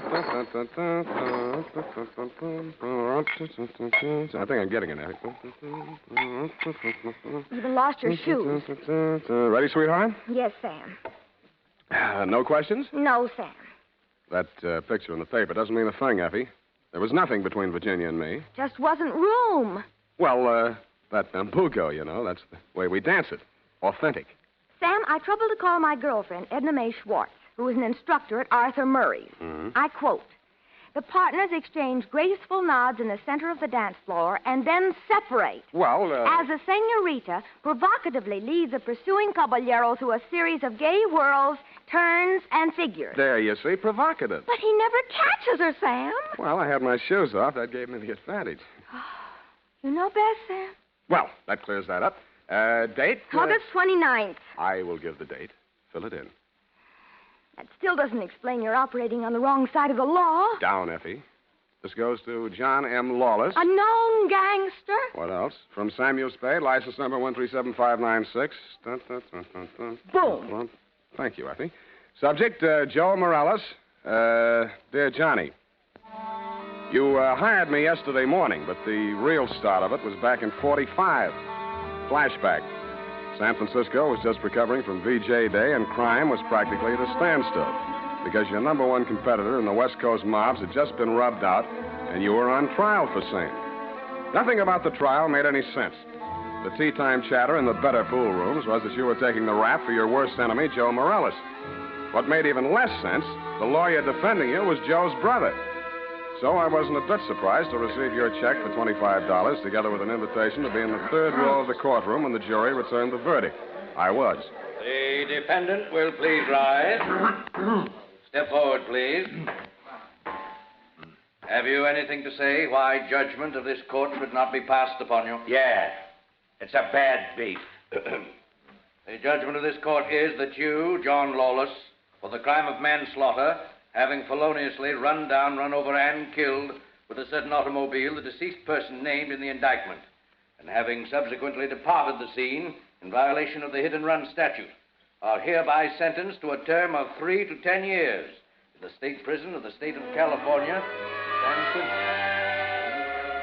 You didn't even look at the judge while he was dishing it out. Your eyes were on the man sitting directly in front of me. The man you were supposed to be taking the rap for. The man you deliberately planted me behind, Joe Morales. I wondered what that meant. When the judge brought down his gavel, I found out. You came up the aisle with a deputy on one arm and your lawyer on the other. He seemed upset about something. I'm sorry, Johnny. I did the best I could. They've given me the judge I asked for. You passed on the jury, you cheap shyster. Okay, just wait till you get my bill. Shut up. Wait a minute, Sheriff. I want to speak to a friend. Hey, Johnny, hurry it. We got a train to catch. Hey, you, Joe. Yeah, Johnny? I got just this to say to you.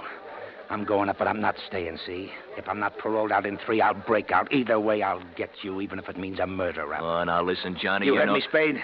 Yeah, Johnny, I wish I hadn't. Come on, Johnny, we gotta go. Okay. Don't forget what I said, Joe. So long, Sam. Good luck, Johnny. Hey, Sally. Yeah, Joe? You hear what he said? I know. He's gonna knock me.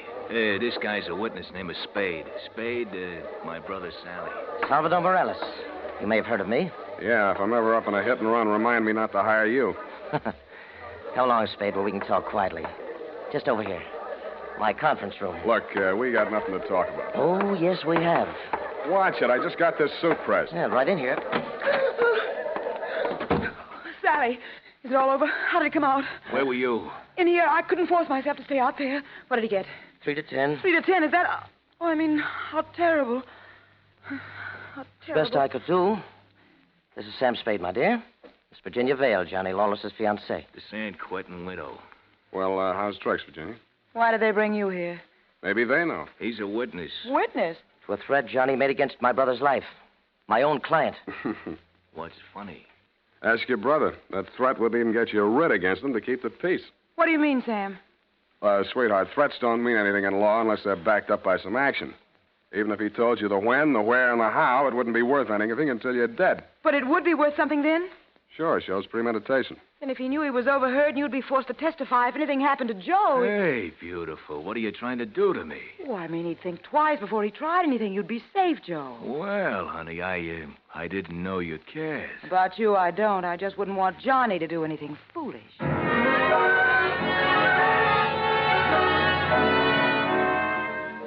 End of flashback. That was 3 years ago. A lot of big news has broken since then, but the only items that interested you in San Quentin were printed on the inside pages of the local press. Item: Virginia Vale, your fiancée, got herself engaged to Joe Morales, your worst enemy. And item: Salvador Sally Morales, your mouthpiece, had taken over your mob. Which brings us up to yesterday morning.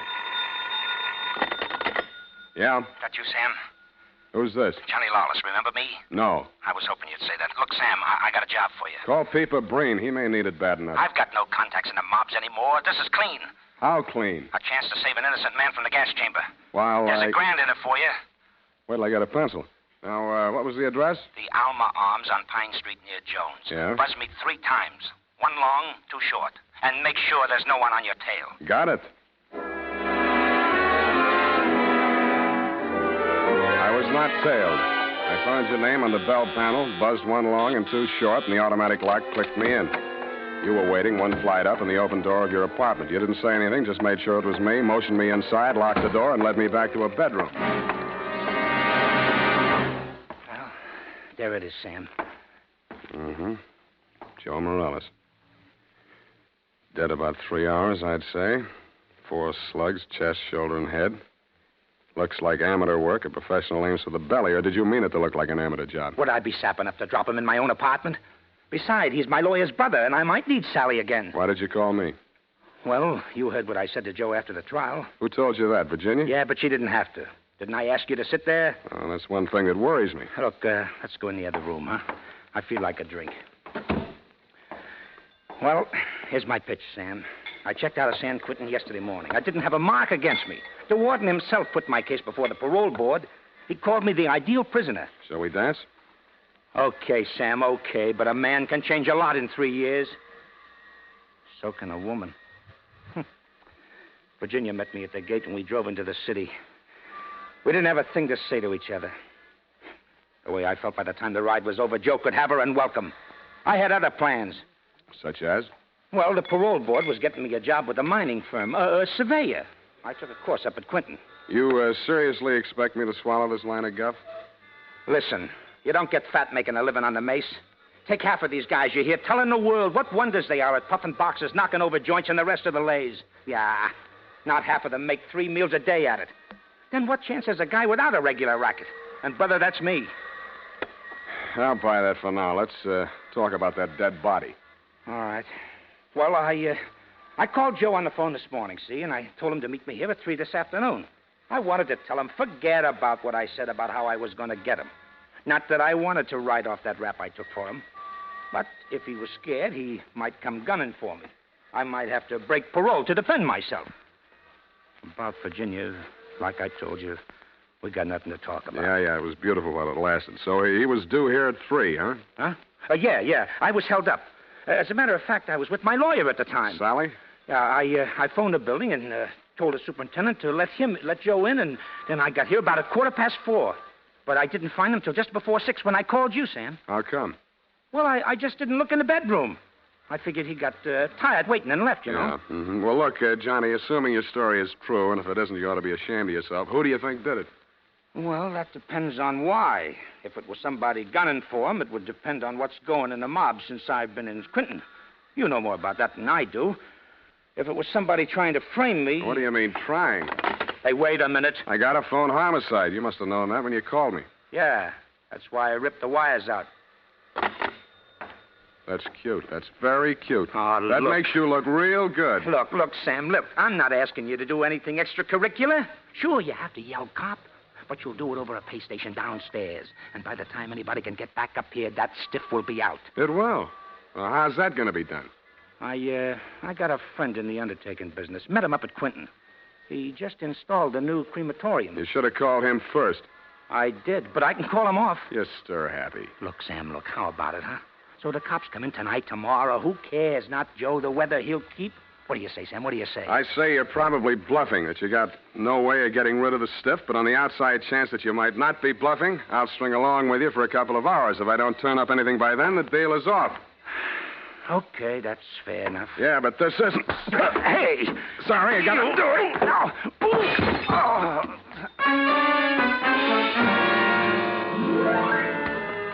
I hated to do it, Johnny. You were out of condition and you weren't expecting it. But I wanted you to look like a hospital case. After you went down and out, I transferred my fee from your wallet to mine, examined your wounds, and decided you were good for 2 hours at St. Agnes Hospital, where I know the head nurse. Incidentally, that reminds me. So without further delay, I toted you downstairs, threw you into a taxi, and delivered you to the ambulance entrance. That's when I remembered that I had forgotten one thing. I hadn't given you a chance to call off your alleged undertaker friend. I was sure that part of your story was bluff, but just to make sure, I rushed back to your apartment in less time than it takes the average undertaker to back his hearse out of the garage, I thought. When I got there, I wasn't so sure. The apartment had been tidied up, ashtrays emptied, glasses put away. They'd even vacuumed the rug. The blood-stained bedspread had been removed, and with it, the corpus delicti. I found myself humming an old tune. I ain't got no body.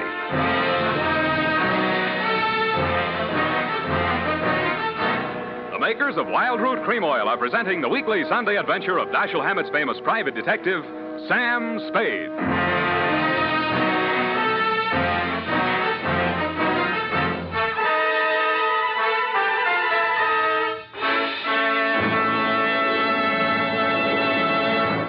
Now, here's important news on good grooming.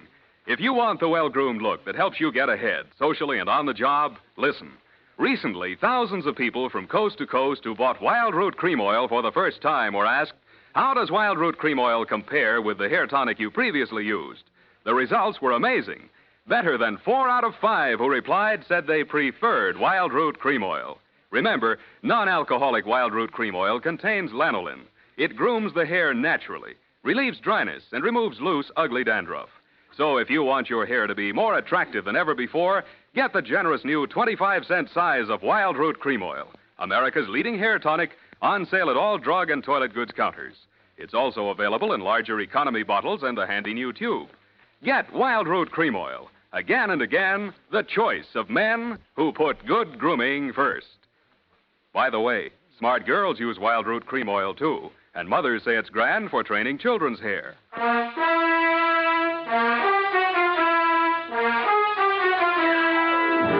And now, back to the Lawless Caper. Tonight's adventure with Sam Spade.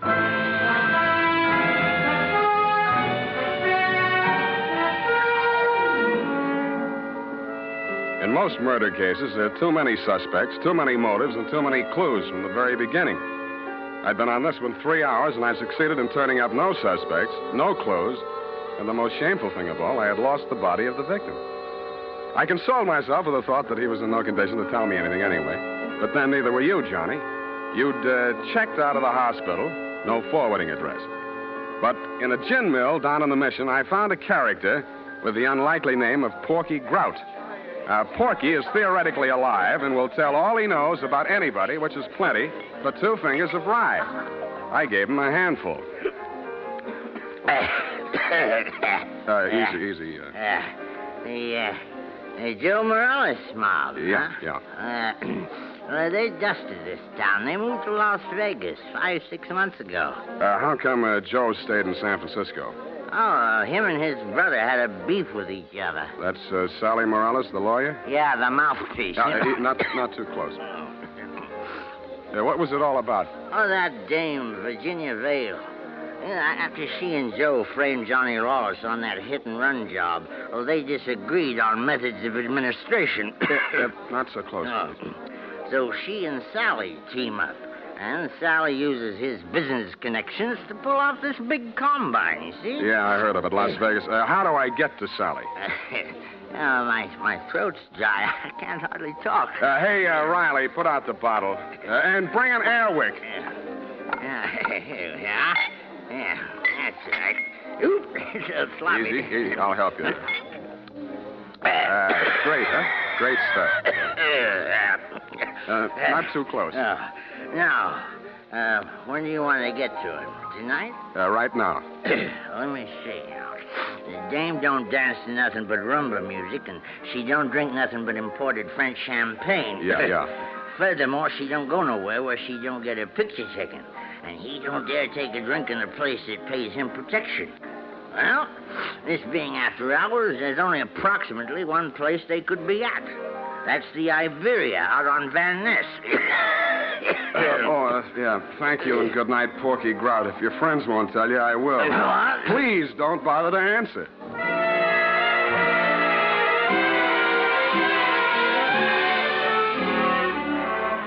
I didn't have any trouble picking out their table. Virginia spotted me at about the same time, grabbed up her purse, muttered an excuse to her escort, and edged around the dance floor. She caught me in the middle of a bambuco, a combination of a rumba, a samba, and guaracha, and whirled me lightly out onto the floor. I followed as best I could. Listen to me. You shouldn't have come here. How did I know our first dance would be a bambuco? Now, you danced divinely, but you must leave at once. Sally is insanely jealous, and he's in an especially bad mood tonight. Yeah, so am I. I know why you came. You one up on me. Johnny Lawless has been in touch with you, hasn't he? You talked to him since yesterday morning? No. He's bound to get in touch with you. Yeah. I don't know what story he's told you, but don't believe a word of it. He only wants to get you out of the way so he can get back at Joe. Still thinks Joe framed him into San Quentin. Now, you can stop worrying about Joe. Huh? Sam, what are you... He's dead, if that's news to you. I think you'd better talk to Sally after all. Come on. Well, I was just getting the hang of it.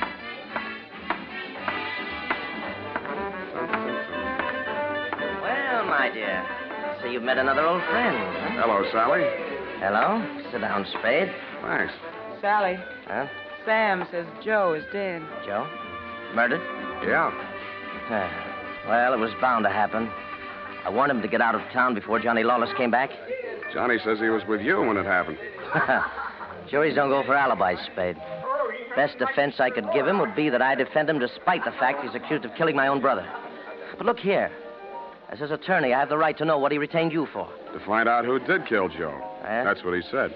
Have you found out? Not yet. Any leads? Not many. Now, what's the difficulty? The corpse. Somebody swiped it. You can't mean that. I can, and I do. Well, that doesn't make sense. Unless Johnny arranged it himself. But he couldn't have. No contacts. Of course, he might have disposed of it without help. It's been done, you know. Not tonight. I'm his alibi there. I don't believe it. You're just telling that story to see how we'll react. That's why I'm telling it, but it's not a story. It's the McCoy. Sally, what can it mean? If Johnny didn't do it, then somebody must have done it to frame him. And if they did that, they wouldn't turn around and get rid of the evidence, would they? What? Well, the whole thing is wild. You know, there might have been two people who thought they were a team, but one of them was really working against the other and for Johnny. Huh? Well, that's absurd, isn't it, Sally? Is it, my dear? He's trying to play us off against each other. Don't fall for it, Sally. I had nothing to do with any of it. You've got to believe that. Yes, I was sure of you when Johnny was out of the way. You wanted him out of the way, you admit it. You're still in love with him, aren't you? Aren't you? Alice, you're hurting me. Hurting you? I'll help the DA write his brief. You'll go to Tehachapi for body snatching. Go ahead. I can't wait to get on the stand. The things I'll tell about you, how you let Johnny go up on that hit and run when you knew it was my idea and I was in the car with Joe. You will. Not a jury in the country would blame me for protecting my own brother. Protecting him? You were framing him even then, so you could have me for yourself. Oh, I'll have you in the gas chamber if you keep insisting. Your own brother. Squeeze out of that one if you can. How about the body? Love of woman surpasses brotherly love. I can see the jury now, eating it up. Victim of a designing woman caught in the toilet. Nuts. I don't care whether either of you is guilty or both or neither or what of. If I get that body back tonight, I'll let the cops worry about it. If I don't, I'll confess to everything myself and name all three of you as accomplices.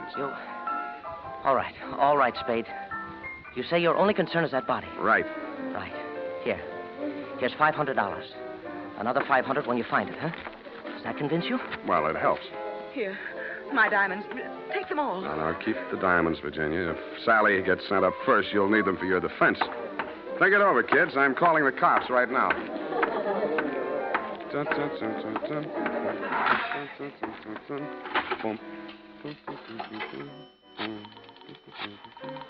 think it's 1 foot back.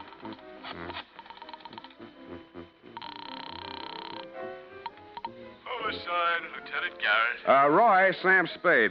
Where's Dundee? Oh, he's asleep. Sam, I've been trying to reach you. Yeah, but do you know why? Why, sure, about Johnny Lawless. Is there something we don't know, Sam? Well, I'll come down and give you a statement. It's about Joe Morales. Well, what about him?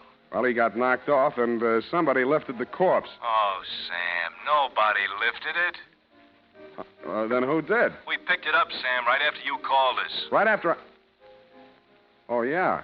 Yeah, what time was that? Let's see, I got it here. 20 minutes past 6. Lose your watch? That ain't all. What's that, Sam? Call you back. What's up, Sally? Come out of there. Well, I wasn't planning to spend the night in a phone booth. Why the heater? It's for you, Sam. You must be nuts pulling a gun in a crowded joint like this. Hey, stop looking at it. Come on. Up those stairs. Now, look, Sally. In there. Easy. Where's your girlfriend? Well, I sent her home, Sam. She can't stand the sight of blood. You clown. Oh. You were pretty funny, too, when you made that phone call. I didn't believe you'd go through with it. What makes you think I'm interested in that old rap? Johnny's already done the time for it. Joe can't talk, and I don't want to. I don't care what you want. It's what I want. That's what counts. Does it? You wanted Virginia? You got her. Oh, not the point. Just doesn't sound good. Salvador Morales' sweetheart going up on a murder rap. Well, you trimmed it down to manslaughter for Johnny Lawless, and she's enough prettier to rate an acquittal, or are we talking about the same killing? You think Virginia killed Joe Morales, don't you? Why? Because she seems so anxious to pin it on Johnny Lawless. Well? Well, nothing. Only I've got a score to settle with Johnny Lawless myself, you see. He left me out in the limb with that body snatch. If I can pin the killing on him, I got a story for the cops. Now, show how smart you are. Shoot me. I fully intend to. Now, look. Well, hold it, Sally. Hello, Johnny. Hey, you can do it yourself, Johnny. I was going to do it for you, but you can do it I don't get it. He's trying to pin that murder on you, Johnny. Like you pinned that old hit and run on me? But it's not the same, Johnny. Joe's killing is worth life if you're lucky. I never had much luck. Let him have it, Johnny. What have you got to lose? Well, you want me to... No. Step back, Sally. Okay. He dead? Yeah. You planned it different, didn't you, Johnny? Yeah, but I might as well get two for the price of one. Yeah, I planned it different, but I don't seem to care anymore. Well, then you won't need that. Huh? Sorry, Johnny. By the way, I'd like to thank you for keeping me in the clear. How come? That phone call you made the homicide using my name. Without that, I might be going up with you. How'd you figure it? Nobody but you had anything to gain by making that body seem to disappear. You knew I wouldn't check with the police till I'd made a try at locating it on my own. You knew I'd use the disappearance as a handle to shake what I could out of Sally and Virginia. You knew they'd suspect each other because I had you alibied for the time of the body snatch, and that would start them screaming accusations at each other. Did they say enough to send them up? Yeah, I don't know how much will stick, but enough. They both admit Joe did that hit-and-run job I was sent up for? He and Virginia together. So she was with him. 3 years ago, I wouldn't have wanted to know that. Now it sounds good.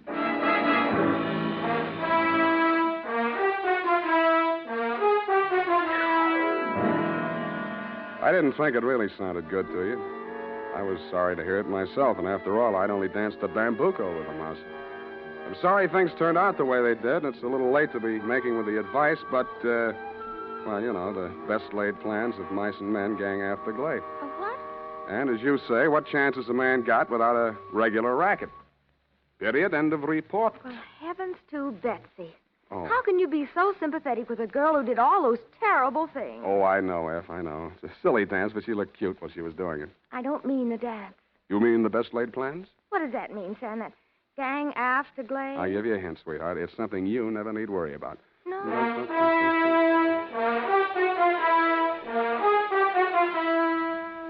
Here's why, men. Here's why Wild Root Cream Oil is again and again the choice of men who put good grooming first. Wild Root Cream Oil grooms the hair neatly and naturally without giving it that plastered down look. Wild Root Cream Oil relieves annoying dryness and removes that loose, ugly dandruff. So if you're not using it now, or if you're not using any hair tonic, get Wild Root Cream Oil at your drug or toilet goods counter in the new 25-cent Get Acquainted size bottle. Also, ask your barber for a professional application of Wild Root Cream Oil Hair Tonic. Again and again, the choice of men who put good grooming first. Well,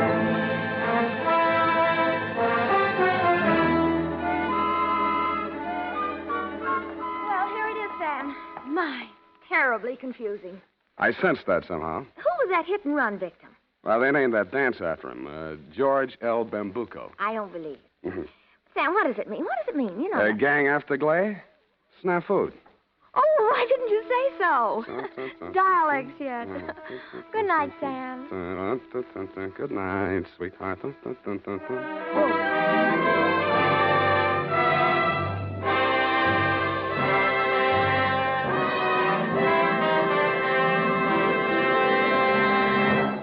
The Adventures of Sam Spade, Dashiell Hammett's famous private detective, are produced and directed by William Spear. Sam Spade is played by Howard Duff. Lorene Tuttle is Effie. The Adventures of Sam Spade are written for radio by Bob Tallman and Gil Dowd. Musical direction is by Lud Gluskin with score composed by Renee Garrigang. Join us again next Sunday when author Dashiell Hammett and producer William Spear join forces for another adventure with Sam Spade. Brought to you by Wild Root Cream Oil. Again and again, the choice of men who put good grooming first. This is Dick Joy reminding you to get Wild Root Cream Oil, Charlie. It keeps your hair in trim. You see, it's non-alcoholic, Charlie. It's made with soothing lanolin. You better get Wild Root Cream Oil, Charlie. Start using it today. You'll find that you will have a tough time, Charlie, keeping all the gals away. Hiya, Baldy. Get Wild Root right away.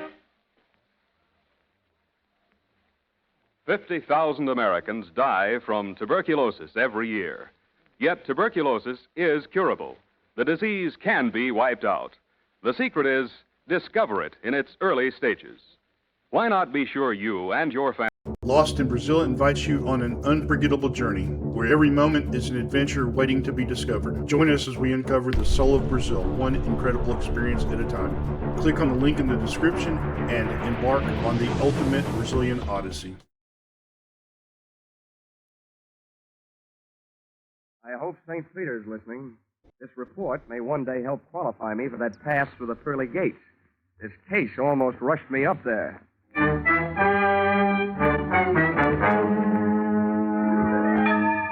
This is another adventure of America's fabulous freelance insurance investigator, Johnny Dollar. At Insurance Investigation, Johnny Dollar is just an expert. At making out his expense account, he is an absolute genius.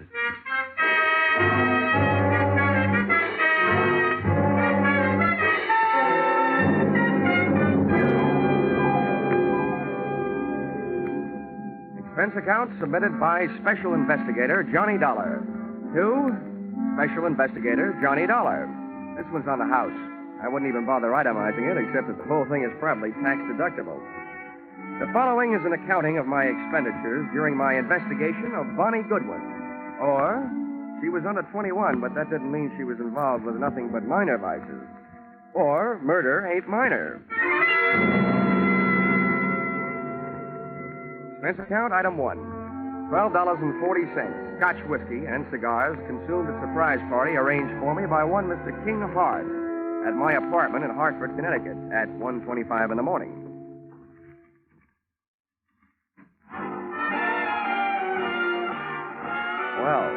are you? And which one of us is in the wrong apartment? Neither one of us. I'm King Hart. I came down from New York to see you. I hope you don't mind my helping myself to a cigar while I was waiting. Well, no, not at all.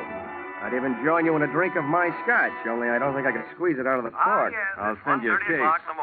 Send me a copy of your pass key while you're at it. Maybe I can drop in on you sometime. This verges on the illegal. Let's not waste time trying to scare each other, huh? Let's talk business. What is your business? Well, that verges on the legal. That's why I need you. In your racket, you're well enough known to do me some good. In mine, I'm too well known to do it myself. Do what? Find a girl for me. Now, wait a minute. I'm in the insurance business. So's the girl. She's a beneficiary of my insurance policy. This is a very unusual case. I was a sucker. The way that policy is written, I need her signature to do what I want to do. Change the beneficiary? Yeah. I'm all set to marry an honest dame. She's lovely. Well, I'll tell you, Mr. Hart. I make it a habit to work for big insurance companies, not individuals. Sorry. How come? I can't look up your credit rating in Dun & Bradstreet. Look it up in this wallet. Go ahead. Don't be bashful. Mm-hmm. Yeah, well, you're solvent. Corners of these bills look like a tally on a baseball scoreboard. 1 run on the first, and then 3 goose eggs. Help yourself. Not so fast. Your money may be okay, but about your story. What about it? Look, there's any number of good licensed private detectives that you could have gone to. Philip Marlowe, Sam Spade, and Richard Diamond. And he would not only have solved your case, he would also sing you a song. Why did you come to me? I thought you had me straight. I don't like detectives. I'm allergic to coppers, pro or semi-pro. So's the girl. Look, Dollar, all you have to do is find the girl, get her signature on the form, and bring it back. Is that so tough? Yeah, my wisdom tooth still finds it a little tough to chew. I'd like to see the policy. Sure, I brought it with me. Here you are. Wow, this is a motive-sized policy. $100,000. How'd you ever get it, Mr. Hart? When I took it out, I was a haberdasher. Uh-huh. Specializing, no doubt, in bulletproof vests styled by Hart, Schaffner, and U.S. Steel? Oh, yes. Beneficiary, Bonnie Goodwin. That's her. Well, before I can start looking, I should know where she stopped being around. Chicago.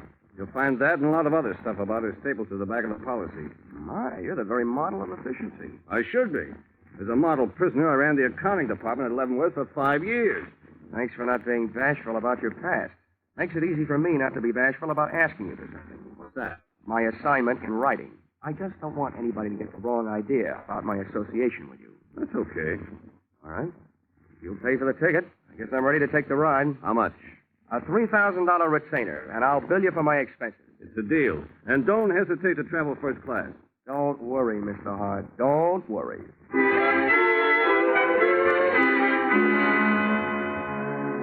Expense account, item 2, $55.32. Plane fare, Hartford to Chicago. Expense account, item 3, $4. Cab fare from airport to downtown.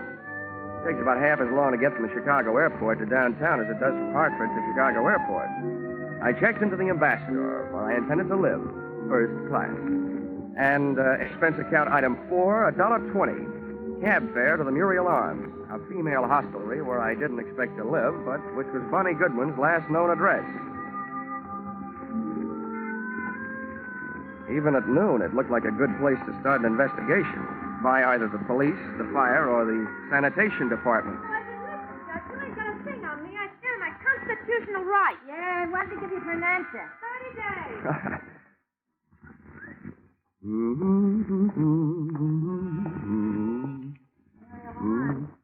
Here's a call back after 4. Hello, Muriel Arms. I'm sorry, Miss Graham left a no disturb until 2:30. Hello, Muriel Arms. Call back after 2:30, please. Pardon me? Muriel Arms. No, she isn't. She'll be back in 5 days. Hey! Yes, sir. Where can I find the room clerk? That's me. Oh, good. I'm looking for a girl who used to live here. Her name's Goodwin. You remember her? Oh, the little princess? Yeah, I remember. I'm trying to forget her. Well, I'm trying to find her. You know where she went from here? No, and I don't care. One of the girls said she saw her hanging around Emma's place. That's over on West Street. You'll hear it before you see it. I'm sorry, mister. That's all I got time for. These calls are piling up. Hello, Muriel Arms.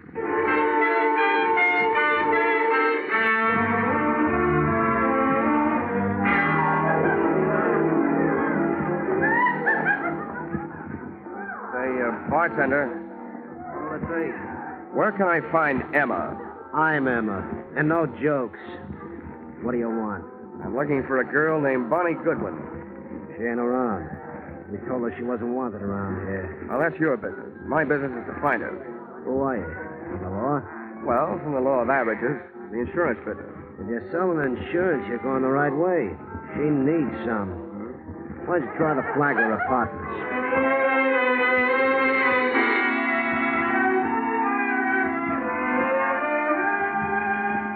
Not only did the Flagler Apartments fail to produce Bonnie Goodwin, but so did about 18 other wayward way stations scattered from the Loop to the far north side. She was an easy girl to follow, but a hard girl to find. One of the things I learned along the trail was that Bonnie's heart was apparently no express train. It made a lot of local stops. And one of the things I was reminded of during the Tejas search was a philosophy passed along to me at a tender age by an old Pinkerton operative. He said, being a detective is 90% legwork, just like being a mailman with no address on the letters.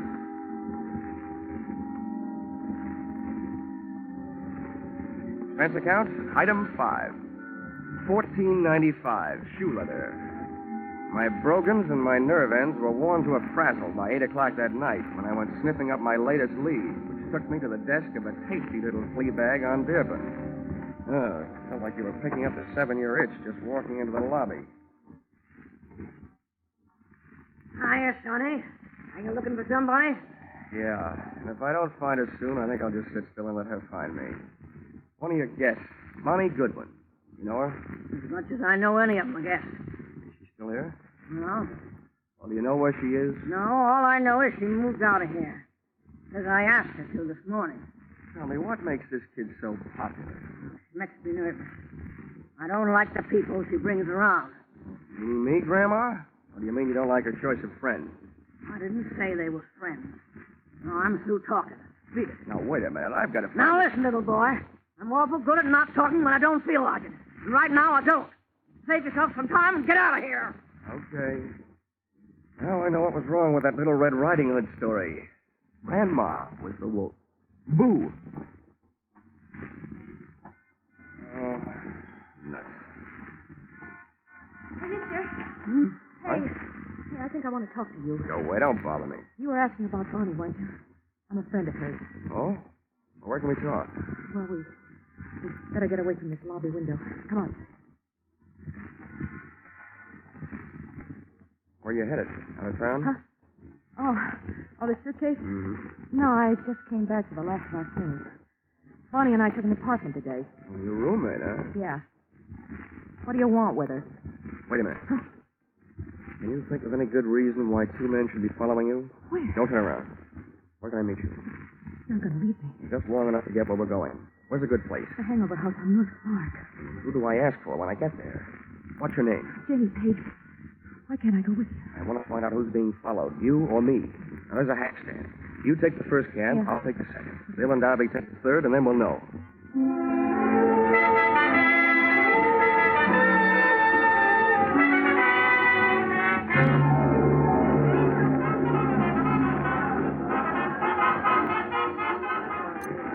What did you find out? Oh, nothing, Janie.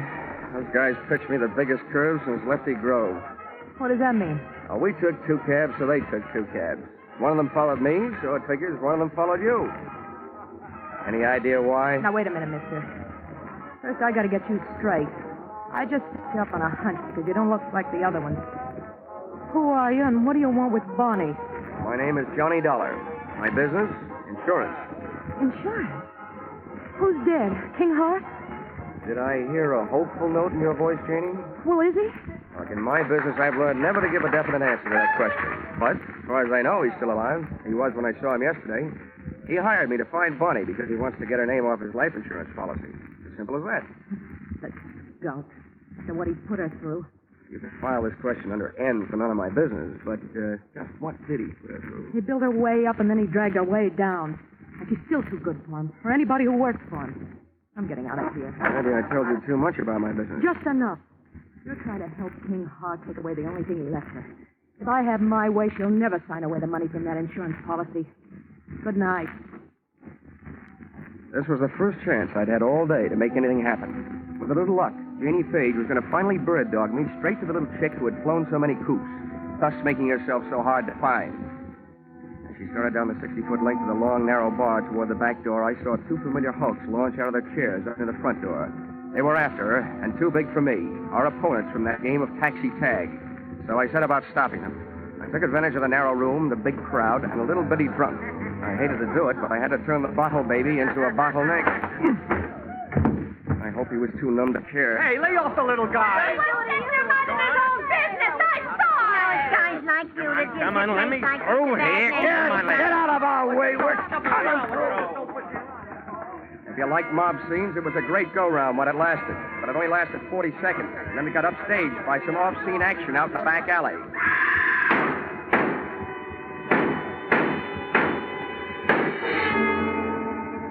The crowd went out to look. I didn't. Somehow I knew. My live lead had turned into a dead one. And the morning news flash over my hotel room radio read the funeral services over what little remained of my hopes. Guns roared on Chicago's north side again late last night when 6 slugs tore the life out of a 105-pound brunette in an alley shooting reminiscent of the early 30s. Listed at the city morgue as dead on arrival, the body was identified as that of 19-year-old Bonnie Goodwin, ex-girlfriend of the notorious hoodlum King Hart.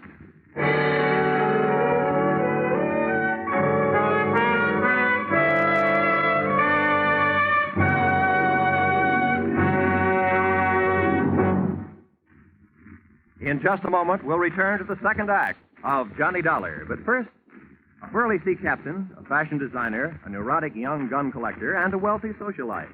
One of them very much dead. These are the elements Police Commissioner Bill Grant faces in his adventure on Call the Police tonight. Join Bill Grant for the thrills of the chase as he sets out to solve the case of the hero's funeral.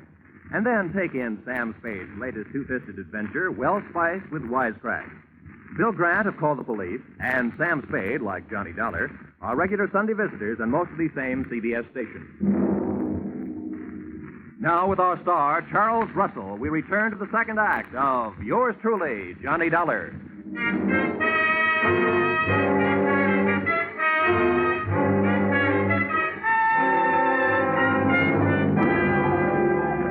In an alley shooting reminiscent of the early 30s, listed as dead on arrival at the city morgue, the body was identified as that of 19-year-old Bonnie Goodwin, ex-girlfriend of the notorious hoodlum King Hart. And now for yesterday's baseball scores in the National... Spence account item 6, 2250. Replacement of one hotel room radio, which I punched on the dial. After it had told me that the girl I'd been using as a bird dog the night before was really the bird. That I had spent an hour with Bonnie Goodwin, looking for Bonnie Goodwin. I agree that isn't the proper way to turn off a radio, but the fight up to that time had been one-sided. I had to throw one punch even if the fight was all over. But then the bell rang, calling me out of my corner for another round. The bell on my telephone. Hello. Hello, Dollar. Yeah? This is King Hart. I just got in town at the airport. Well, 9 a.m. News travels fast. You got private lines to the major morgues of the country? A friend of mine phoned me last night. Joe Emma. What the devil happened, Dollar? I'm not sure, Hart. It could be that you used me for a leadoff man on a relay team. You hire me to find the girl, then hire some gunmen to follow me. And when I find her, boom. Now, wait a minute, Dollar. From now on, it looks like you don't have to worry about who's going to collect on your insurance. Do you by any chance collect on hers? It's out of my line these days. And flying 800 miles just to be at the scene of the crime has never been one of my habits. I'm not so sure you just flew in, but I'm dead sure that I'm not on your payroll any longer. Dollar, listen to me. You listen. I didn't follow through last night because I didn't want to be picked up as a material witness. First, I'm going out to prove a few things that'll keep me from being picked up, and then I'm going to make my report to the police. Aren't you jumping the gun, Dollar? You know more about guns than I do. I learned a lot about Bonnie Goodwin while I was tracking her down yesterday. And one thing I learned, I like her kind better than I do yours. There wasn't anybody around to help her last night when she needed it. But I'll bet she had plenty of help making her first big mistake. Probably from you.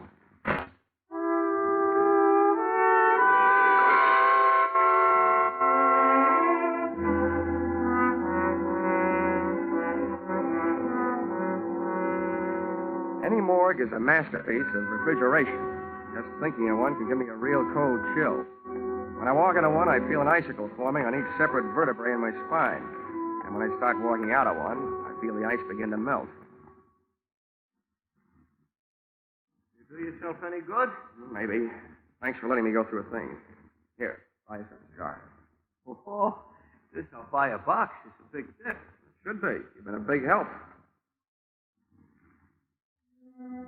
I'm going to the morgue to find an address.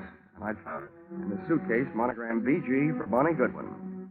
I also found that the body had been identified by her roommate.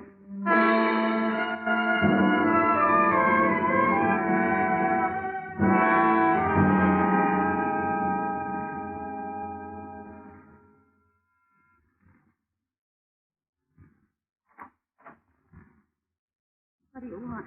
I was a friend of Bonnie Goodwin's. I want to talk to you about her. You're no friend of hers. I knew them all. Leave me alone. There's nothing to talk about. She's dead, isn't she? Yeah. I have a pretty personal interest in it. Why? I was with her just before she walked into the alley. And you might be interested to know that she was using your name. How do you know? You don't know my name. Janie Page. You're packing. I might be unpacking. When you pack, you fold things on the bed. When you want, you put them on hangers as you take them out of the bag. Now, you know where you're going? You better close the door. Well? I don't have to be a quiz kid to figure out that you're leaving because you're scared. Probably running away from the same thing Bonnie didn't have a chance to run away from. I'd like to find out what it is. Bonnie didn't have any big brothers looking out for her. What's your angle? I'll break it down for you.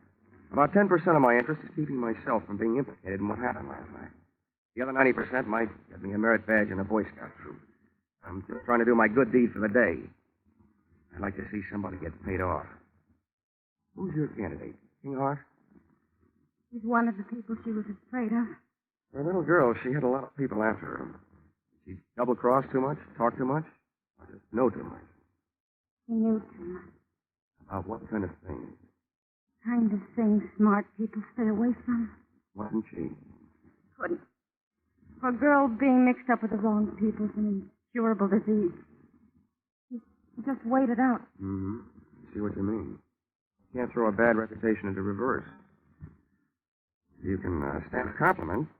You strike me as being a gal who might have a better chance than most of busting into this unsmart set. I can't figure you out. What do you really want from me? What are you doing here? Who are you working for? I always feel sorry for you kids. Particularly the nicer ones. Oh, who knows? Maybe I'm just being selfish. Maybe this is a good chance for me to show off in front of heaven.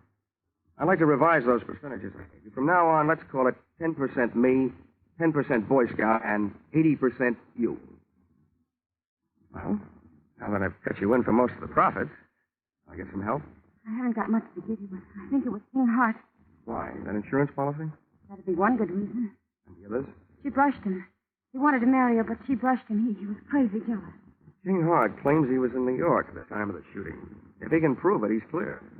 But assuming that he did have some gun work to do in Chicago, who would he hire to do it? A guy named Joe Emma, by any chance? Joe Emma? He'd be more interested in shooting King Hart.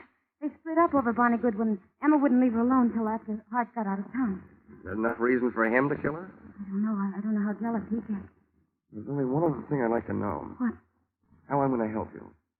I want to do something more than just help you pack. Hey, how does this sound? You and Bonnie are about the same type, same build, same hair, close enough to confuse anybody in a dark alley. Hey, what have you got going? If I could get a little story published on the first page of the evening paper to the effect that the body in the morgue, originally identified as Bonnie Goodwin, is not Bonnie Goodwin, that it was identified in error and actually is you, Janie Page, I think we could sweat Bonnie's killer out into the open, trying to finish the job. Hey, what are you trying to do to me? I'll get killed. No, you won't, because you won't be waiting here for them. I will.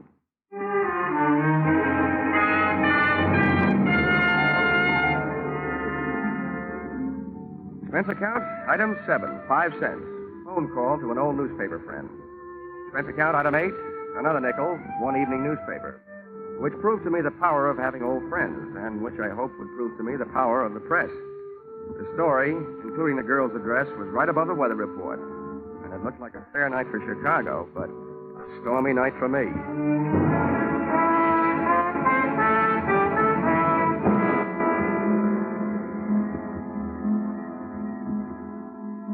I learned early in my career that when you're waiting in an apartment for the arrival of killers, don't just wait. I opened a window onto the street, made myself a pot of coffee, some sandwiches, sat down in an easy chair facing the door near the telephone, and had a picnic. For dessert, I had a sweet, rich idea, which made me feel much better. When a little after 10, I heard a car pull up outside. When I heard footsteps coming up the hall 20 seconds later, I took the telephone out of its cradle, dialed 1 to get rid of the telltale tone of a line not in use.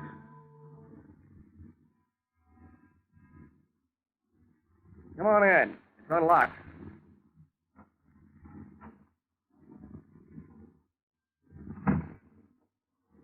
King Hart. Repeat, King Hart. What are you up to, Dollar? I'll tell you what I'm up to. At the other end of this phone line is a police lieutenant listening. He knows that you're here with me, so don't get rough. I don't care who's listening. Where is she? Who? You know who, Bonnie. That body down's the morgue isn't her. I wish I had this much luck fishing. People seem to bite easier. I suppose you're here because you missed her the first time. Don't be stupid. I'm trying to save her life. Where is she?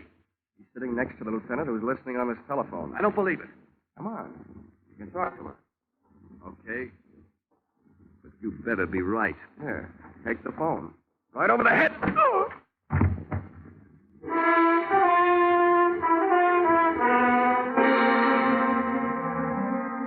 Dragged Mr. King Hart into the living room closet, went back to the phone and really called the police to tell them that I had their man. I still had the phone in my hand when the apartment door opened, framing two masses of manhood, one of whom I knew. So this time, just to play safe, I said into the live phone, Joe Emma, and help her. Shut the door, Angie. Yeah. It ain't our insurance sale. Who you talking to with that telephone? Police. I just gave me your name. Hang it up. Okay. Pretty smart trick, I suppose. But I got news for you. What you just did ain't even evidence. You ain't gonna be around to corroborate it. We ain't gonna be here when the cops get here. Now, where is she? If you're looking for Bonnie Goodwin, your search is narrowed down.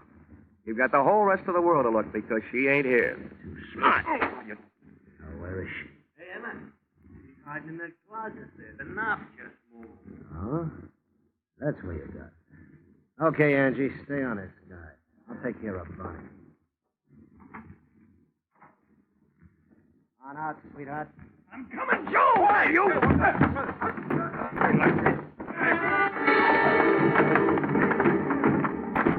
Joe Emma had expected the pleasure of kicking a girl around, but instead found himself being belted around by a man. Angie's right hand dove for his armpit and knocked to scratch himself. Just as he snapped another shot at King Hart, I snapped a flying tackle at him. Go! Down your fist again, Angie, and it's over you.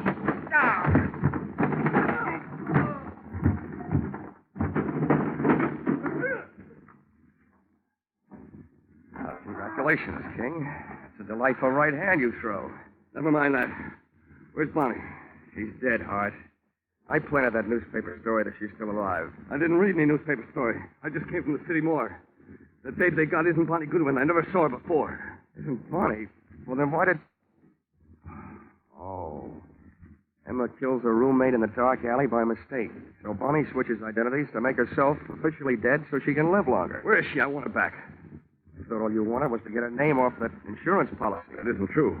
If I wanted an insurance investigator to find her, what else could I tell you so you'd take the case? I want her back. You'll have to make up her own mind about that. For you, I'm not playing Cupid. I'll tell you what I'll do. You tell me all the sweet, pretty things you want to say, and I'll repeat them to her.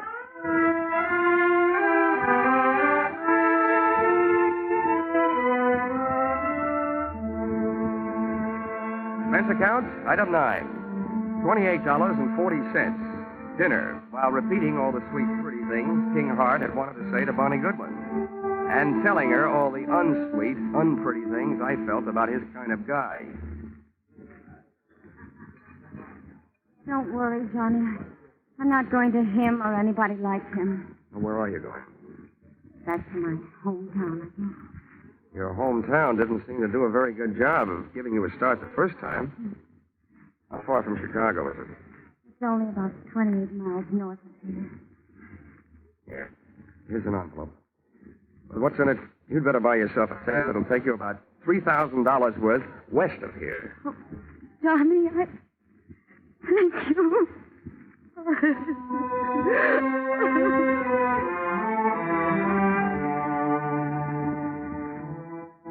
Expense account, item 10, 20 cents. 2 beers, one for me and one for King Hart. I told him that his money was taking Bonnie on a little trip back to happiness. And he told me that if I ever expected to collect any expense money from him, I knew where I could go. Expense account total, $163.55. You'll notice that this is very low, but remember, I'm paying this one myself. Yours, very truly, Johnny Dollar.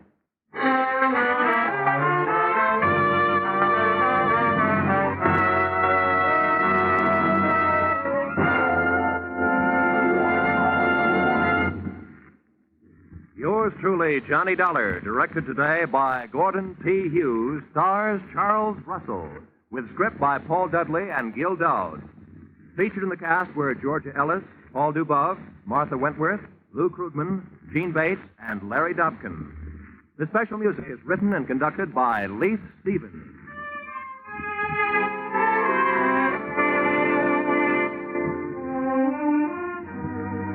Be sure to be with us at the same time next week when another unusual expense account is handed in by yours truly, Johnny Dollar.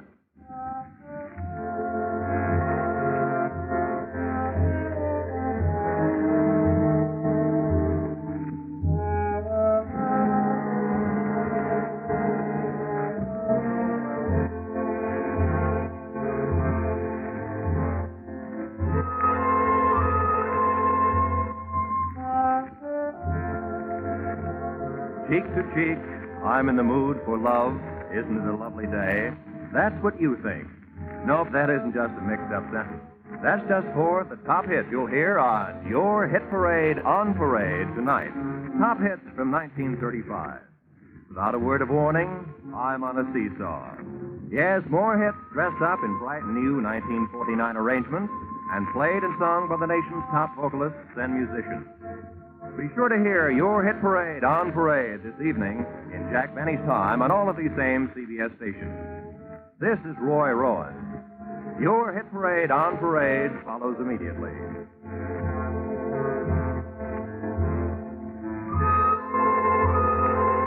This is CBS, the Columbia Broadcasting System.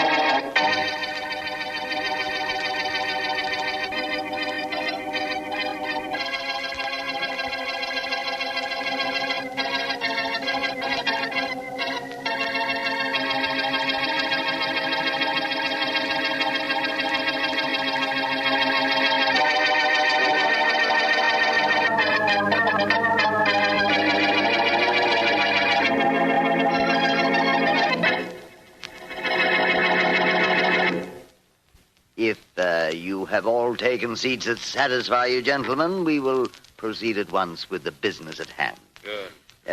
Maps, photographs, and other data, Miss Harden. In your portfolio, Mr. Father. Thank you. Gentlemen, we are faced with a crisis. We're in dire need of funds, and we shall acquire said funds from the Wentworth diamonds.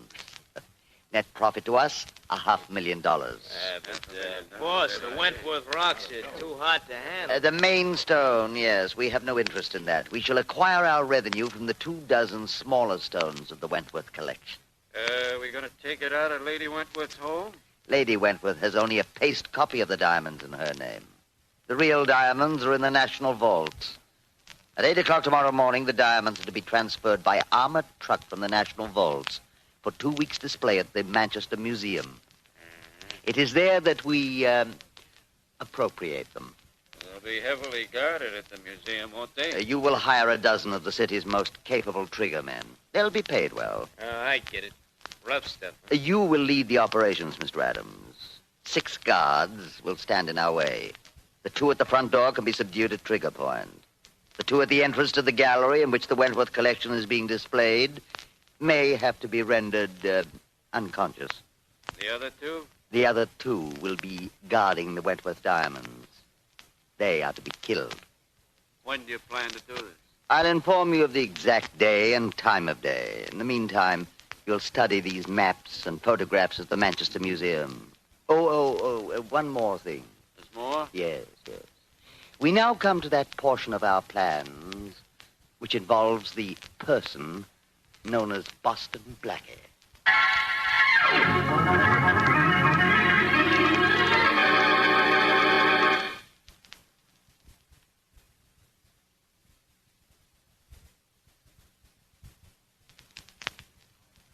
And now meet Richard Calmer as Boston Blackie.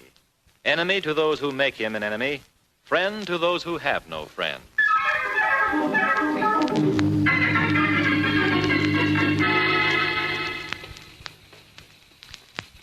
Like walking in the rain, Blackie?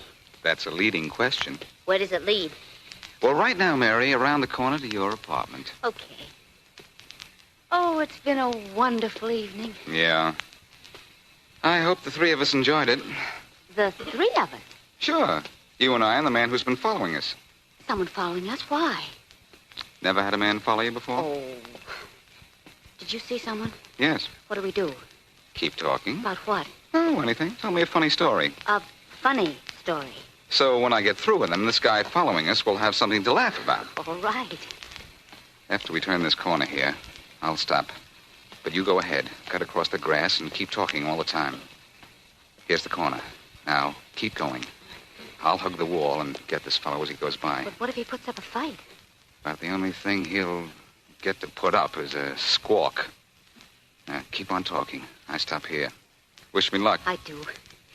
It was really the funniest thing that's happened to me in weeks, Blackie. The telephone rang about 7 o'clock this morning. And a squeaky little voice asked for Ozzie. All right, you reach. Gee, boss, don't shoot. It's me. Shorty. Well, what? Wait a minute. Hey, Mary, come on back. It's all right. It's a friend of mine. I've been telling you all night, boss. I gotta talk to you.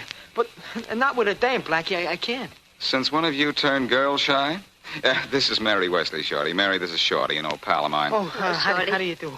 Boss, I gotta talk to you. And where nobody can see us. Well, if you two want to talk, you can come up to my apartment. Next, boss, this gotta be private conference. Come on, Shorty. It's all right. Mary doesn't talk. And besides, she makes good coffee.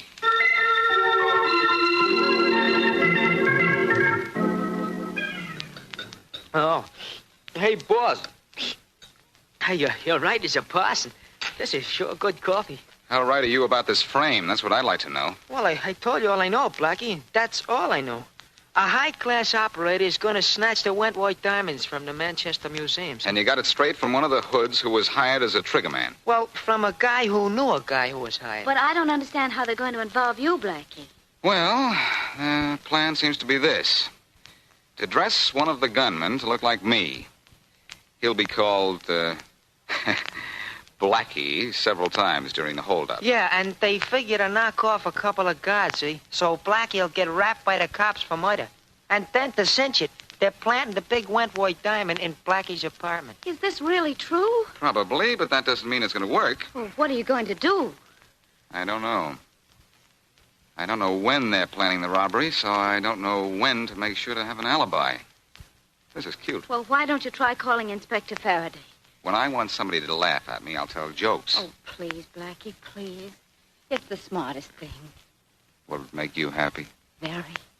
All right. I've always wanted a legitimate excuse to wake Faraday in the middle of the night anyway. Oh, he'll listen to you. I just know it. Like I listen to opera. Faraday's probably snoring so loud that he would... Hello? Faraday, this is your old pal Blackie. Blackie, what's the idea of calling me up this time of night? What's the matter, Sleeping Beauty? Were you dreaming you had the goods on me at last? Did you call me up to make jokes, Blackie? Because if you did, No. Listen, Inspector, and listen carefully. I'm not listening to anything from you. Go to bed and let me get some sleep. Wait. Faraday. Faraday. Did he hang up? Well, he didn't exactly invite me over for a midnight snack. Well, gee, boss, now what do we do? I know what you're going to do, Blackie. Leave town. Yeah, the lady's right, boss. You can't have no alibi 2 weeks long in this town. But if you just lamb out of town for 2 weeks... I don't like to take it on the chin any more than anybody else. But I'm not going to take it on the lamb. Oh, I know what you're thinking, darling. It's running away, and you don't want to run away. But please, Blackie, please do it for me. I must be getting soft. Well, it's the thing you gotta do, boss. For the lady's sake. Now, I'll get your train or plane reservations. You go to your apartment with Shorty, and I'll phone you there. I don't know why I'm doing this. I guess those looks of yours sure pack a wallop. Never mind my looks. You just see to it that you pack a bag.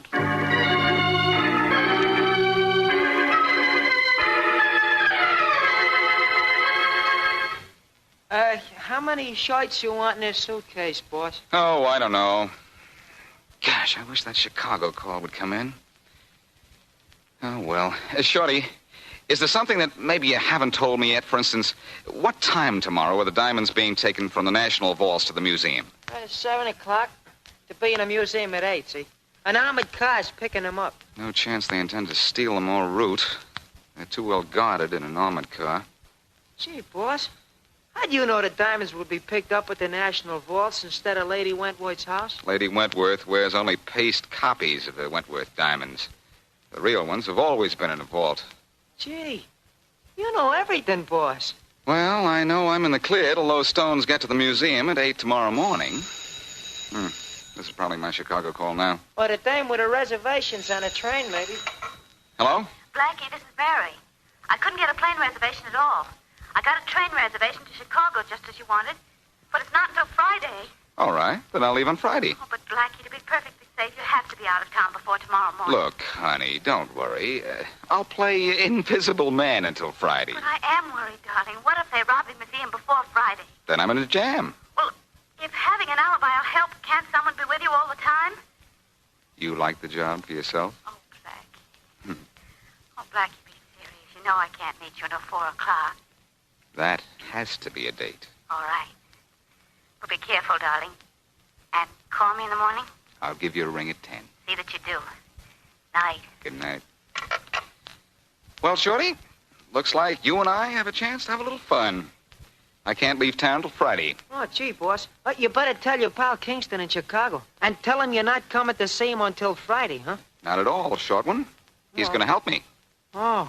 But, gosh, what can he do? He's in Chicago. He can give me a hand through one of his branch offices here. If I was... Oh, that's probably Charlie now. Hello? Mr. Charles Kingston of the Kingston Corporation in Chicago calling Mr. Boston Blackie. I'll take it, operator. Here's your party, Mr. Kingston. Hello, Blackie. Hello, Charlie. How are you, fella? Oh, swell, Charlie. Is the man who does favors in? Good. The right turn ticket, Blackie. What is it? Can you hear me clearly? Good. Go ahead. All right, Charlie. Here's what I want you to do.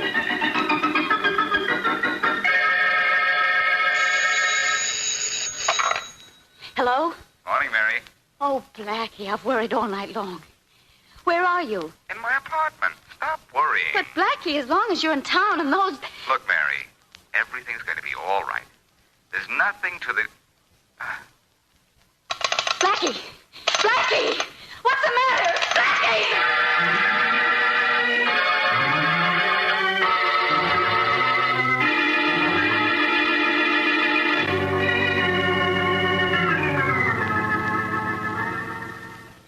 May I see the timetable of the Wentworth diamond robbery, Hazel?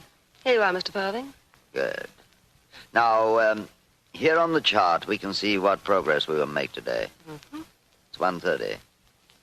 The men are here at this moment, a mile and a half south of the museum. Mm-hmm. In 15 minutes, the first of them will enter the museum and take their places. In 30 minutes, it'll all be over. You're smiling. Yes. You like the way I plan. Obviously. If my schedule's right, this should be Mr. Boston Blackie. Come in. Here he is, Mr. Farthing. Boston Blackie. Oh. Won't you come in, Blackie? Do I have a choice? Not for the present. That'll be all, Tom. Right. I'm Roger Farthing. This is Miss Hazel Arden, my secretary. Hazel, the famous Boston Blackie. How do you do? How are you?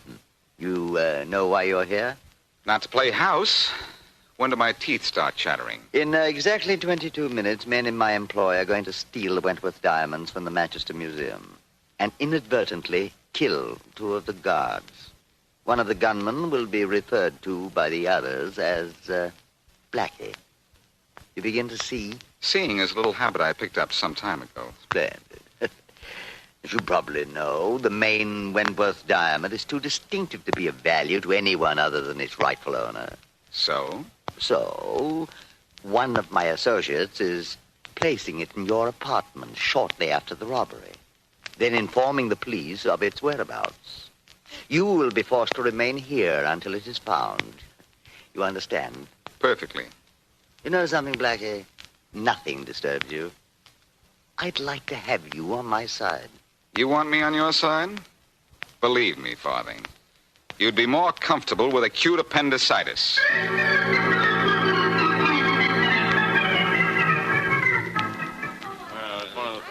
This way to the display of the Wentworth diamonds, the Arling galleries to the right. This way. Saw a couple of the cars drive up across the street.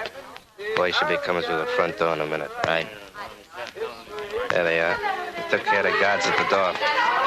Go ahead, do your stuff. All right, everybody get back. Keep quiet. This isn't any fool. Over this way, Blackie in here. Come on, gang. Blackie, over this way. Blackie, get those two guards. Cut them down. Cut them down. I got the diamonds. Let's go. Nice shooting, Blackie. Nice shooting. Those guards never knew what hit them.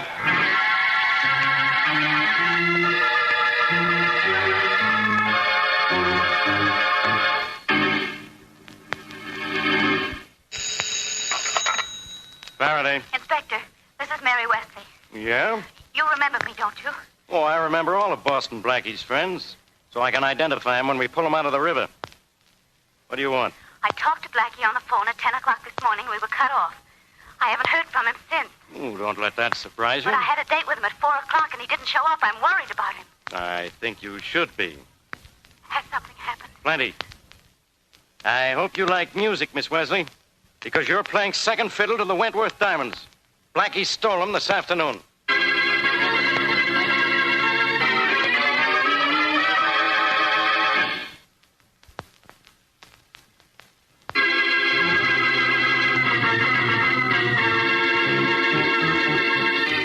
Now, back to our story. When we left Boston Blackie, he was, to all appearances, hopelessly victimized by Roger Farthing's plan to frame him for the theft of the Wentworth diamonds and the murder of the two museum guards. As provided in Farthing's plan, the police have been notified that the main Wentworth diamond is in Blackie's apartment. And as we continue our story, Inspector Faraday knocks on Blackie's door. Okay, Blackie. Come on, open up in there. Open up! All right. Hi, Inspector. Okay, Shorty. Go on, get back in the apartment. Where's Blackie? Where's the Wentworth diamond? The Wentworth diamond, Inspector? Shorty, the only time you look smart is when you're trying to look dumb. Oh, gee, thanks. Sit down over there and behave yourself. I'm going to look around for that diamond. Oh, Inspector, there ain't no jewel around here. In that drawer or anywhere else. He not only stole the entire Wentworth collection, but he killed two guards. And you can't get out of a rap like that with a suspended sentence. Nothing in here. Maybe this drawer. Look, Inspector, I can tell you the whole thing from the beginning if you believe me. Yeah? Blackie rehearsed you? Look, do you remember when Blackie was... Oh, the jewel wasn't here, huh? What's this, a kid's marble? Gee. Hey, that rock's got more sparkle than a pinwheel. Yeah, this is the Wentworth diamond, all right. Now, what do you do with the smaller ones? You mean there's more? You know there are more. All around here, some... Uh-oh. Someone's coming down the hall. It's probably Blackie. Turn out the lights. Oh, Inspector, Turn out those lights. Yes, sir. This is going to be wonderful.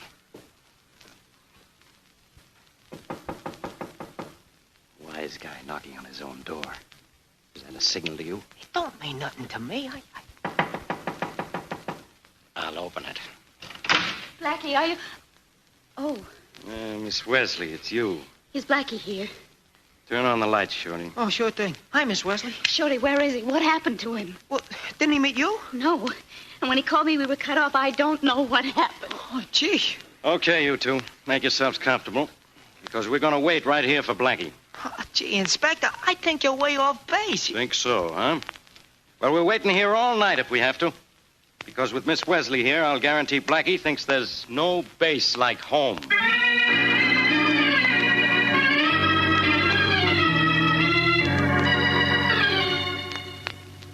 Mr. Farthing. Oh. Mr. Farthing. I must have fallen asleep, Hazel. Sleep well earned. You've released Boston Blackie? Yes. Before very long, we shall hear that he's been picked up for robbery and murder.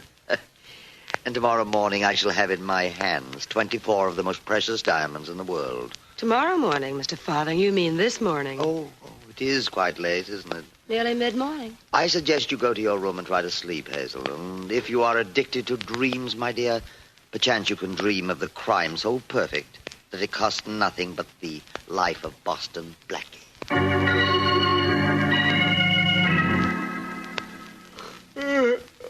Gee, Inspector, it's the middle of the morning. Hey, when do we get out of here, huh? When I say you do, not before. So don't keep asking. Uh-oh, there's a key in the door. It's probably Blackie. Quiet. Mary, Shorty, good morning. What? Hold it, Blackie. Oh, Inspector, do you have to turn up when I feel refreshed and happy? One look at you and I'm 20 years older. You're not going to live 20 years, Blackie.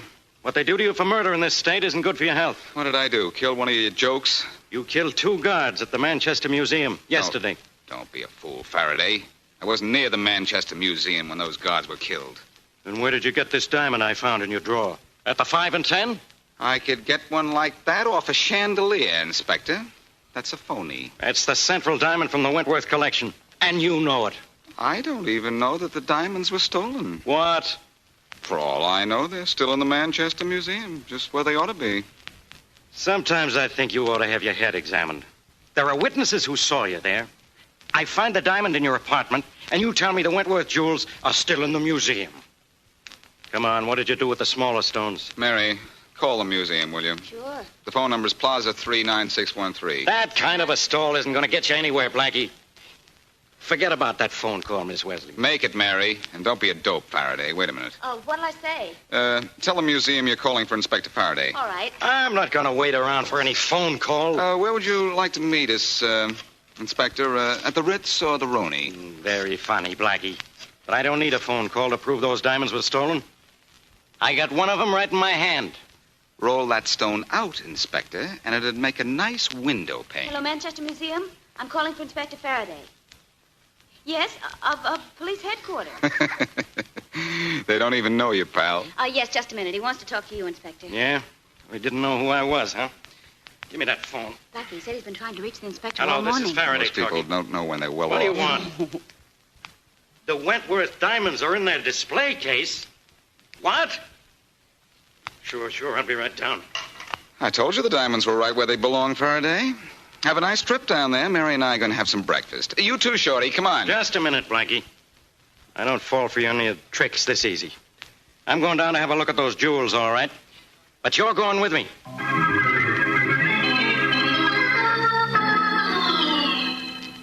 Here are the diamonds, Inspector, just as they were before the robbery. I don't understand it, but here they are. How do I know these aren't phony? I beg your pardon, Inspector, but I'm an expert in such matters. What about this diamond in my hand? It's paste. And what's this gag about the jewels being stolen, 2 guards killed? Well, it's all very true, Inspector, but this morning when I came into the museum, here were the diamonds just as they were before the unfortunate incident. It's amazing. Happy, Faraday? All the diamonds are here? All but one small stone. But we're so happy to have the other diamond returned, we aren't terribly concerned Well, I'm concerned. Especially about those 2 murdered guards. I'll tell you where you can find that missing stone, Faraday, and the man responsible for the death of the 2 guards. In your apartment? No, in room 909 in the Winston Hotel. In the handkerchief pocket of a friend of mine. Blackie, you're getting deeper and deeper into this every minute. I'll be in plenty deep if a certain party had a cold last night. A diamond that size is nothing to sneeze at.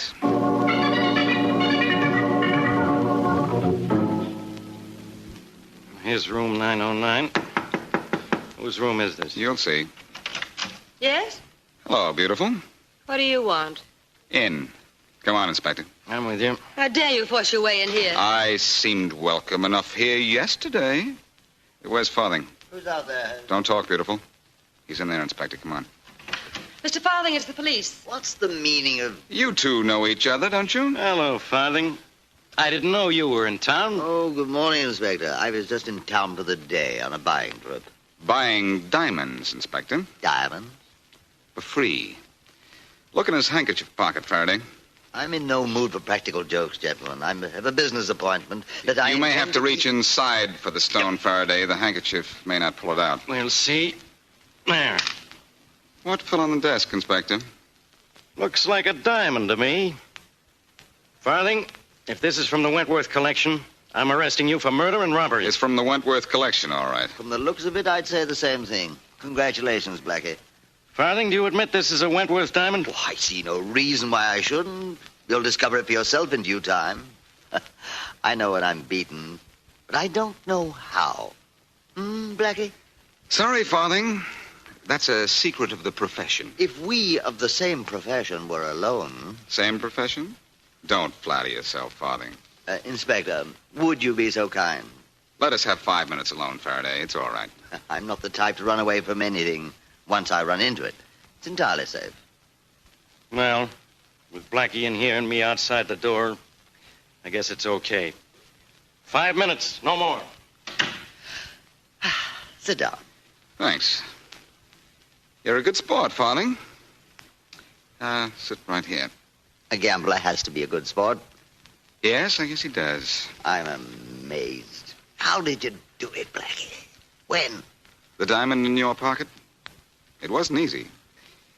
You didn't let me get close to you but once when I was here yesterday.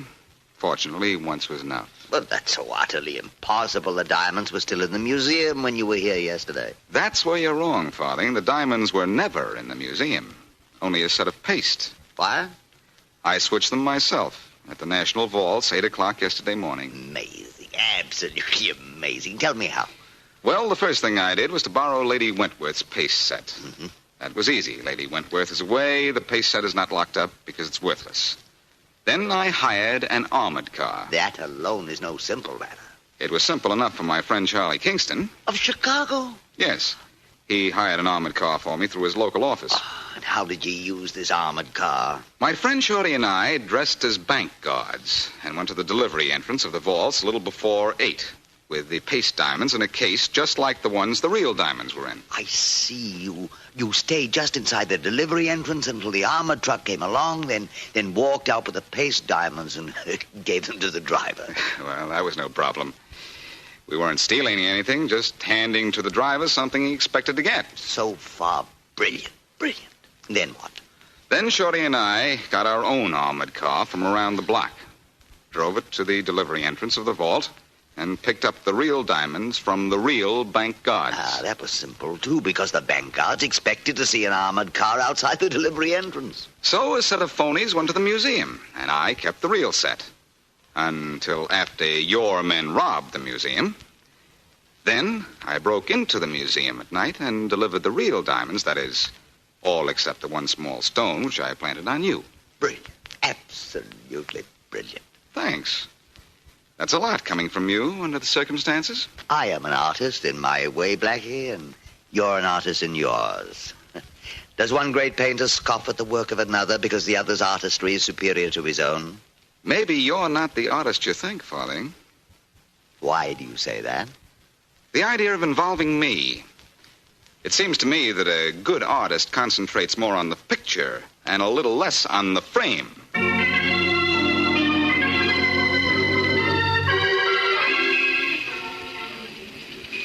Oh, Blackie, look at those lovely diamonds in this window.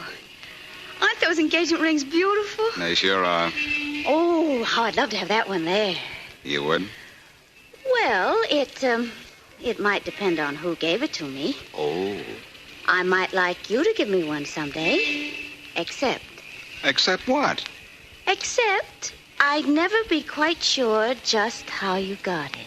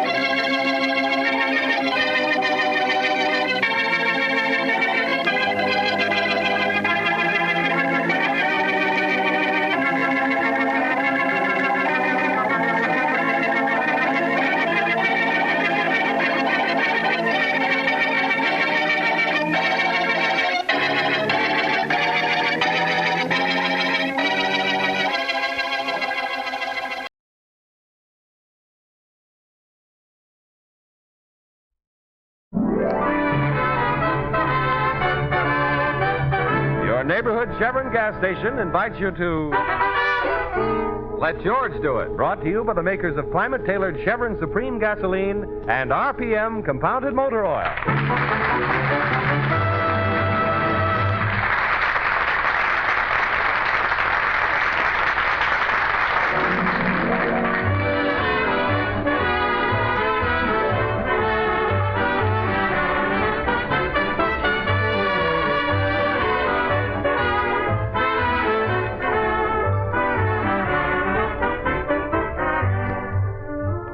When George Valentine opened his own office, he advertised to the world at large that no matter what problem might be troubling them, all they had to do was leave it to George.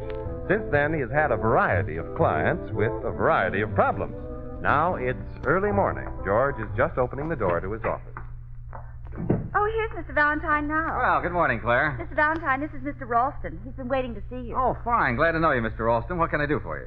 Mr. Valentine, do you like dogs? Do I like dogs? Why, Mr. Ralston, you're speaking of man's best friend. Everyone else may fail you, but a dog remains faithful and loyal to the end. I guess I like him. Why? Because I've got to find Snookums a home for a couple of days. Snookums? My dog. Oh. My wife calls him Snookums. She's a great one for nicknames. She calls me Bunny. Where do I come in on this, Bunny, Mr. Ralston? Well, you understand I can't trust just anyone with Snookums. He's a very valuable dog. Besides, my wife is quite fond of him. But, Mr. Ralston, why do you have to find a home for him? Well, I've got to have him out of the house for the next couple of days. Why? Because because I just do, that's all. Well, why not send him to a kennel? Oh, I couldn't do that. They might, I couldn't do that. Why not? Snookums wouldn't be happy there. You see, he doesn't like dogs. He doesn't like dogs? No, just people. Uh-huh. Mr. Valentine, I believe you're just the man I've been looking for. Will you take care of Snookums for me? Oh, but Mr. Ralston... You'd have to keep him with you all the time. I'll be back here day after tomorrow to pick him up. Will you do it? I don't know about that. I'll pay you well, of course. How well? Suppose we say $200 for the 2 days? $200 and expenses? Oh, yes, of course, $200 and expenses. Mr. Ralston, I'm your man. But, Mr. Valentine... It's all right, Claire. Where's Snookums now? Downstairs in my car.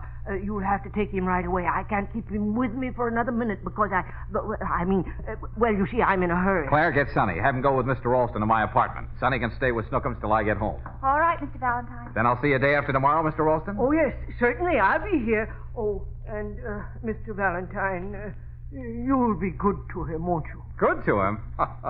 Don't you worry, Mr. Ralston. That mutt has got himself a mother.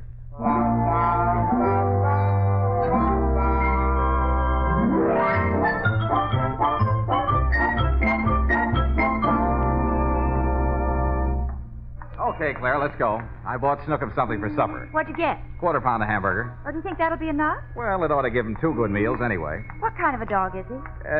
Well, to tell you the truth, Claire, I forgot to ask Mr. Ralston. He was in such a rush. He certainly was. Yeah, Snookums. Must be a lap dog with a name like that. Think so? Yeah, probably a Pomeranian or a Pete.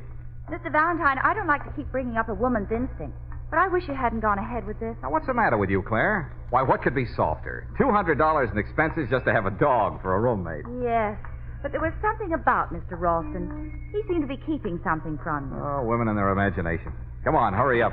Snookums must be getting hungry. I hope Sonny's been nice to Snookums. Oh, you don't have to worry. Sonny's always been crazy about kittens and rabbits. Yeah? I suppose he likes little dogs, too. I hope so. Yo! Hey, look out! Mr. Valentine, it's a horse! Down! Now, don't be afraid, Claire. It's just a great day. Just a great... Mr. Valentine! Down, Snookums! Down! He wants the meat. Well, I'm trying to give it to him. Get down! Get away from me. Mr. Valentine, give him the meat. But he wants my arm, too. Well, throw the package on the floor. Oh, here, Snookums. Yeah, there. Phew. Okay, Claire. Oh, look at your apartment. Oh, you mean what's left of it. Now, why would Sonny let him chew up the furniture? You'd think he'd have enough sense to take care of him. You'd think you'd have enough sense to ask what kind of a dog it was. Oh, where is that kid? That's funny. I wonder what... Oh, Mr. Valentine, you don't think... Now, Claire, don't be silly. He's a friendly dog. Too friendly. Sonny, where are you? On top of the mantel. Sonny. What are you doing up there? He kept knocking me down. I had to get away. Oh, Sonny, you're a coward. He's bigger than I am, Mr. Valentine. I didn't mind when he knocked me down and licked my face, but I got a little nervous when he started putting my head in his mouth. All right, come on down. Now while he's there. Claire, put Snookums in the kitchen. Put him there yourself. You're his mother. Oh, great. Here, Snookums. Snookums. Oh, follow me, Snookums. You run, he'll follow you. He will? Okay. Come on, Snookums. Mr. Valentine, what happened? He followed me. Now stay in there, you big mutt. All right, Sonny, you can come down now. Okay. A little lapdog. Well, how was I to know? I've got news for you, Mr. Valentine. He eats 6 pounds of food a day. 6 pounds? What kind of food? I'm not sure. He seemed awful fond of my head. Okay, I'll get him a bone. Mr. Valentine, if you listen to me, you'll take that dog right back to Mr. Ralston. Now, Claire, I promised to take care of him, didn't I? Anyway, I don't even know where Mr. Ralston lives. You see, there's something awfully fishy about the whole thing. Maybe it isn't even his dog. Will you stop it? All right, have it your own way. But I'm not staying. See you in the morning. Yeah. Good night, Mr. Valentine. Sonny, wait a minute. Where do you think you're going? Oh? Oh, no, you're not. You're going to stay here and help me take care of Snookums. But, Mr. Valentine... You heard me. Where will I sleep? Well, you can sleep with me. And where will Snookum sleep? In the kitchen. Okay, but you tell him, will you? Well, good night, boys, and sweet dreams.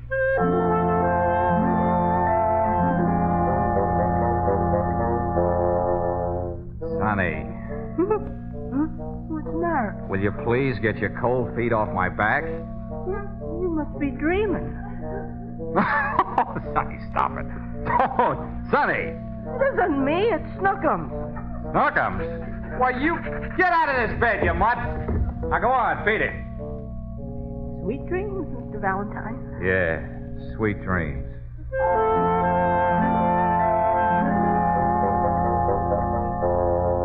Mr. Valentine.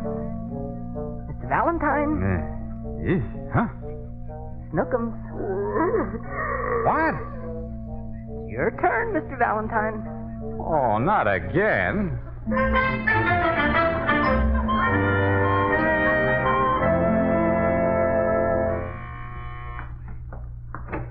Oh, Claire, it's you. Good morning, Mr. Valentine. Beautiful morning. Yeah.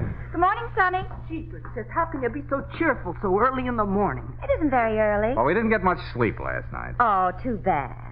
Where's the new boarder? In the kitchen, eating his breakfast. Horse meat, pounds and pounds. He's practically got the whole horse in there. I brought you the morning paper, Mr. Valentine. Well, that's thoughtful of you. Here, read this story on the second page. Why, something special? I don't like to say I told you so, Mr. Valentine. Read it for yourself. Hey, what's it all about? Go ahead. Suffering cats, it's a picture of Snookums. Read it. Valuable dog stolen. Stolen? Hercules of Meadowbrook, owned by Madam Charlotte Cornwell Smith, famous retired opera singer. Opera singer? Disappeared from his home yesterday. Oh, I don't want to read any more. Go ahead. What does it say, Claire? Madam Cornwell Smith entered him in the dog show tomorrow morning. He was expected to make his championship. Foul play is suspected. Well, do you suppose Ralston stole him and then got cold feet and dumped him off on me? He's your little charge. You figure it out. Jeepers, Mr. Valentine, what are you going to do? Well, we've got to get Snookums to Madam Cornwell Smith's home without the police seeing him. Maybe she'll believe my story. It's going to take a little doing to get that big ox home without somebody seeing it. But we can't keep him here. That dog is wanted by the police. Yeah, we got a hot dog.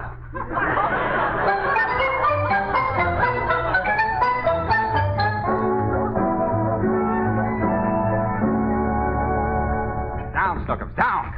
Okay, Sonny, open the front door and see if the coast is clear. All right, Mr. Valentine. Claire, where'd you park my car? Around the corner. I couldn't get any closer. Well, if the coast is clear, we'll make a dash for it. You and Snookums make the dash. I'll catch up with you. Mr. Valentine? What's the matter?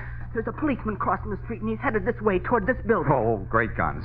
Come on, we got to get him back upstairs. You haven't got time. Then we got to hide him. Have you got a piano box handy? Oh, wait a minute. Look, in front of Mrs. Jones' apartment. A buggy. A baby buggy? Yeah, come on, Sonny, help me. But, Mr. Valentine... Mrs. Jones won't mind if we borrow it for a few minutes. Sonny, get his feet. He keeps wiggling them. Claire, help him. I'm trying to. Now, give him a shove. Be a good dog. There it is. Okay, cover him up. You wheel him, Claire. You wheel him. He's your baby. Oh, thanks. Now, come on, fast. And don't stop to talk. Open the door, Sonny. I've got all my fingers crossed. He's coming this way, all right. Oh, Lady Luck, stay with us. Well, good morning, folks. Out to give the baby an airing? Oh, that's right, officer. Come along, sweetheart. Can I take a peek? I'm just crazy about babies. Oh, He's sleeping, officer. Oh, too bad. Who does he look like? Just like his mother. Isn't that nice? You're too modest, darling. Officer, he's the image of his father. Really now? Oh, yes. He has his father's ears. Come on, Claire. Goodbye, officer. Say, did you hear a dog last night? We got several complaints from this building. A dog? Well, we were awfully busy last night, officer. Snookums kept us up. I know how that is. I got 6 just like yours.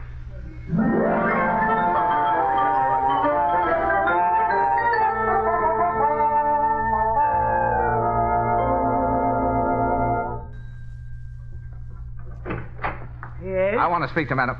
Why, it's you. Oh, hello, Mr. Valentine. I want to talk to you. Not so loud. Come in. Well, what are you doing here anyway? Why, I live here. You live here? Certainly. I'm Mr. Madam Cornwall Smith. Huh? I mean, she's Mrs. Ralston. Well, now, look, I don't know what this is all about, and I don't want to know. But I've got your dog outside my car. You come on down with me and get him, you understand? Mr. Valentine, you promised you'd help me. I don't want to be in on anything crooked. But this isn't crooked. You see, first there was her voice. Her voice? I had to play second fiddle to my wife's voice. Oh, that's right. She was an opera singer, wasn't she? Then I bought Snookums, and since then she's paid no attention to me at all. Snookums comes first. Why, I'm the one who's been leading a dog's life. Well, I'm very sorry for you, Mr. Ralston, but I don't... She said she'd enter him into this show, but she promised to give him away if he didn't make his championship. Give him away? My brother has children. They'd love to have Snookums. Are they big, strong children? You see, Mr. Valentine, I'm afraid that if he's in the show, he'll become a champion.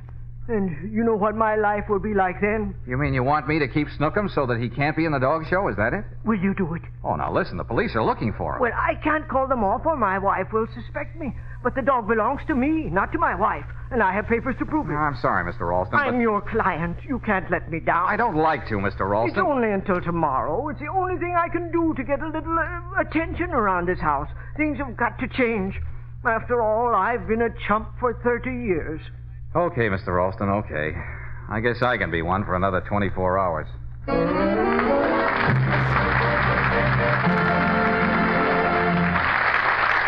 Well, George seems to be having a lot of trouble with his latest client, a Great Dane. We'll see what happens in a minute. Meanwhile, I'd like to talk about 2 of the best things in a motorist's life that are free. Sure, you guessed it. I mean free air and free water. And my point about these familiar conveniences is very simple. They really are free at a Chevron gas station. The Chevron dealer never wants you to feel that just because you want a tire checked, you have to buy a quart of RPM compounded motor oil or some Chevron Supreme gasoline. No, sir. He welcomes the chance to fill your radiator to check your tires. It lets him prove that he really is alert and cheerful about his service. All Chevron gas stations, you know, are home-owned. And the best way these local businessmen have of making good is to treat you right. Just remember that next time your radiator or tires need checking. Look for a cream, green, and burgundy Chevron gas station. You're always welcome.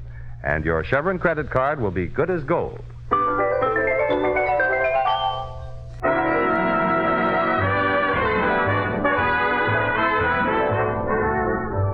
George promised Mr. Ralston he'd hide Snookums until after the dog show. Now, it's a few minutes later. George, Claire, Sonny, and Snookums are driving home. Of all the crazy fool jobs, this takes the prize. Playing nursemaid to a dog, I quit. Now, Claire, will you stop it? We'll get to my apartment soon, and all I have to do is keep him there until tomorrow. Hurry, will you, Mr. Valentine? There's not much room in the back of this car for both Snookums and me. Now, Sonny, with Snookums on the floor, you've got the whole back seat to yourself. Yeah, we started out that way, but now our positions are reversed. Mr. Valentine, don't pull up in front of the building. What's the matter? That policeman again. Oh, no. He's talking to some woman. Mrs. Jones, we borrowed her buggy. What are you going to do? Oh, drive her onto the back of our building. Sonny, you take Snookums up the fire escape. But, Mr. Valentine... Claire and I'll wait until the coast is clear, then we'll go up the front way and let you in. Why do I have to be the one to take Snookums? Now, Sonny, follow orders.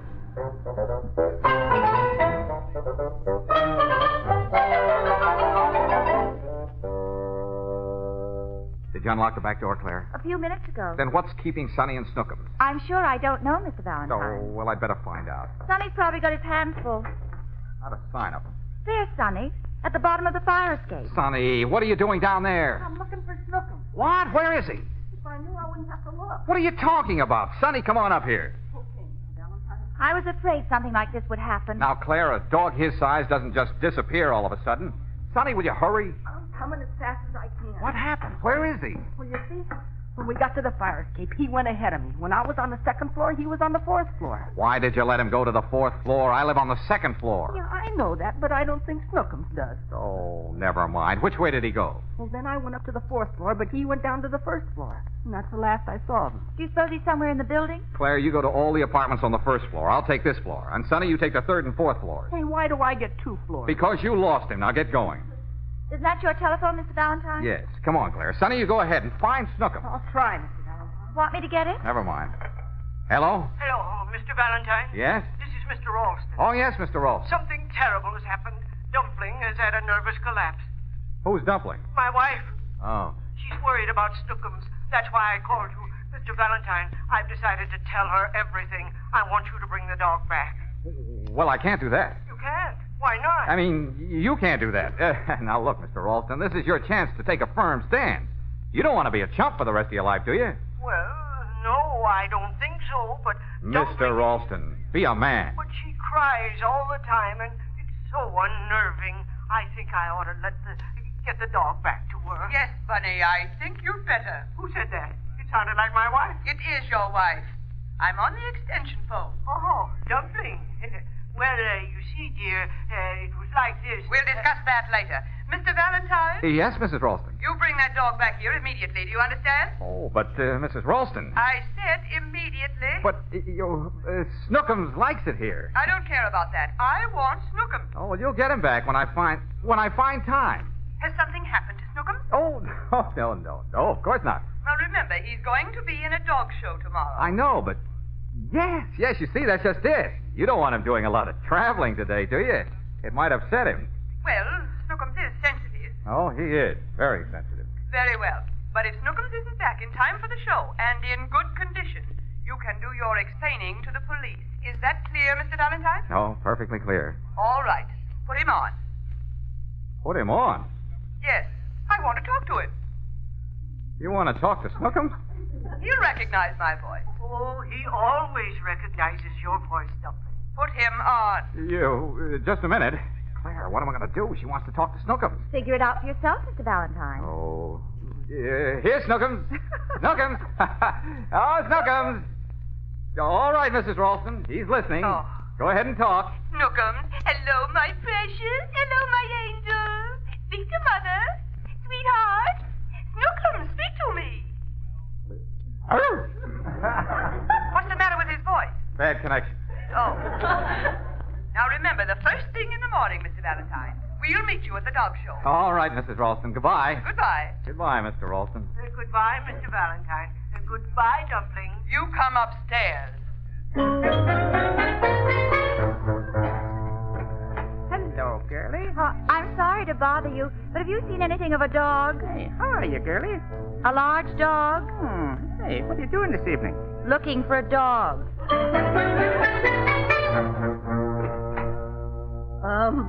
Pardon me, but have you seen anything of a dog? A dog? Yes, ma'am, a dog. He just got home from work. He's eating his supper.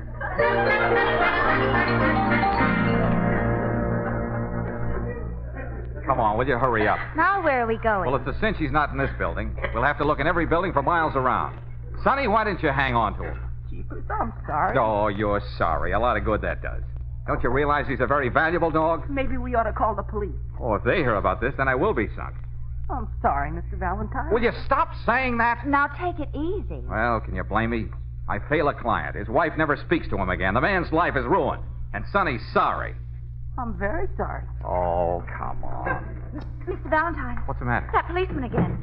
Oh, just keep right on walking. Don't see him. Wait, just a minute there. I want a word with you. Oh, good afternoon, officer. What were you doing with Mrs. Jones's buggy? I found it for her around the corner. Oh, Darling, we forgot to return her buggy. You forgot, sweetheart. Yeah, well, I'm terribly sorry, officer. I'll apologize to Mrs. Jones when I see her. And another thing. Mrs. Jones tells me you don't even have a baby. Now, what's going on around here anyway? Well, she didn't know about it. I mean, it just happened, yeah. I mean, sort of sudden-like. Wasn't it, darling? Oh, yes. Very sudden. Well, where's the little one now? Where's the little one? Well, he's at Grandma's.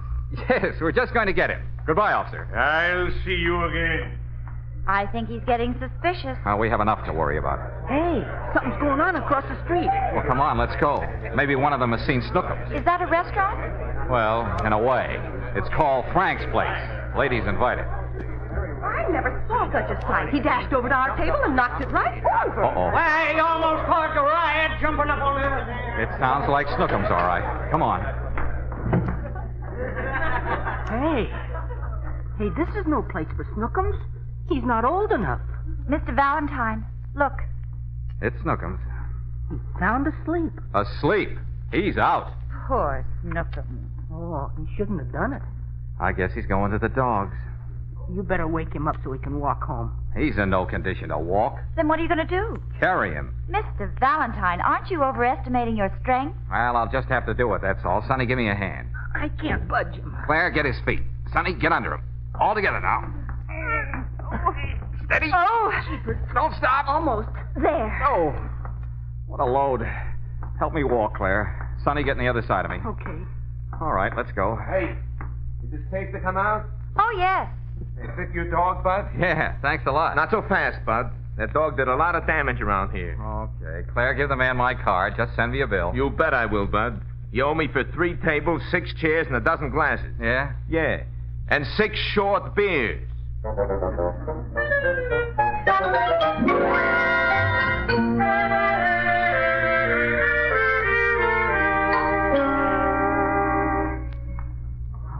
I don't know if I'll ever be able to make it. We're almost there, Mr. Valentine. I'll never be the same again. Uh-oh. Now what? That same policeman. Outside your building. Oh, cover Snookums up, Claire. With what? Use your coat. Oh, no, you don't. I just bought this coat. Hurry up. I'll get you another one. With a fur collar? And ermine tails. Come on, cover his face, too. Now, come on, walk fast. He's looking our way. Well, don't pay any attention. Hey, you. Hey, what have you got there? Oh, hello, officer. Just bringing baby home again. I thought it was a new baby. That's an awful big load you've got. Well, you see, didn't we tell you? Tell me what? You tell him, darling. Oh, no. You tell him, sweetheart. Well, somebody tell me. Twins. Twins? You didn't say anything about twins? Well, I didn't want to brag. Twins. What do you know about that? Now I've just got to have a peep. Oh, Claire. I'm sorry, officer. Night air, bad for them. Yeah, they're so young. We can't uncover their faces. It'd be very unhealthy for us, for them. Yeah, sure. We better get them right in, sweetheart. Yes, darling. What was that? Burp. Oh. And what was that? That was his brother.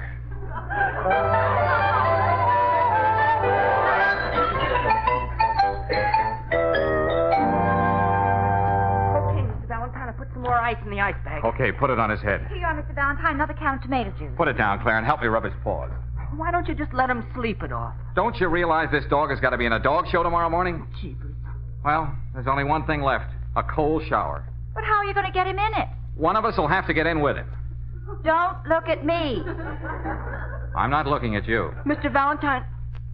Oh, no.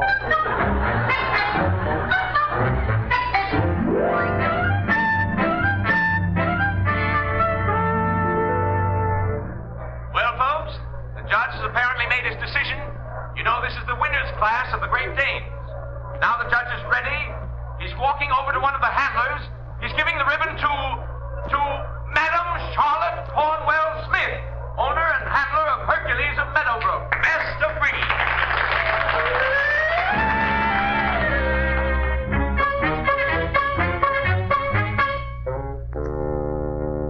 Champion. Snookums a champion. I'm very sorry, Mr. Ralston. Oh, you did what you could, Mr. Valentine. There'll be no living with them now. I wish I could help you. No one can help me anymore. Mr. Ralston, about my bill. Oh, just mail it to me. But there were a few expenses. Expenses? Yeah, 12 pounds of meat, 1 damaged apartment, 1 damaged restaurant.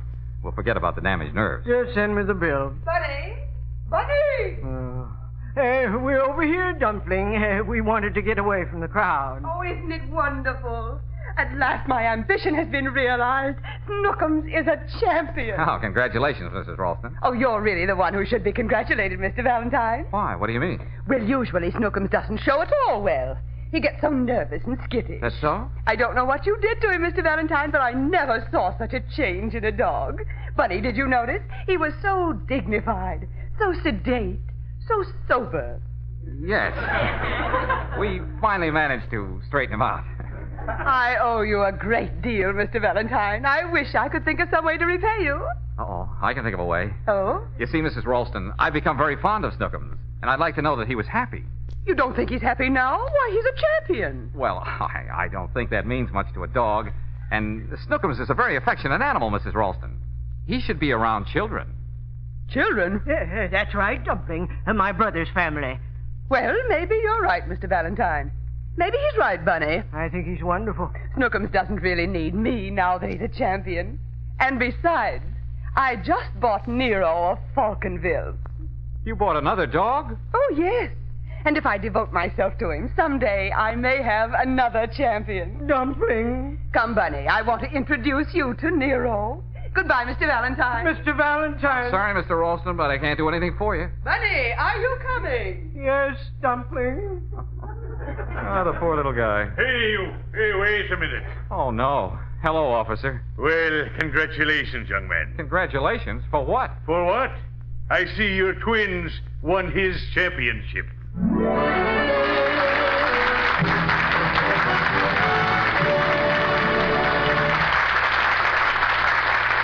George will be back in a moment. Meanwhile, most everyone, I suppose, has heard of the hit show Harvey. It's all about a rabbit that no one ever really sees. Well, your neighborhood Chevron gas station has a Harvey, too. Only instead of a rabbit, it's a welcome mat. And as a matter of fact, this welcome mat isn't so very invisible if you look real close. There's welcome, for instance, in the smile of the attendant at a Chevron gas station. That clean, bright, cream green and burgundy paint job seems to say welcome, too. It's in the accommodating way the Chevron man checks your tires or wipes your windshield. And in the way he gives you street directions or says thanks a million when he returns your Chevron credit card. Naturally, there's a good reason for the friendliness you meet at Chevron gas stations. You see, they're all home-owned. They're local businesses that depend on keeping folks pleased to keep their trade. And remember, all Chevron dealers carry RPM compounded motor oil and Chevron Supreme gasoline.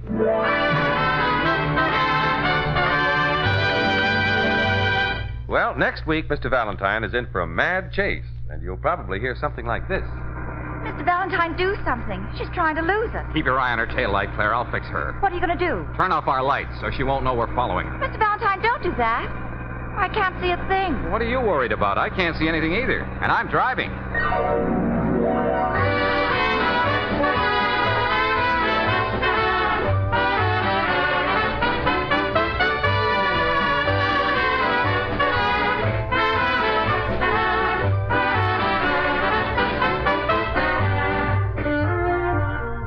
Chevron gas stations all through the West invite you to be with us again next week for another chapter of Let George Do It, brought to you by the makers of Chevron Supreme gasoline and RPM compounded motor oil.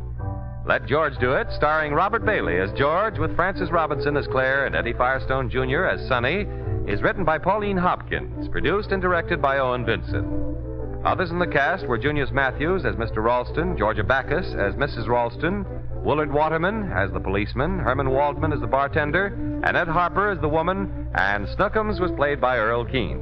The music was composed and conducted by Charles Dant. Your announcer, John Heaston. Listen again next week, same time, same station to Let George Do It. This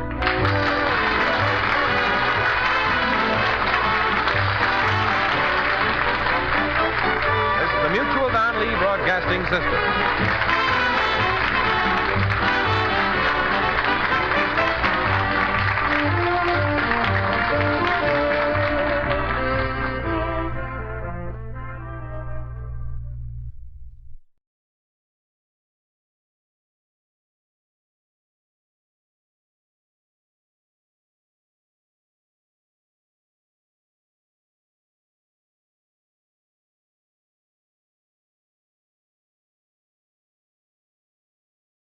Excited for advertisement, Boston, Brazil brings you to captivating videos showcasing heart-pounding adventures, mouth-watering cuisine, and hidden gems of this incredible country. From bustling cities to tranquil beaches, our videos capture the essence of Brazil's beauty, experience the warmth of its people, the rhythm of its music, and the thrill of exploration. Click on the link in the description to find out more. I would like to extend my sincere gratitude to Old Time Radio Research Group for their remarkable efforts in preserving and archiving the captivating world of old-time radio programs. Their invaluable contribution allows us to step back in time and experience the magic of radio history firsthand. Their link is in the description below.